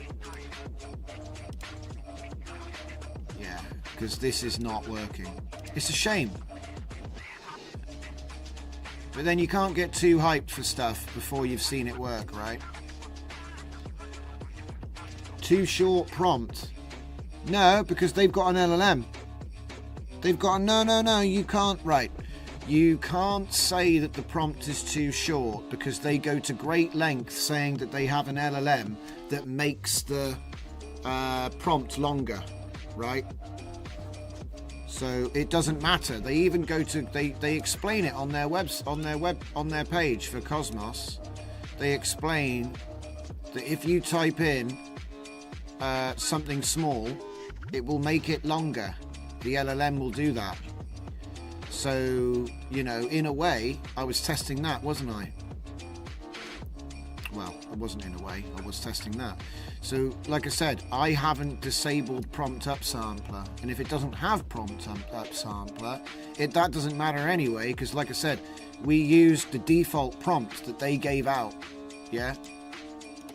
So this, look, we used their prompt, and we used their negative prompt as well at first, but we took that away because it wasn't helping at all.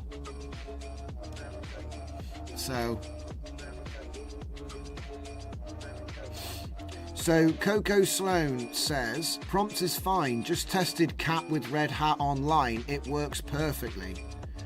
That's weird. Which model did you test that with? Cosmos? Because I'm not getting even any motion.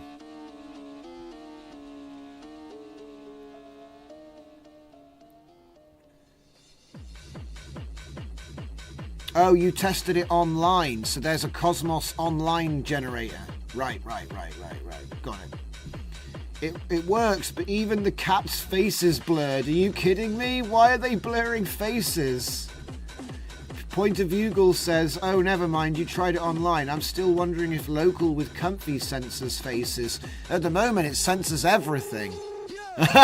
We're not even getting anything. So, wait. Where's it finishing? Ah, yeah, it's finishing here. So look, Hunyuan. Yeah? This is what Hunyuan made with the same prompt. And that's where it goes when I do my interlaced upscaling to get double for nothing. How long did it take? Can't even see the seconds. Doesn't even tell you anymore, huh? Normally it tells you a number of seconds, so 391 seconds. But that was including the cold load. Okay. Try to use the custom sampler version. All right, here's the custom sampler version. It's already starting. Okay, loaded completely, loaded completely. We're now loading the clip. And then we're gonna do the default prompt, default prompt, default prompt. Let's hope this one has better success.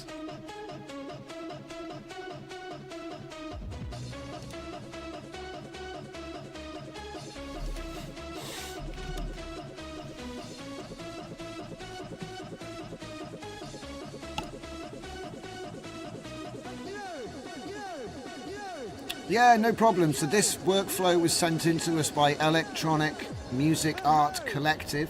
He is our #1 backseat driver on the stream today. Just kidding, the Electronic, mate. Just kidding. He's actually brought the Cosmos to our attention tonight and give us a whole load of tips that he's used. So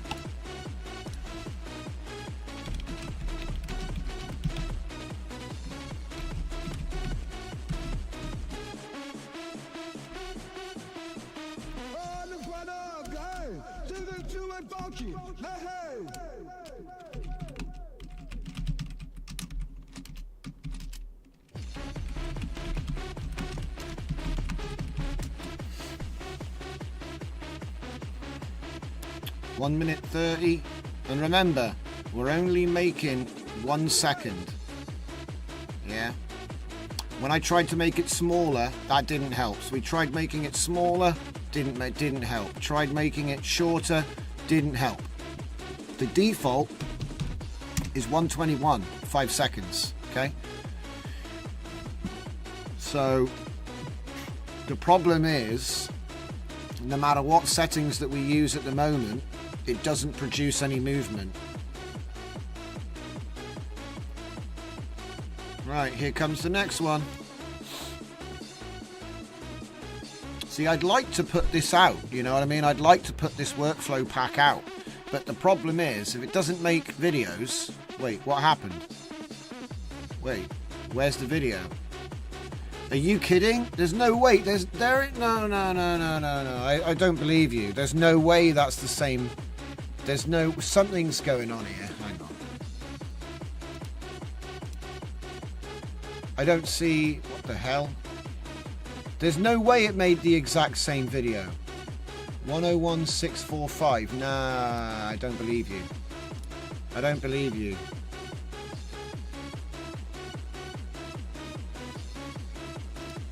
Sorry, I just had to look at something good really quickly.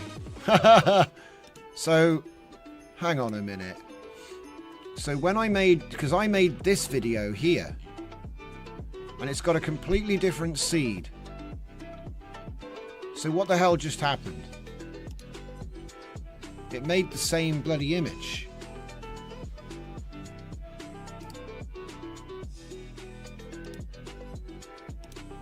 There it is. I don't believe that can't be possible. There's no... I don't believe it. There's no way that this made that.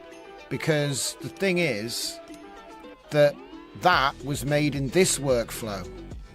That was made in this workflow. This already exists. So look, if I save this, and then if I save this, all right, and then if I make a new tab, and I drop this video, look, it's the same video. No, I don't believe you. I don't believe you. See, look, I made that 9 minutes ago. So that means that this workflow ran and it didn't make video. I think do you know what I think it was? I think it was that I had let's just be fair here. I think that used to be a WebM. Yeah, that used to be a WebM. That's what it was. So we just don't get to see what it made. So I'm just gonna do this and cue it up one more time. I'll be right back. Unreal.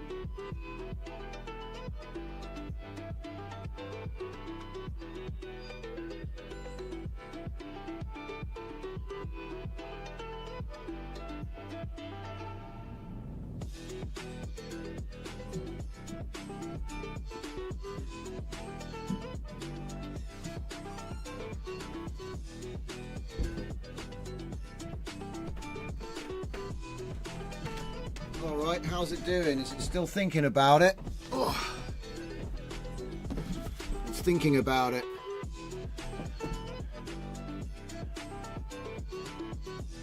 So I've already, I'm not bothered about stop. It stopped before video. I don't think it did stop. I think what it did was it saved it to outputs as a WebM, and we just don't have the node there anymore because it got deleted. So how about we do sort by date?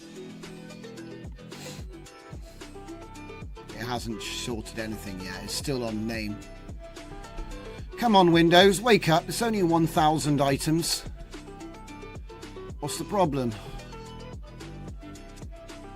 Okay, WebP. Finally, we got a WebP. We'll open it.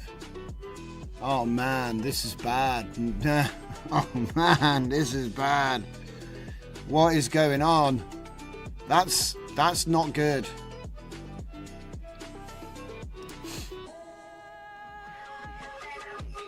Yikes. Yeah, this might be like a huge waste of time. Huge.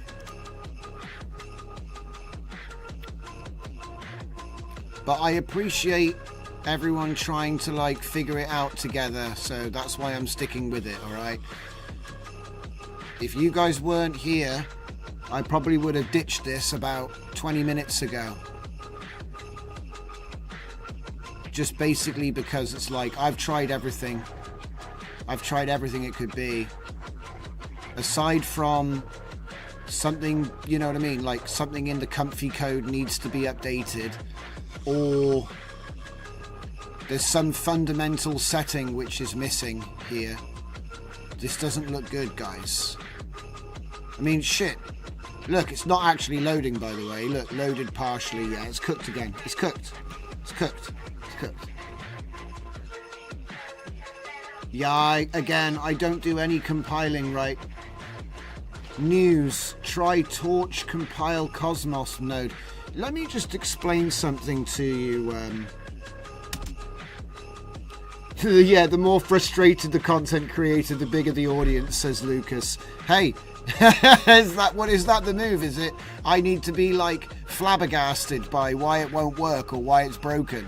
Yeah. The thing is that I know what happens. Eventually everyone leaves and then I fix it. And people are like, how did you fix it? How did you fix it? And I don't know, I'm doing something else now.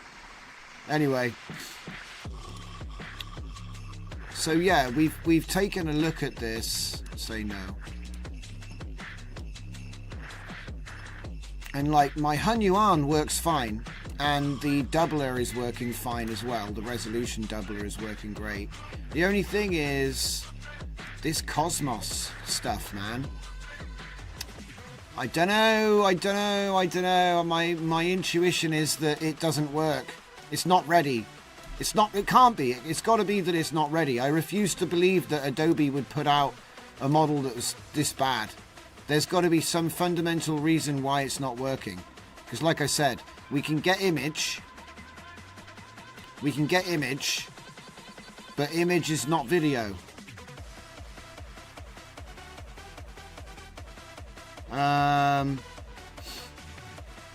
Electronic Music Art Collective said, thanks a lot. Torch compile Cosmos mode. Yeah, well, torch compile. No. Unless you're talking about something that literally just got added to Comfy. I don't know what you're on about. No. Cosmos. Nope, there's just the one node. So, this is the thing. If this doesn't fail to update. What?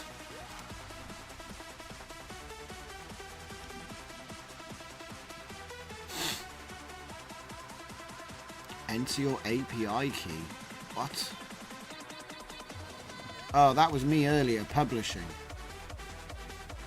Oh, okay, so actually... Restart comfy.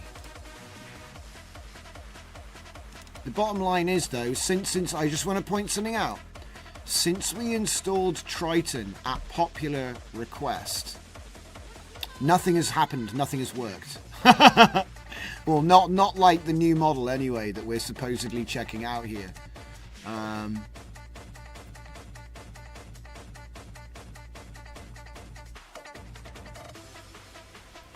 But yeah, nothing has worked yet. All we've been getting is still images. And like I said, all we do is get solid AI video. So we have Flux video. And then we have Hunyuan video plus data moshing to glitch it out hard. And then what am I doing? I'm doing a VHS effect, which is getting a REM BG, and then I'm using that mask, and then we get the image size so that we can like stretch it basically, so that we can have this background behind this guy. We'll delete his background, right? And then we'll apply a lookup table, Blade Runner's Ridley Scott's Blade Runner, and then we'll use my video interlaced upscaler to take it up to 1080p for almost no cost. And then we've got video, right? And we can do all of that just fine. If we want to do Cosmos, it doesn't come out well. Yeah, so here's an example of that workflow having actually been completed. So as you can see, it's doing exactly what I wanted it to. It's got the VHS style on him, but not the background, which is also blurred out. Okay.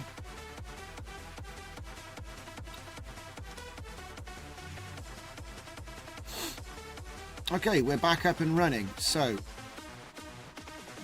I'm going to try it one more time, and then I'm just insane.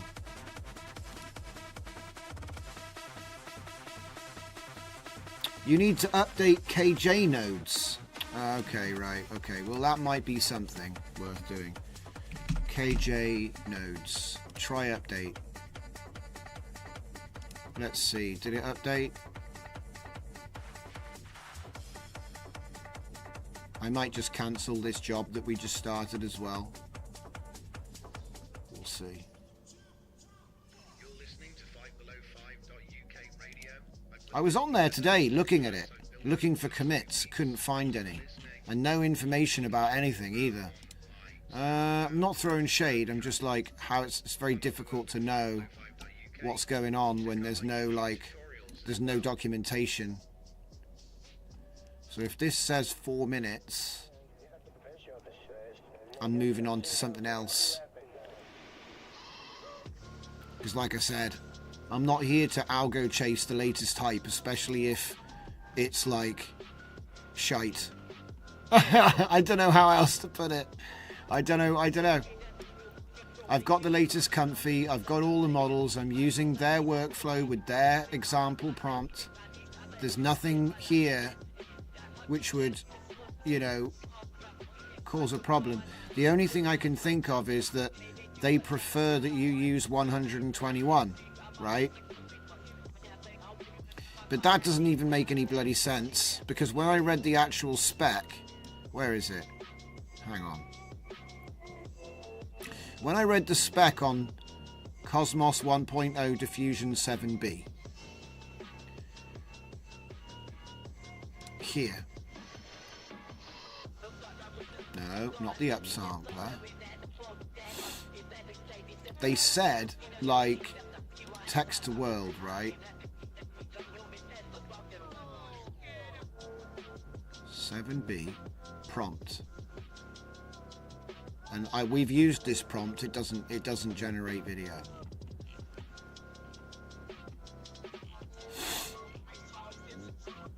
There was something about the duration Ah, here it is. This is what I was looking at. Input frames.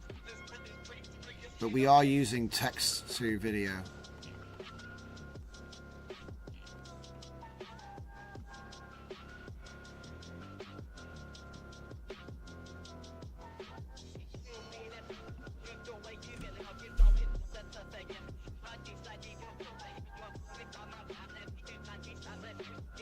Because they say process it through a fine-tuned Mistral model to generate a more detailed description, but that's just prompt engineering. It's not. You don't have to do it like that.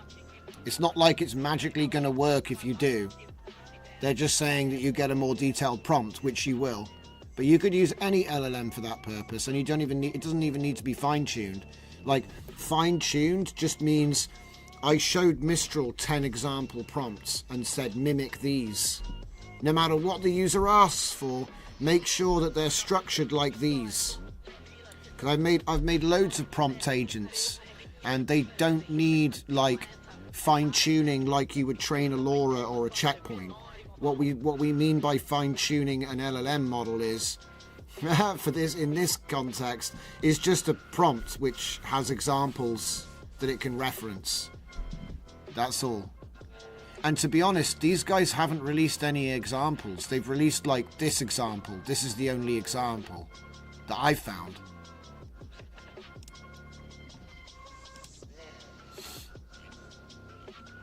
So unless they're like hiding, this is, look, it's the same prompt. And there's only one. So there's one prompt example and that's it. There must be another place where they've given out more examples of text prompts.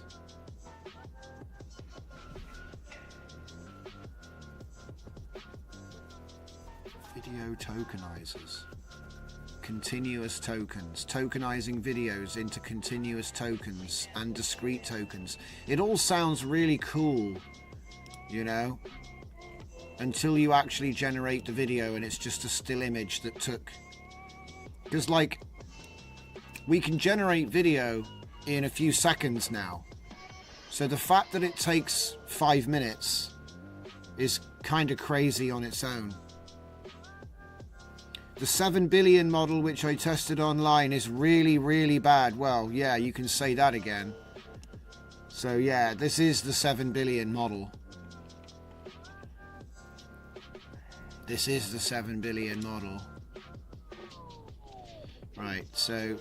text to world, let's see it.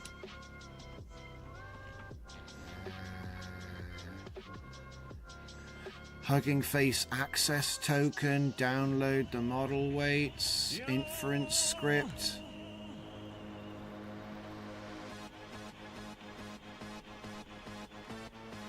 I don't know, man.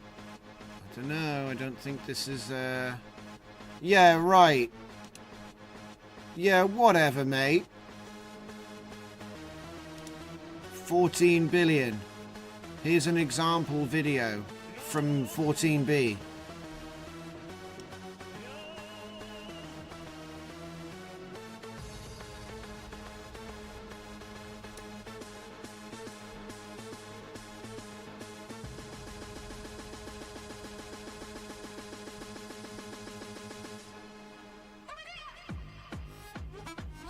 Well, cooking's done. Let's see what it looks like.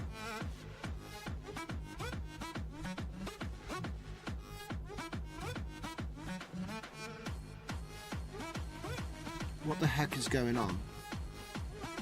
Dude, it's making the same...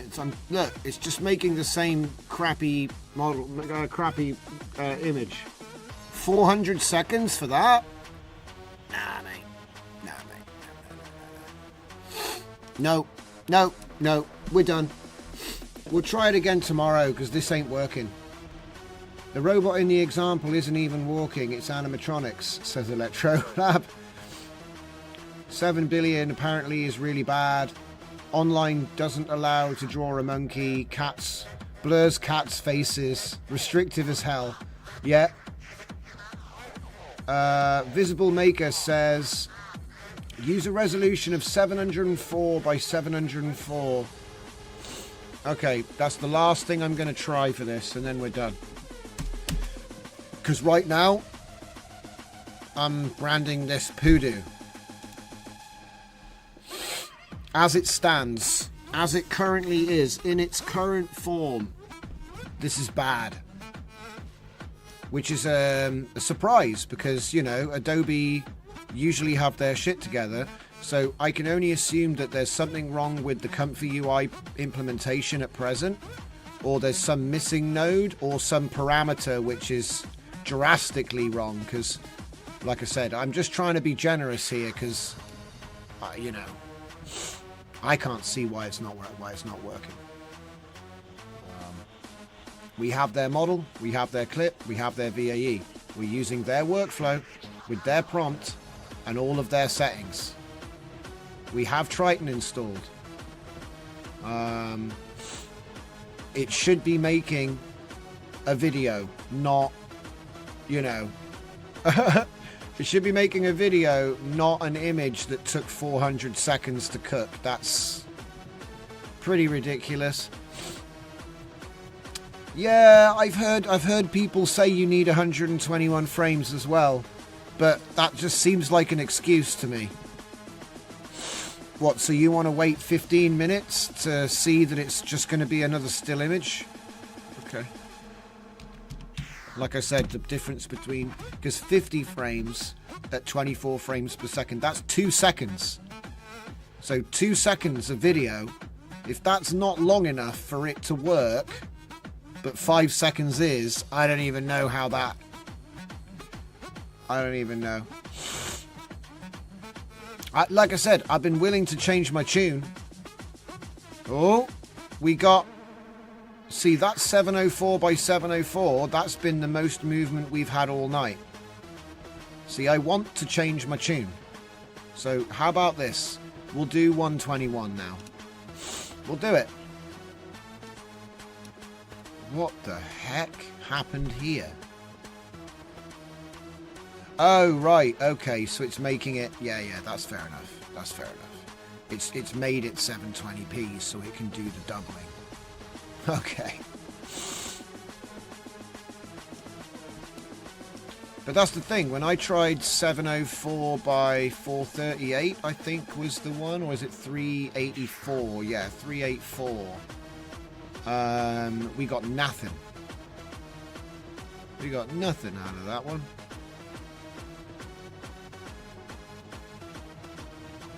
I will admit though, this has got a smidgen more movement.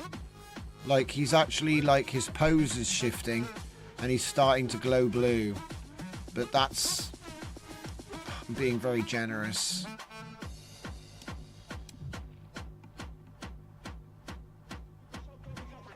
Very generous, in fact. I don't know, man.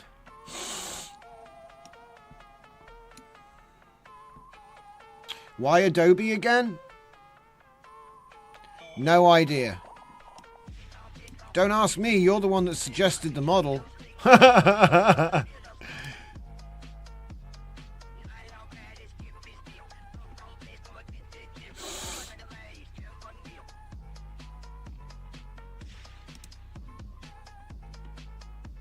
Okay, Christian F says, oh, what? Where do I find the Hunyuan workflow with the interlaced upscaler? You don't, because it's brand new. I only made it in the last couple of days. What? Electronic Music Art Collective. You talk about Adobe. Okay. Oh, sorry. It's NVIDIA. I keep saying Adobe. I mean NVIDIA. I think everything I've said about Adobe still applies to NVIDIA though, so you'll have to excuse me for the Freudian slip, I guess. But yeah, I meant NVIDIA, not Adobe. I don't know why I got mixed up between Adobe and NVIDIA, but I did. Okay. So yeah, it's an NVIDIA AI model. And it's going to take another 12 minutes and 28 seconds. Alright, we'll let it run. So, Cosmos user resolution of 704 by 704 and 128 frames. At least you'll get something moving and it doesn't take forever. There are only specific resolutions working with it, and it seems you need to stick with 121 frames for now. Like I said, that's not good. 2-minute papers. A video AI for free from NVIDIA.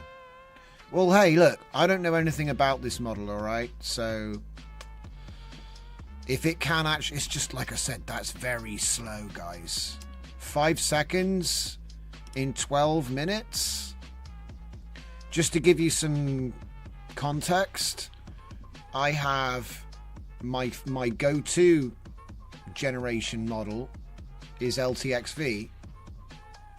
I wish I could find it open already. I think I do have it. Yeah, here. So this is LTXV long play, which is 10 seconds, 250 frames. Okay? At 1280 by 736. All right? The quality isn't bad. It's 720p. Okay? I have lots of examples of how it looks. That's with a face swap. All right, not obviously a different character, right? But hey, and this is just GJUF Q8 LTXV 2 billion 0.9.1. This works great. You can do 10 seconds with this, and it only takes 4 or 5 minutes. So it's bigger. You know, it's twice the resolution, and it's twice the length, but it takes half the time. So LTXV, still the fastest local video generation model. Still. Because like I said, this is going to be running for like 15 minutes. But we can fill the time. It's just, I'm just like, when I see something like this, I go, is it actually going to finish though? Because if it has any problems, like say the VAE craps out, you get nothing. That's not ideal.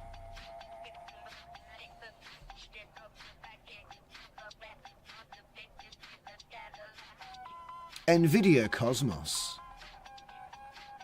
And the thing is, I'm a big believer in NVIDIA. I think NVIDIA are a great company and they got great products. But at the same time, you know, I'm not going to like just assume everything they do is amazing. At the moment, it doesn't look very good. Look, maybe it's the fact that it's the 7 billion model, which maybe the 7 billion model sucks. But here's the thing. If you are not running a 30 gigabyte GPU, which most people are not, you're not going to be running the 14 because it's 28 gigabytes. That's bigger than a 4090. Nobody's released a GJUF quantized model yet. So, like, I'd be keeping my eyes open for a Q8, but I'd like to see that it can actually make... Because this is very low tier. I would say low tier.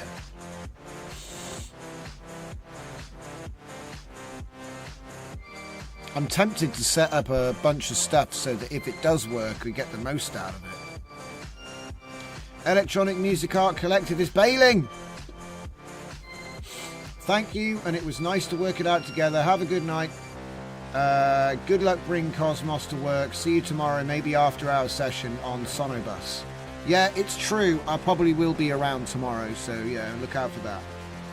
100%. Thanks for joining us, Lucas. Lucas, you're still here. Thanks for joining us, Electronic Music. And Lucas is just jamming to the beats, I think. Yeah. Okay. Yeah, it's probably getting late. See, this is the thing. One of the things I have to keep in mind is that everyone in Eastern Europe, so everybody in France and east of me, they're all going to bed now. Do you know what I mean? Whereas everybody that watches me from the States, they're probably just getting up, or it's still the morning. I don't know. Maybe it's lunchtime by now. I don't know. So it gets a bit tricky, you know what I mean? Because I sit right between the two time zones. As for people in Australia and Japan, they're probably like having breakfast. I don't know. So, wait a minute. Look, dudes, look at the timer. Oh, man. The timer's gone out of control, man. Look at this. It's now saying half an hour. There's something not right with this. There's something not right with this. You see this? So it's done 7 minutes. It wants to do 30 more. 30. 30. It seems like when it got to 25%, 5 steps. So it's 4:19 in Kansas City. Interesting. 2 p.m. Pacific time. Interesting. Man, this isn't good, guys. This is not good. I might not let it run this long. I might not let it do it. I might have to do this off stream. Like, yeah, exactly. Loading, and then the counter's going up. It's not what you want to see. In fact, it doesn't look like it's even moving anymore. You see this? It's cooked. 7:37 out of, and then 30 minutes 29 left to go.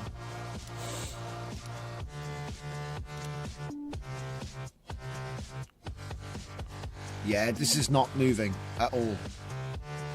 It's a real shame. Real shame.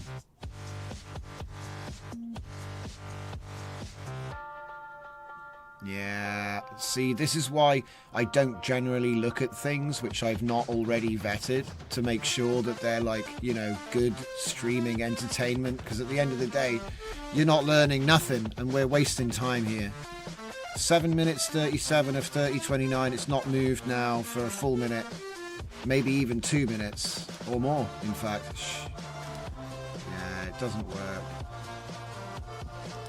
I'm just going to wait for an update. This isn't working. So, okay, so as of now, NVIDIA Cosmos is cooked. I think that there might be some updates coming to Comfy to fix whatever causes this, because this isn't normal. And because it's just a test workflow for Comfy Anonymous,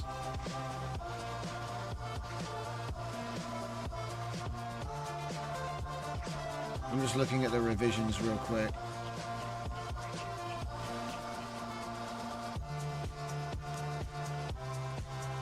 Nah, it's not worth it. Alright, that's it. I'm done with this. I'm casting it back into the flames of hell from whence it came. Because it doesn't make video, it just makes images that take forever to be made. And yeah, even with the example prompts and everything, I will save the workflow, but if I'm being completely honest,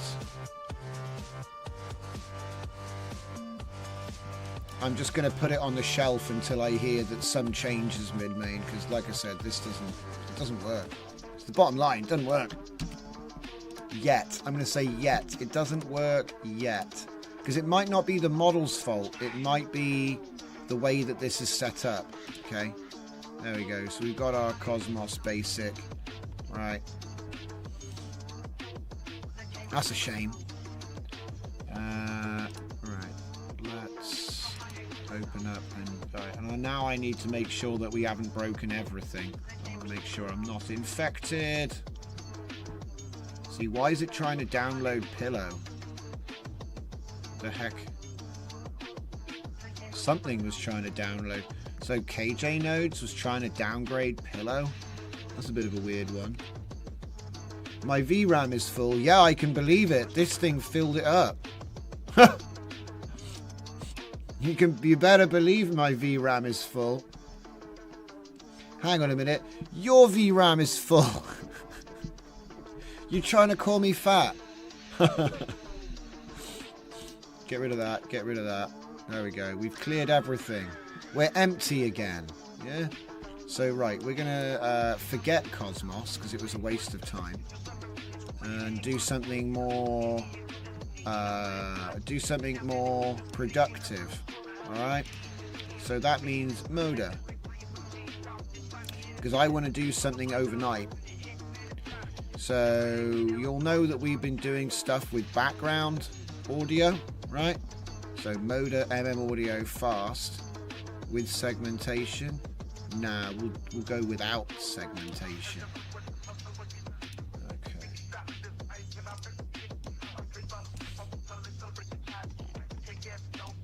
Okay, so essentially what's going on here, what I want to do is I want to bulk load. So we're not going to use the video upload, we're going to use my load video directory node, and then we're going to do a primitive into the index. We'll get two of these actually. So one of them is going to go into the index and one of them is going to go into the path. Okay. And then we're going to put the index on increment mode, and then we're going to, for the path, we're going to get all of the background scenes which I already made. So I'll just show you a bunch of those as well. Because like I said, it's like I've got so many different projects with so many different models. Like, it's not the end of the world if one of them doesn't work. So it's not Hoda, it's actually Zoda LTXV.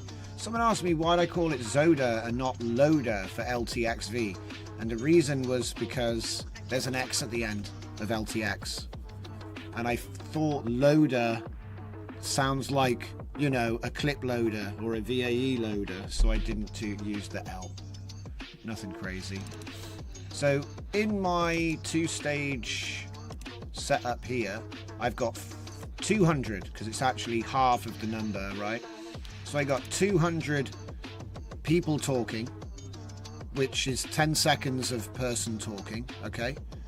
And obviously all of these could be put back in and then put onto fixed seed and done with a variation to make variations of this guy, okay? But that's the foreground layer. So the background layer was made on a different day, and I haven't showed you any of them yet.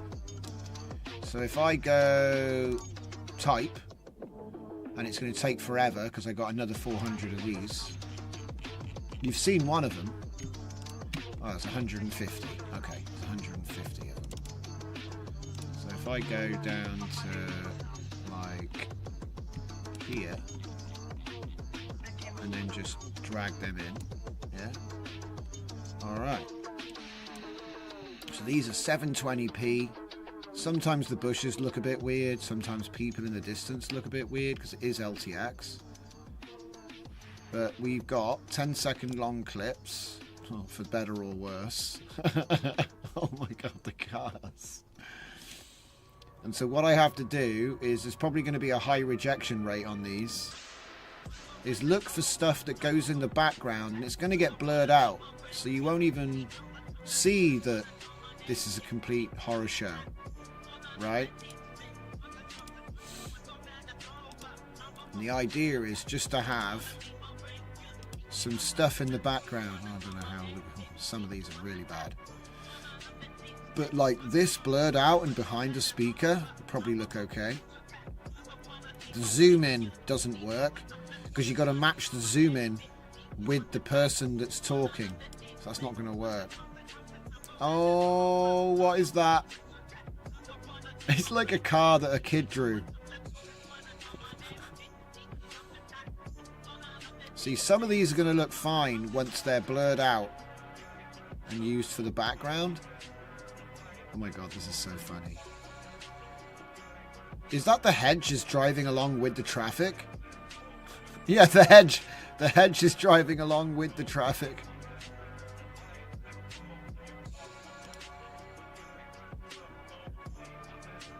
See, I wonder if there's a way to overlay a person, but then have it lock something in the background and not move. So that it's like, or it can move with the background, you know what I mean? So it seems like he's more in the scene.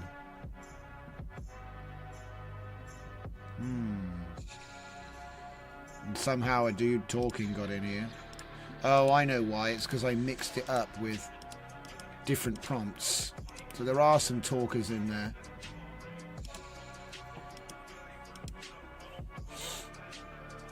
What the heck?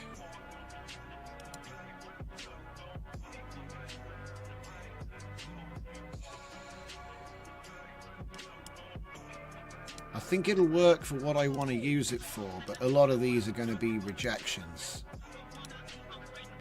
And so what I want to do is I want to make like a bulk loader. So if I take some video, like I like the look of a video, yeah, I want to be able to get audio for this video, right? Well, what the hell does that mean? Well, I mean with Audio, of course. And so I'm thinking about doing everything in separate stages. So instead of trying to do a workflow where you do everything at once and struggle, instead just plan it out better and do everything in pieces.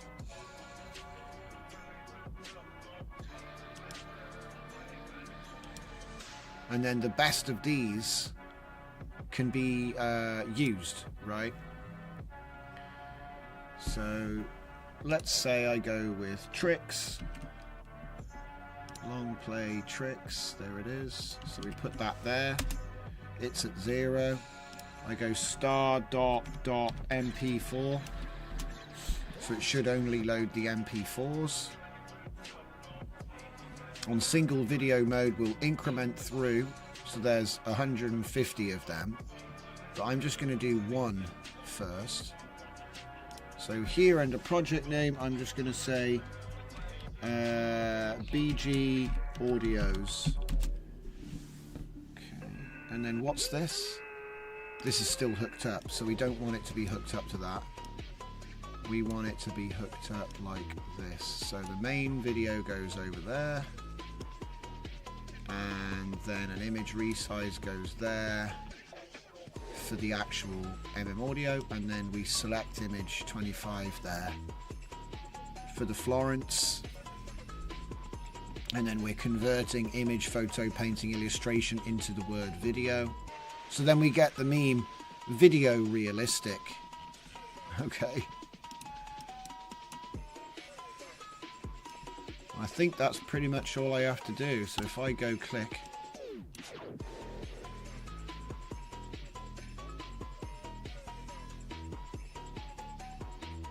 there we go, and we've already done this one. So because it sees the police bands,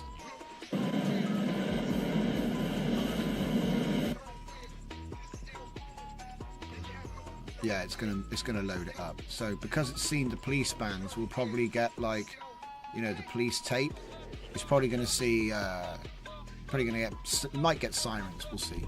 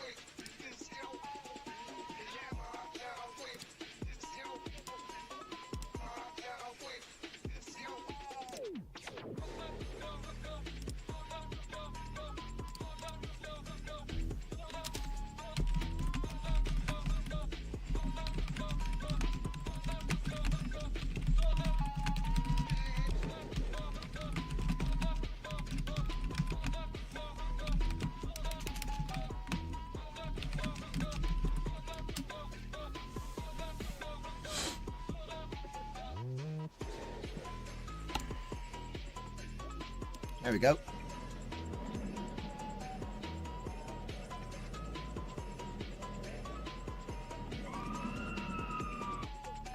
Only thing is,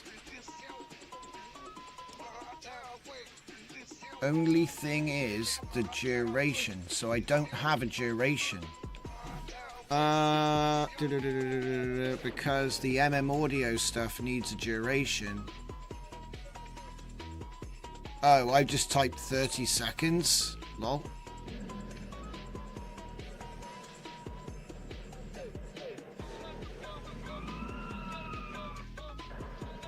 and then it just ends at the end of the clip.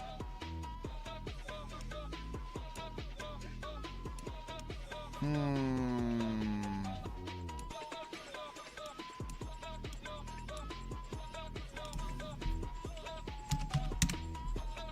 24 frames.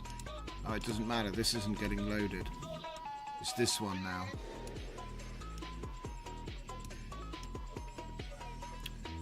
Okay. And then the idea is, of course, I can put it on a big batch. So it's only, it's 10 seconds with 30 seconds of audio. I mean, you could probably just say 10 seconds of audio here. Let me just save this and see. What does it think it is? It's 10 seconds. Because really, I want the audio to... Okay, that's good, actually. That's good. Alright. See, it's weird, look. 9 seconds of audio. It's always a little bit shorter than the video. Always. I think we've like ummed and ahed over this a little bit. I think somebody said try doing it in 25 frames per second and stuff like this, but I'm just passing frames here. I'm not passing a frame rate. And if I was to save it in 25 frames per second, I could load it back in 24 for everything else. Could try 25. It's not going to hurt, is it? Let's try it.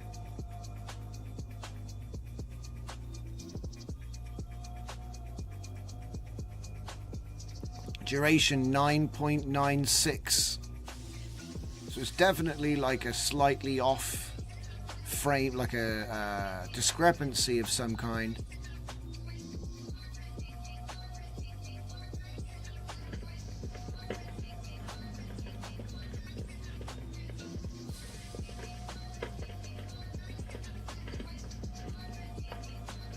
Okay, this is interesting.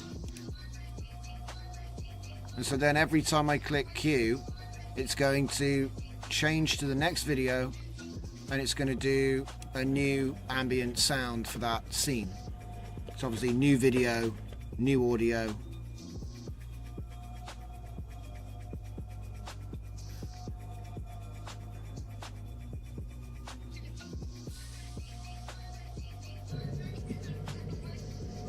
What the heck is that?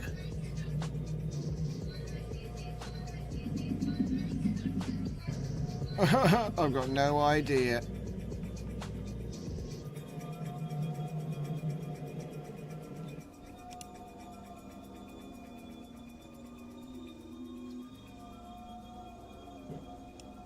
What the heck?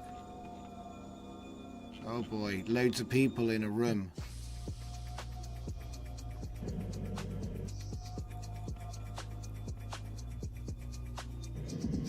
We're gonna have murmuring, maybe?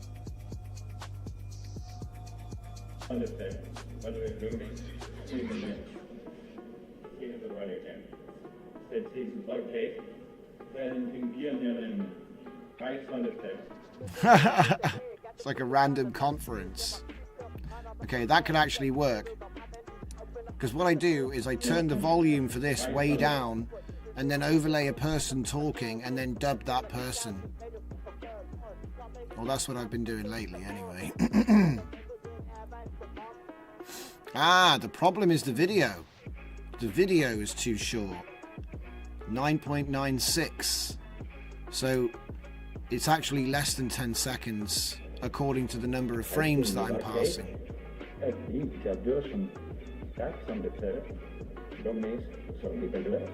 What the heck?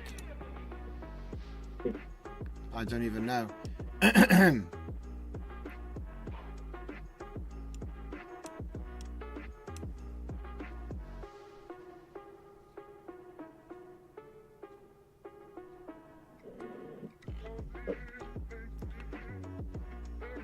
More detailed caption. Why don't we say just normal caption? We don't need a more detailed caption.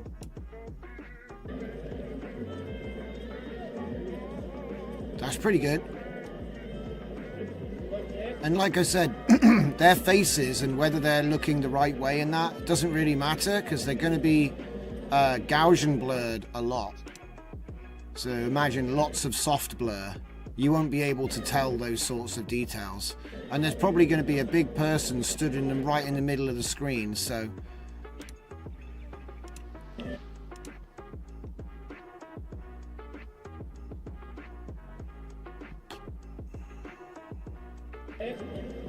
That's funny, look at those faces. If you even call them that. It's a strange baseball game.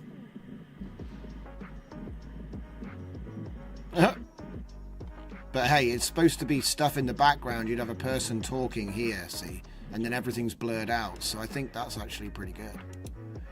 Just building locations, really.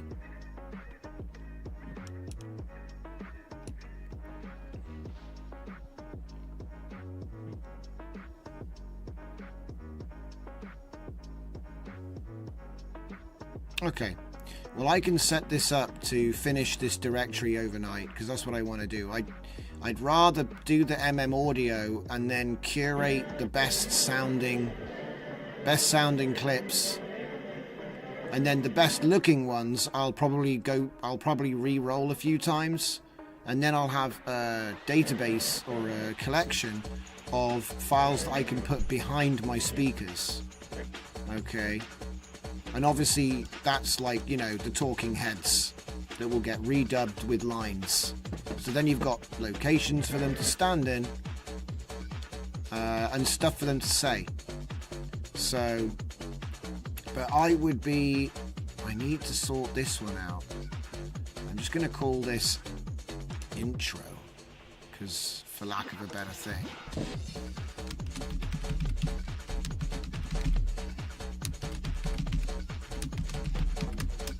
I need to save it for something, but the idea is that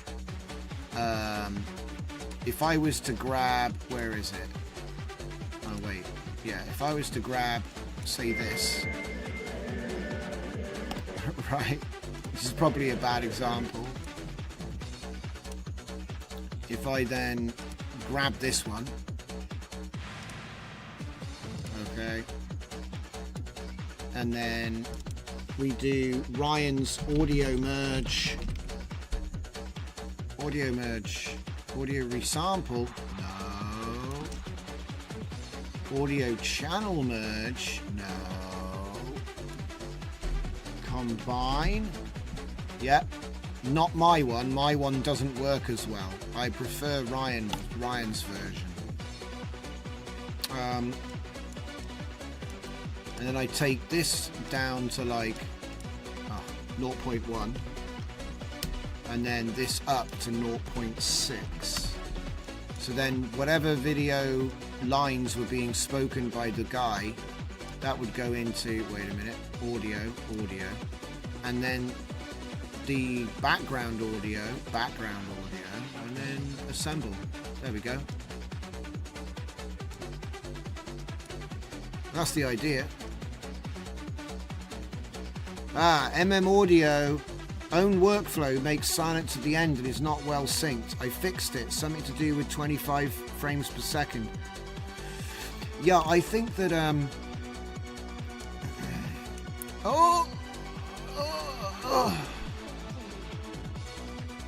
failed to extract audio from input. Okay, there's probably no audio attached to it. That's probably why. No.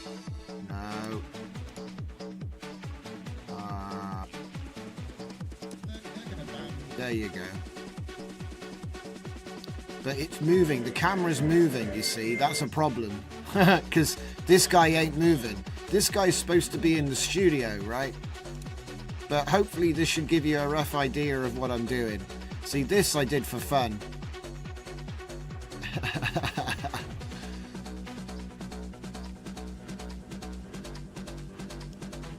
I'm tempted to put it back to that actually. What was that? What was it? Was it CG03? Yeah, and there is no, right, okay, got it. Then I can cap that off. and then get the drift audio.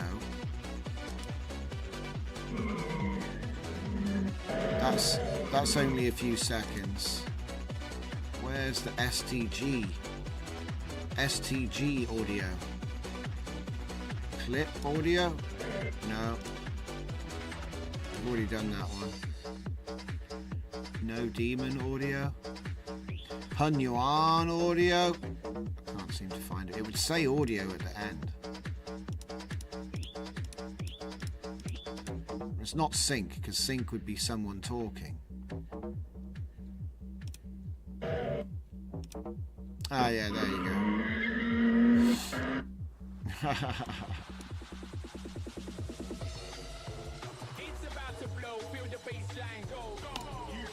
Do it again, do it again. I still can't believe this thing. Kind of annoying that was. But it's alright. Like I said, we've seen a lot of new models show up that were a bit cooked on arrival, so I'm not too bothered about it. But yeah, this is what I was looking at. And then the sizes were wrong. And so we changed things. I wonder where this is being saved. It's just being saved to output, is it? Right, okay, so maybe I've already made it. This is the thing.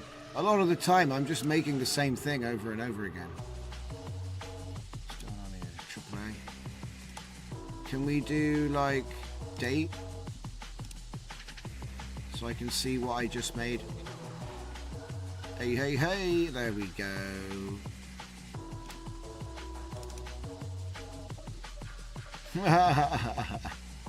Cracks me up every time. I don't know what it is. There's something about it. It's like morph. It's like a 90s thing was morphing.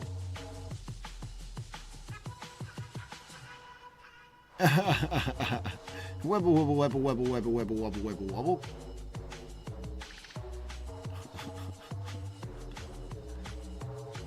I think this is kind of interesting because this is kind of what we do. We make like the same guy but different thousands of times, and I'm just interpolating through them all. It's like a different guy, but it's the same guy, but it's a completely different guy every shot.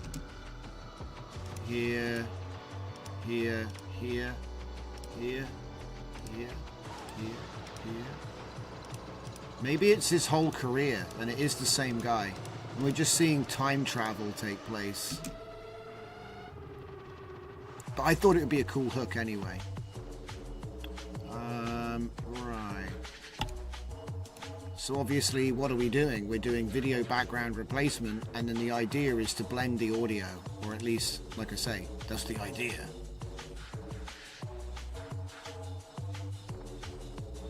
And also, this guy is in VHS, and the video behind him is not. Because that's actually a pretty big deal, which I don't know. I'm hoping that everybody got to see that on the stream today. Oh. Is the audio's messed up? Oh, a Willow.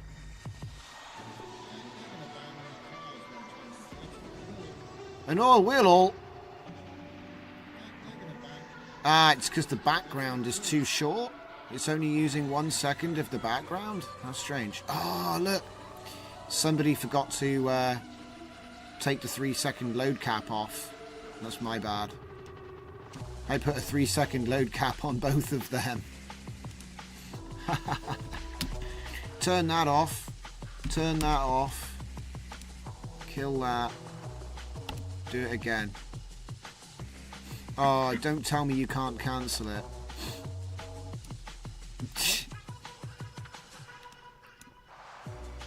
Yep. So yeah, the big deal, which is the interlaced upscaler V2. It offers a cheeky way to do upscaling with video. You can do 2x, and it takes about 10 seconds for a 4-second thing. I'm already there.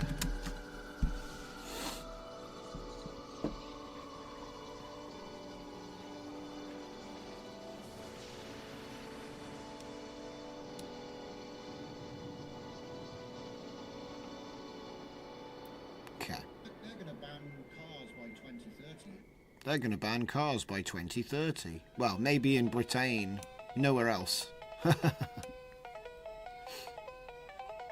Coco's got to go to bed. Good night, guys. Good night, indeed. Don't worry, I'm disappearing soon myself. I'm in the last 10 minutes of tonight's show. We'll be back tomorrow, of course. As always.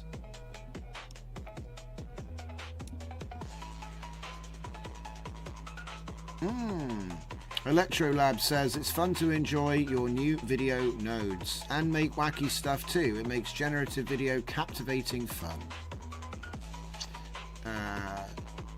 At Coco Sloan, soon. Good night, Coco. Yes, so just to run over the nodes that we have created and released in the last couple of days, I'll have to take you to my inside line. Oh! No sound though.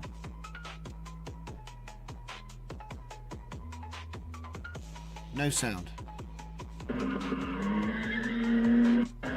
Mind you, it'd probably just start playing backwards, wouldn't it? So we'd have to turn ping pong off. And then maybe hook it up without the bypass. Maybe that broke it.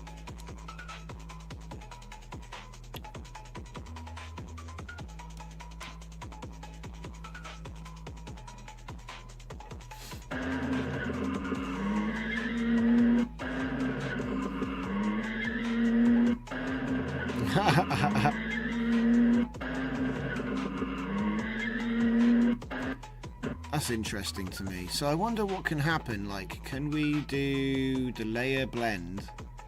And what happens if I do the layer blend at 0.5? Will it make it smaller? I've never messed with that. Let me try it.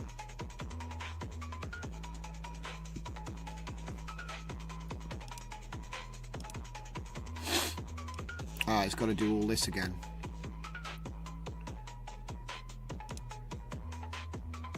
Normally I have it on Filmic D-Log V3 as well.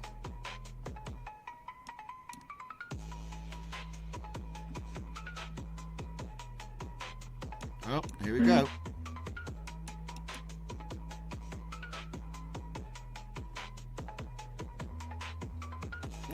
Just put it into the middle of the screen. So, offset controls. So X%, Y%. What if I said 80 and 10? Where does it go then? Does he go in the bottom right corner?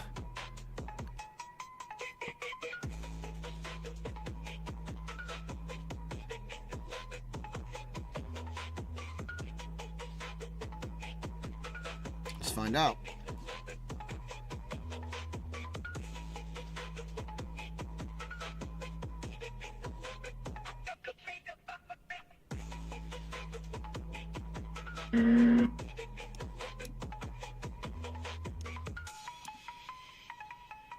Ah, top right. Damn. Okay, so it's top down. So it's 80 and 80 then, is it? Or have I just gone completely the wrong way again? Should it just be 10 and 10? I love it. I love it. Messing around. But yeah, like I said, the big deal was the interlaced upscaler, because it'll go from 720p to 1080i, so it takes seconds to do a 2x, and it does it by interlacing frames of video, so it's for video upscaling, I guess.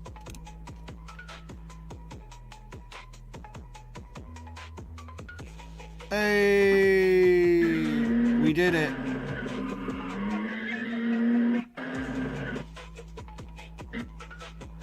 So what happens if I reduce the blur?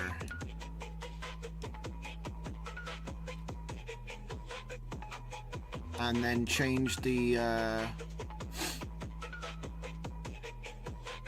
do Black Hawk down instead.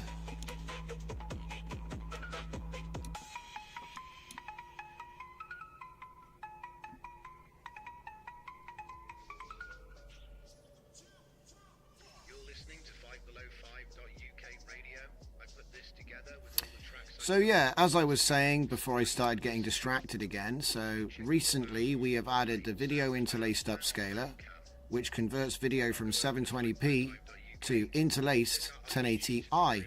So it's a very fast, no upscaler model.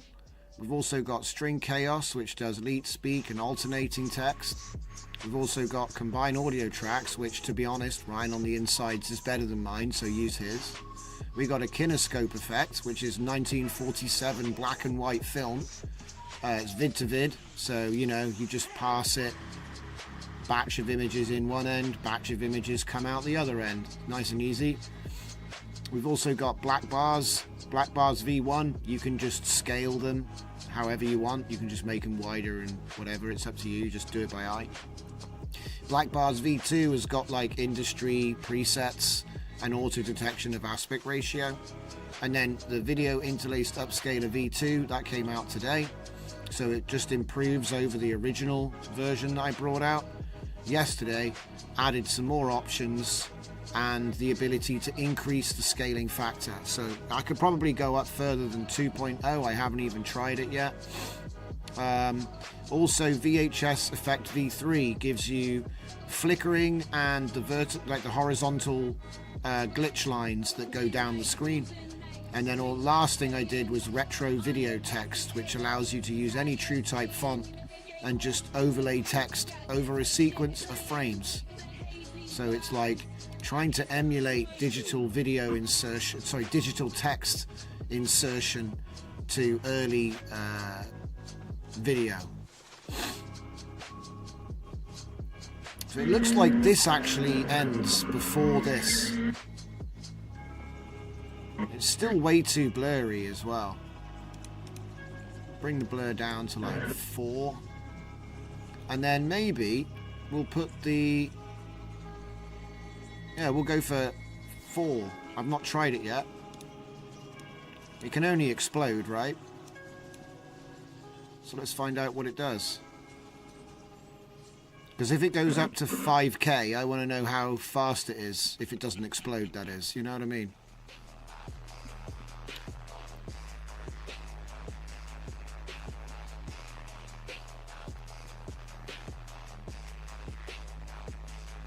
God, is it that time already? I can't believe it. Time flies when I'm sitting in this chair. Oh, right. Okay. Okay. So, what do I need to do? I need to save it before it blows up. So it's unloaded all models now, right? Are we back in business or are we still crying about it? Yeah, there we go. We were crying about it. So, whenever this happens, okay, whenever it ooms because it couldn't do something, what I do is I just bypass it. So, get rid of that, right? Let's get rid of that for now. Do it again. There we go. So now we have the video. That's the video as it comes out. And then what I'll do is I'll take it to a dedicated version of that workflow, which has batch control. So let's see if I can't find it. VHS effect V3. VHS converter.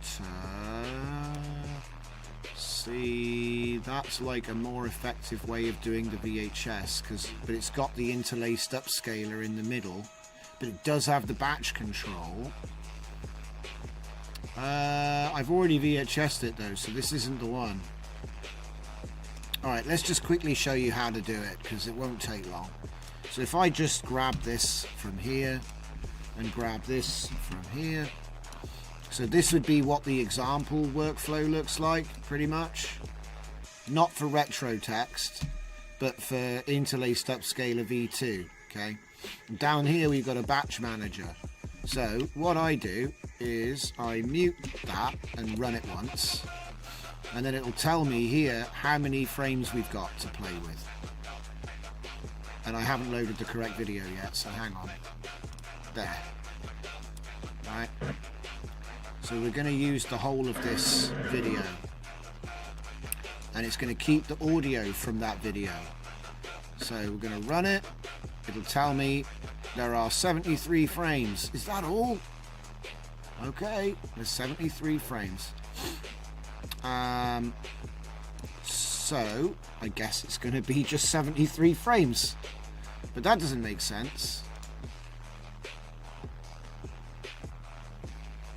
because 73 is awkward.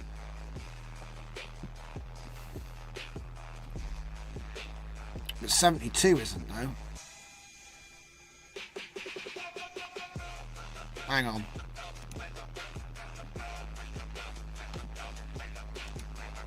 Okay. List common divisor for 72. Oh my god, I can't spell.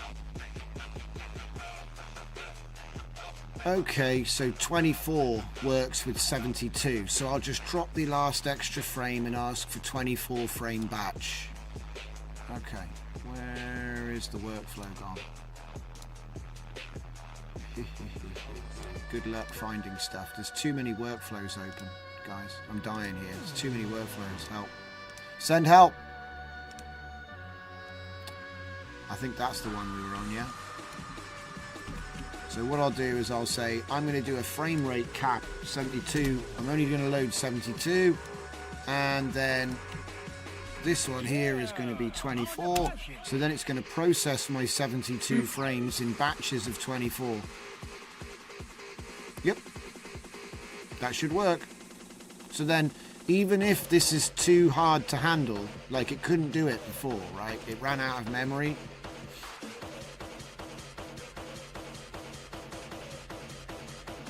And then if I look at this, look, it's broken it up into 3 jobs. So the way you use that is you attach the meta batch manager to the meta batch on the load and on the combine. And then it essentially will break up, no matter how much, 300, 1,000, it doesn't matter. It'll break it up into 24s. The only trick is you have to find out what the common divisor for the total number of frames is. And if you're unlucky, you'll get a prime number for the number of frames. And so then what I do is as I just did, I cut it off. Because what are the common... Okay. Now do it for 73. It's a prime number. Yeah? So that means it only divides by 1 and 73, which is useless. You can't batch it. But if you just cut 1 frame off the end, which is what I did, now you can divide it by all these things. I could have done it by 36 and just done it in 2. But I just wanted to show you, you know, how this works. And like I said, list the common divisor. I just typed it wrong. Divisor. I know this might be obvious, but it's not obvious to everybody.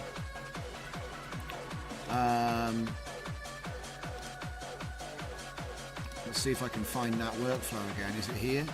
Yeah. Here? Yeah, there we go. And now it's done.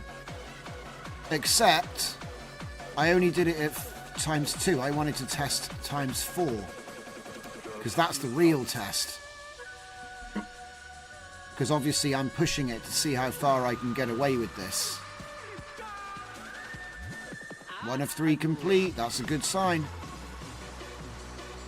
Because it's like we're always trying to push our luck around here. See how many extra frames, how many extra pixels we can get out of this.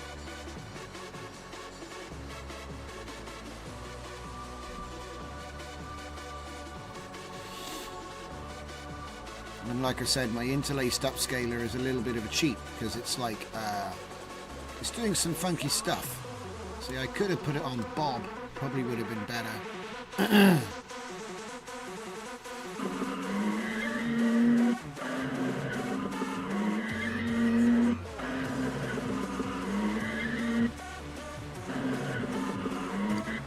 So let's just save that and see how big it is.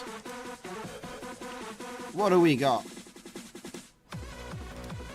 5,120 by 2,880. And it took 20 seconds. 20 seconds to 5K for video. I think that's worth it. I think that's worth it. I think that's what I call a good node. It's a good node. And like I said, you've got all types of stuff. And it's fully documented as well. So Let's see. If I go down to the detailed nodes documentation and then go all the way down to the video interlaced v2 documentation, it gives full examples on what every single one does, how it works, and there are even some usage tips here. Okay, so let me just scooch this over a little bit to there. So, for example, if I wanted to do retro style, I'm going to put this back to 2 as well, because that's just ridiculously huge. Could we drop it in the Discord, though? Yes, we could. Image sharing. And we're going to... like that. And so that was 5,120, was it? I forgot already.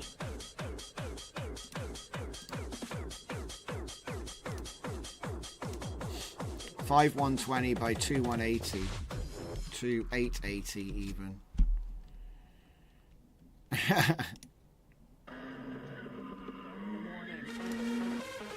Doesn't look like it though.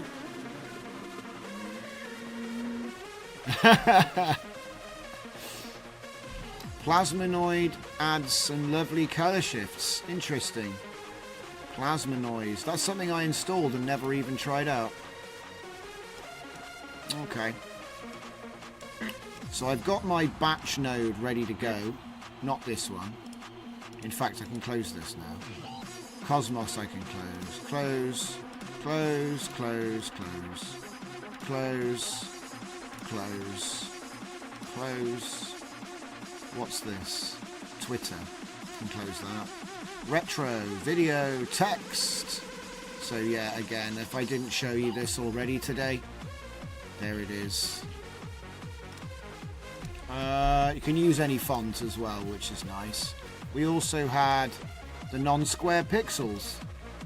So we've been messing around with all kinds of stuff tonight. Ah, yeah, that's right. And then this is my batch manager video interlaced upscaler. It's very, very fast. Very, very fast. So maybe I should call this the batch manager demo or something. Yes.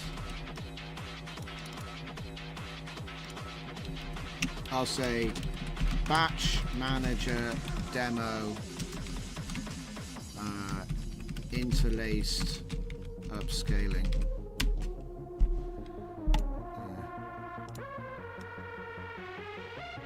I mean, why not line those bars up?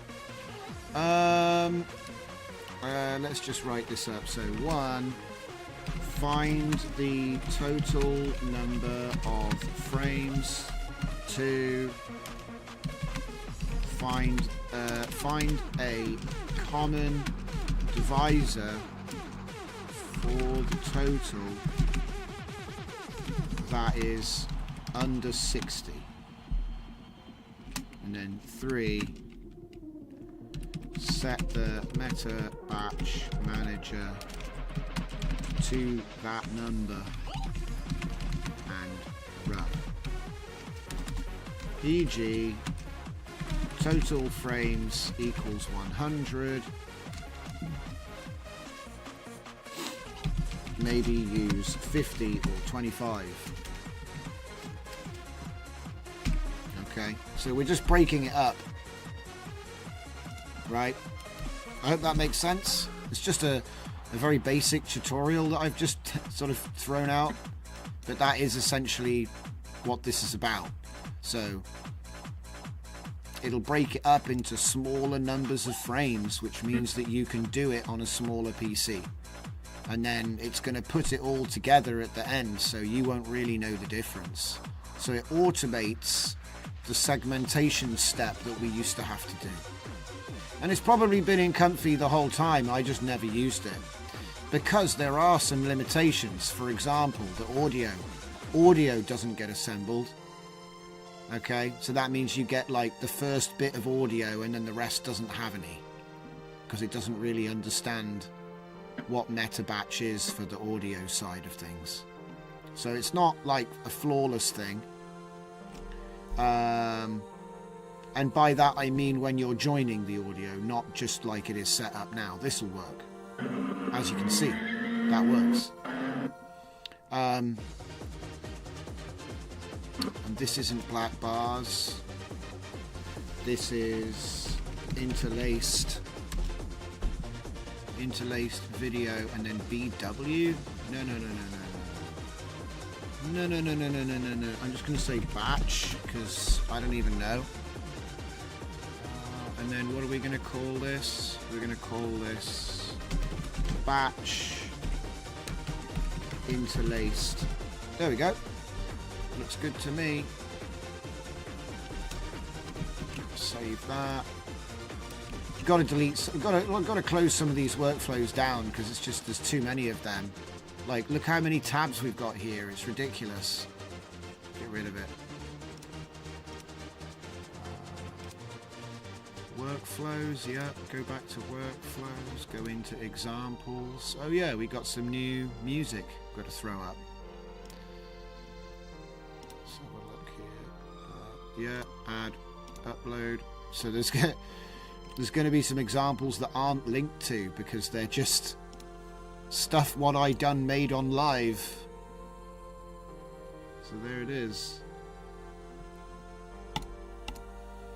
So yeah, I would like to have a quick poke at the plasma stuff before I run away. I'm already into overtime and I realise that.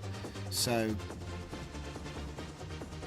hey, yeah, look, this is just the example here. So we'll get rid of that. Here's another one.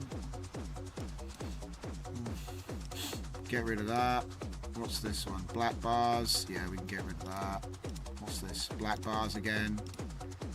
I think we're getting close to something. Get rid of that one. Right, so what's this plasma noise business? I don't see it. I gotta refresh. Gotta refresh.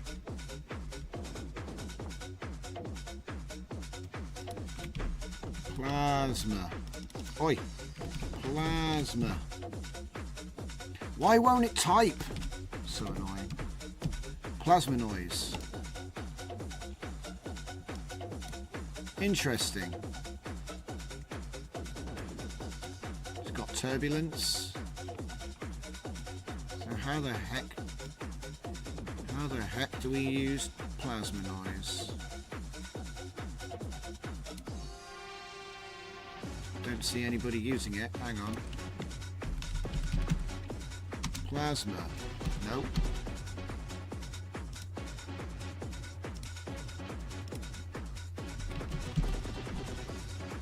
Come on, mate.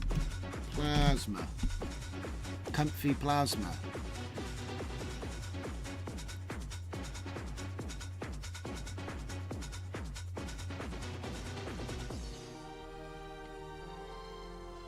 Okay. Ah. Plasma K sampler. Right.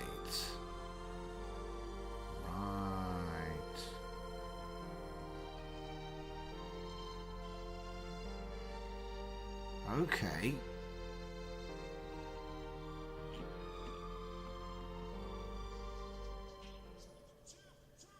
You're listening to Five Below Five Huh. UK Radio.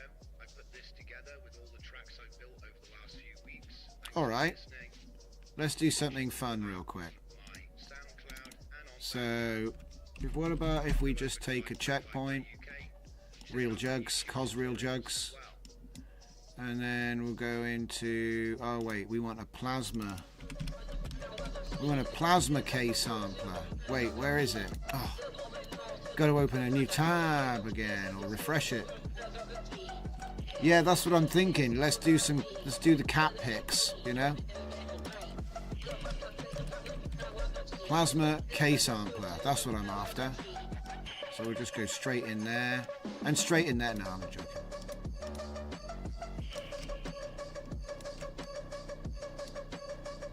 Okay. And then VAE encode. And then VAE decode. And then preview. and then plasma noise. Put that in there. We use 1024 by 1024, and then it's, I guess that means randomized. So we'll get a preview. Alright, now I just thrown that together in a really messy way, so let's clean that up.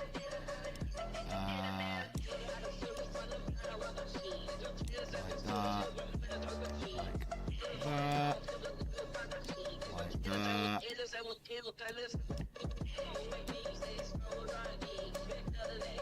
Straight in there, straight in there.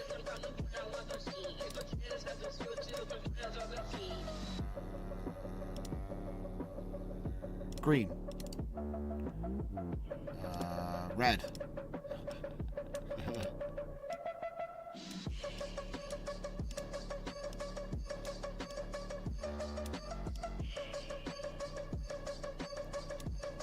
Okay. An unimpressed white cat. Okay.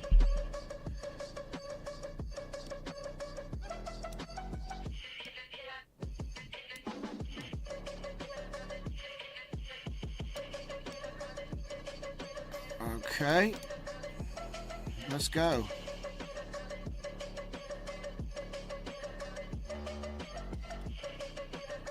Interesting.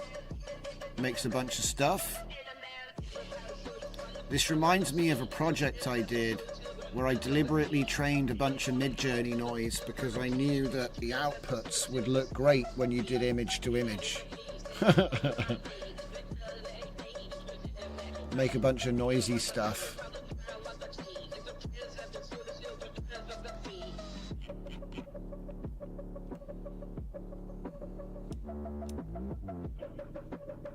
Oof.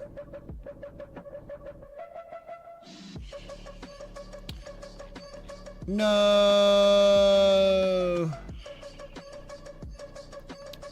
Well, that's not good. Distribution type. Random? Yeah. I was supposed to be on random.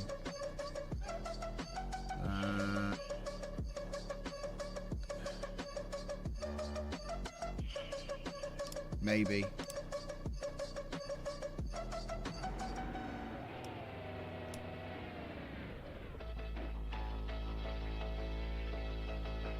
No. Maybe it just doesn't like cosine models.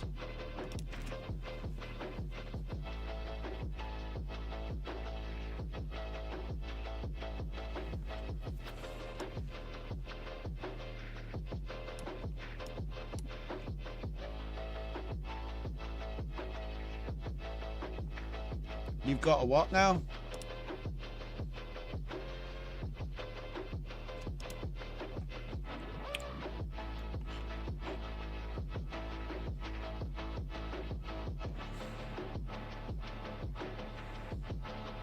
What, you mean this cat pick?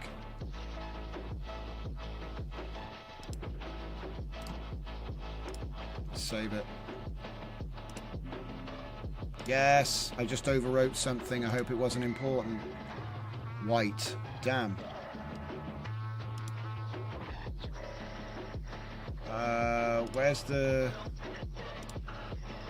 Where's the image I just saved?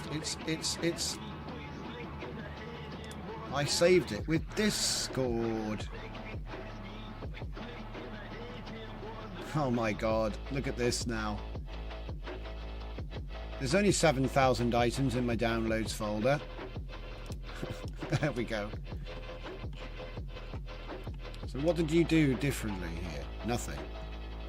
Oh, you've just got load checkpoint with config. Well, I don't have any configs, mate.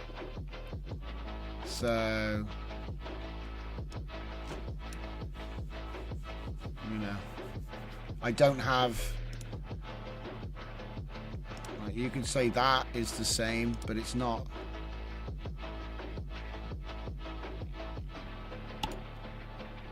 Mine's SDXL. Is anything V3 SDXL? This is where it falls apart. I think it's just, it doesn't want to work with my SDXL. We'll find out.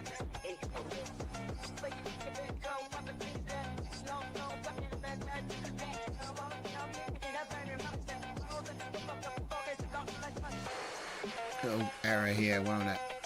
No? Okay.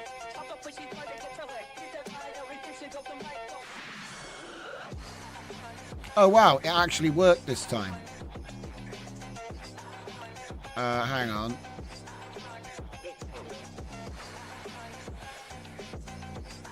Muse headroom. Anything is invoke AI model. Right, okay. That's actually kind of funny. SDXL, baby. It looks like yeah, it looks like a character. So hang on a minute.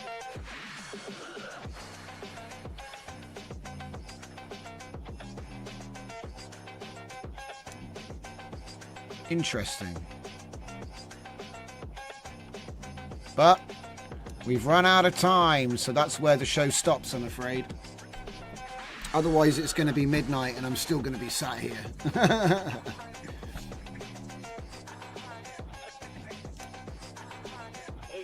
Close this, close this. All right, so we've done well. Like I said, the video is starting to look like old video, which is the goal. All right. Thanks so much, guys. Thank you very much, ladies and gentlemen. I am out of here. I will see you all tomorrow, unless there is an announcement. I always try to let you know what's going on. Otherwise, see you next time.